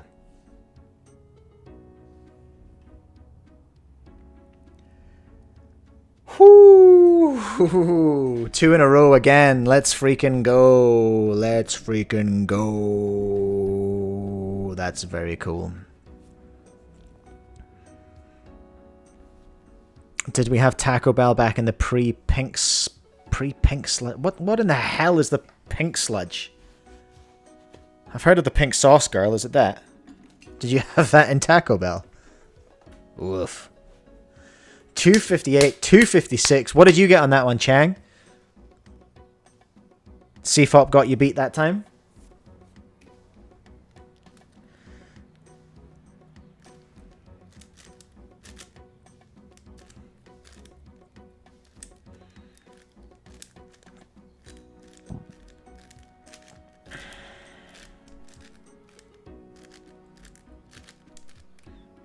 I got a bit lost in the sauce in the last center, I think, there, which cost me a lot of time.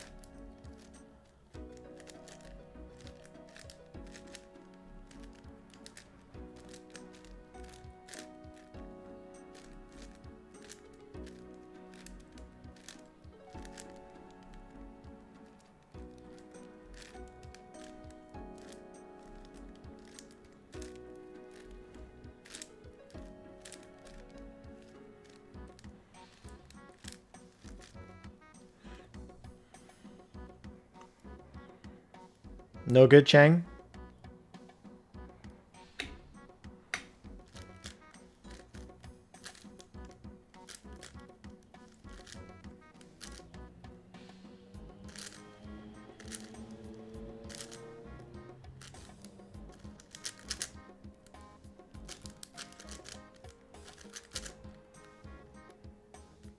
Okay, pick one, pick one, pick one.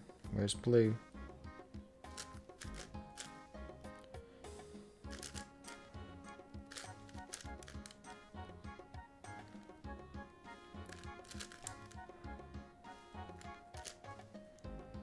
Where'd it go? It's there.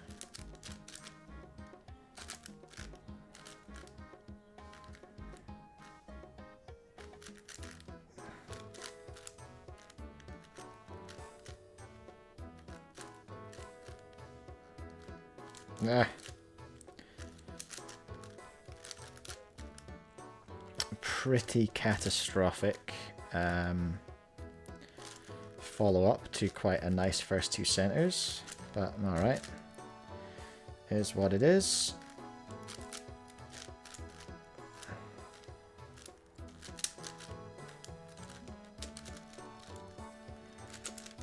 PF Chang, that's another American chain that I know from movies, but we don't have here.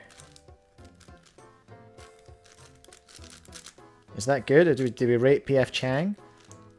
That's a food place, isn't it?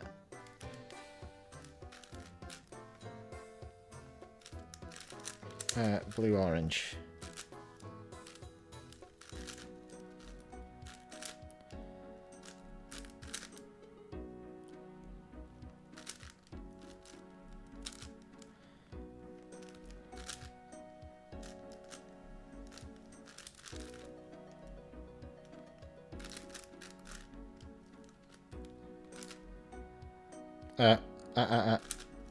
There we go.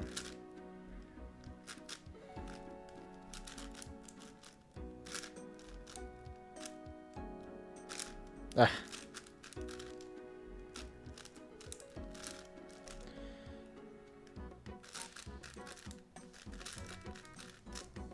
Ah.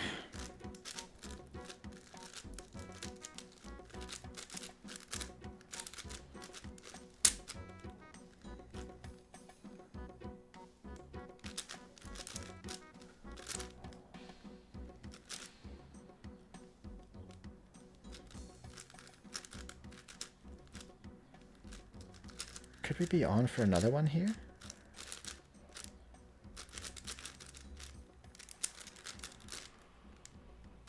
What the hell is this?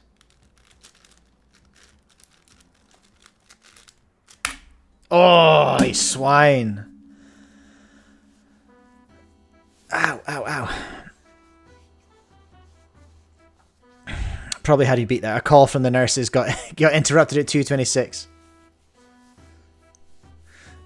I used to joke with my kids that PF Chang is run by my uncle. It's a Chinese takeout, right? Or a Chinese fast food restaurant? Man, look at that average. Oh man, I think we need to go. We need to get that 407 out of there. We need to keep going. Let's get this average of 5 looking good. Come on. One more nice one would be pretty good.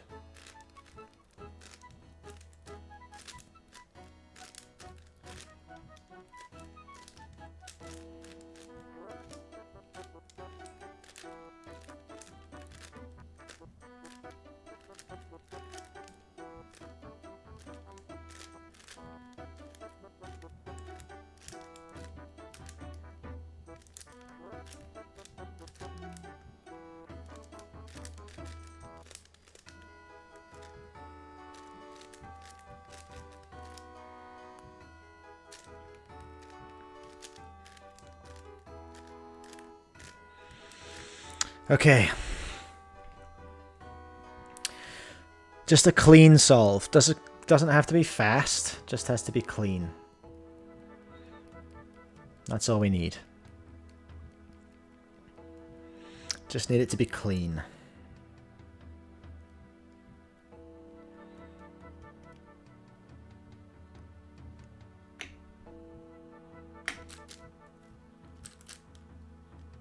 Nope. So far, not that clean. Pretty tragic first.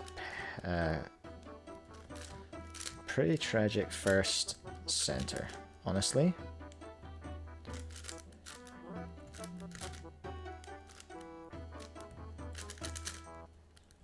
Pretty tragic.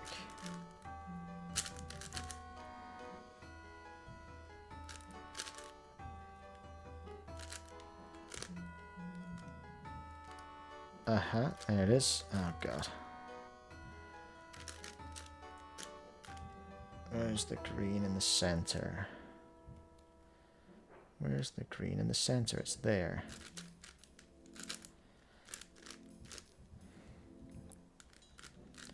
First place you check, last place you look. Okay, that's nice.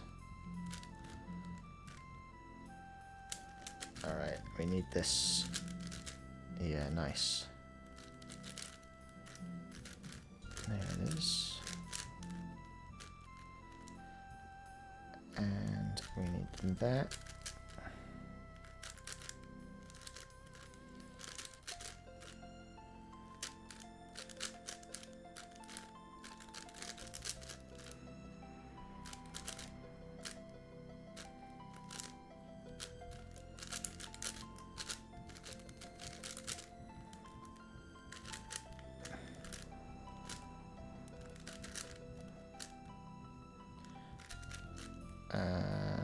Okay, green, yellow, oh god, blue and yellow is the one. I had analysis paralysis, is what happened there. Come on, Mike, just keep it clean. Keep it clean. Red and green, speaking of keeping it clean. One more.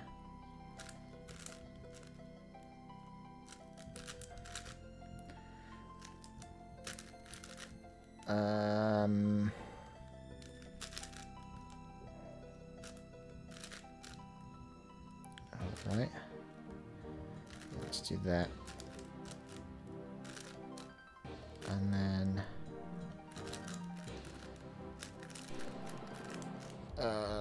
no. Parity mistake. No. No. Okay, we're good. This was so many turns for these last two edges. Dang it. Oh well. Oh well. Is what it is.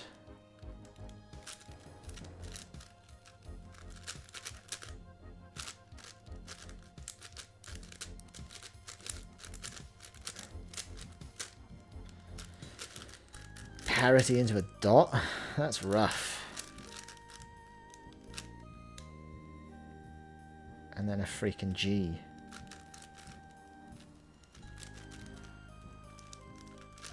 Parity into a dot into like a GC is actually diabolical. That was disgusting. Disgusting.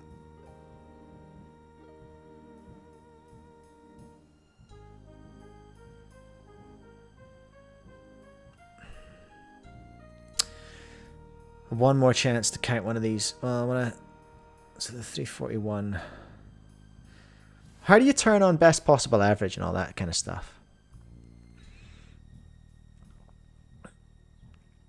Are BPAs in here somewhere?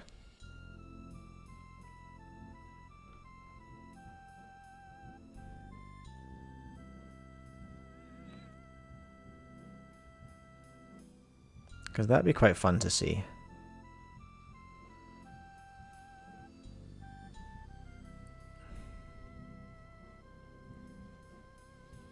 Statistics. Show target time for session. Here we go. Best possible average. I think I just want BPA. Can you guys see that? Yeah. You can see it enough. Oh, look at this. I've got a BPA I've got a sub 3-minute BPA average of 5. I think I just need to get under 341. I do, don't I? If I can get one under 341, that'll be a sub. Is that right? Okay, let's see what we can do.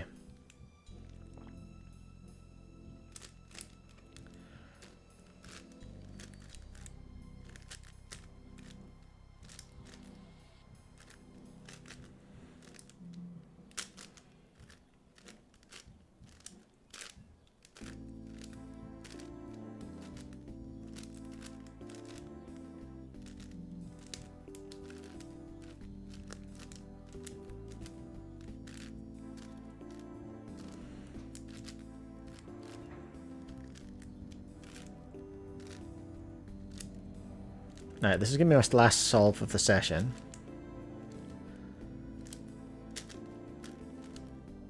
Going for a sub 3-minute average of 5.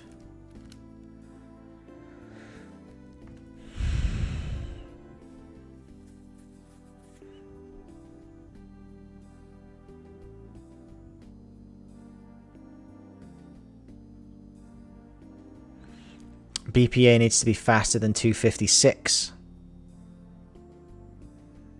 You sure? Oh. Oh, yeah.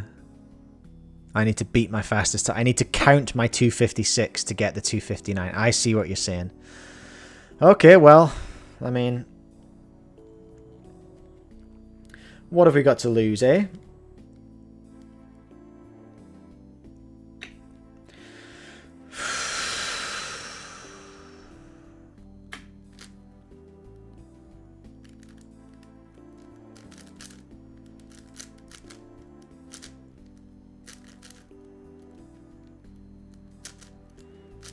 Just don't make mistakes.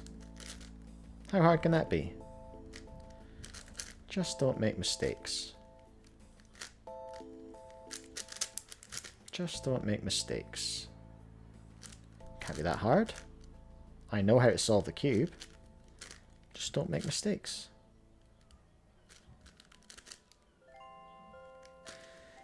Mistakes cost a lot of time, so just don't make them. Then I'll have more time. Solve the cube. Don't make mistakes.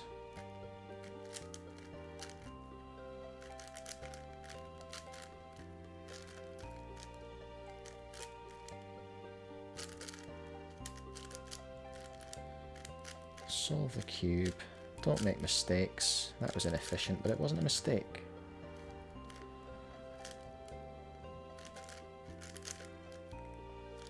Again, inefficient, not a mistake. I was trying for the best. Last two centers. That's nice. That's nice. Now I'm not going to forget about inserting this edge, because that would be a mistake. And we're not going to make mistakes. I'm going to insert this edge. There we are. Yellow, orange. Blue, red. Yellow, red.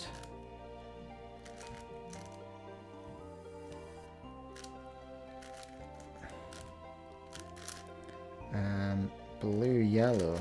Last one.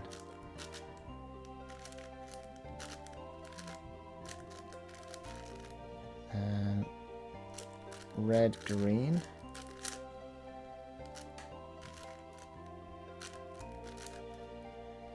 Blue, orange.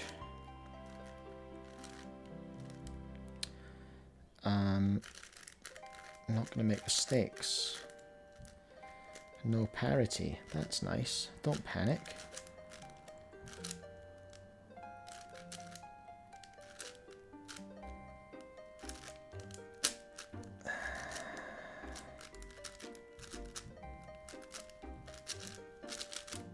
There's a hook.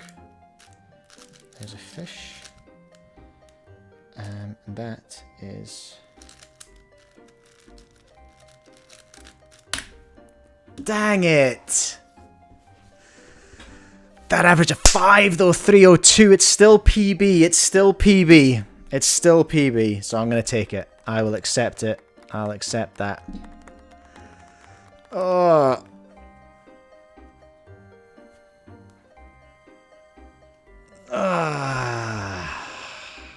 Okay, it's still a PB. I can't be mad at that. I cannot ever be mad at a 3-0. Not at this stage. We're still a week out from the competition. Still a week out from the competition. I cannot be mad at a 3-0. Cannot be mad at that. That's a nice little run today. Honestly. 258, 256, 303, 341's the anomaly, of course. 304 for the 302 average of 5 and a 316 average of 12. Okay. What's my best average of 12 is 312, so that's almost as good as I've gone. 145 is a brutal cut off, Chang. That's really rough. I feel for you. Alright, 204. I need to go. I need to go and have a shower and I think that's it. Because I've eaten. I stink. Because I was at the gym this morning and I haven't showered. Ooh! I'll tell you what, before we go, let's do one final cube tracking update. Let's find out if my shipment has left Auckland yet. No, it hasn't.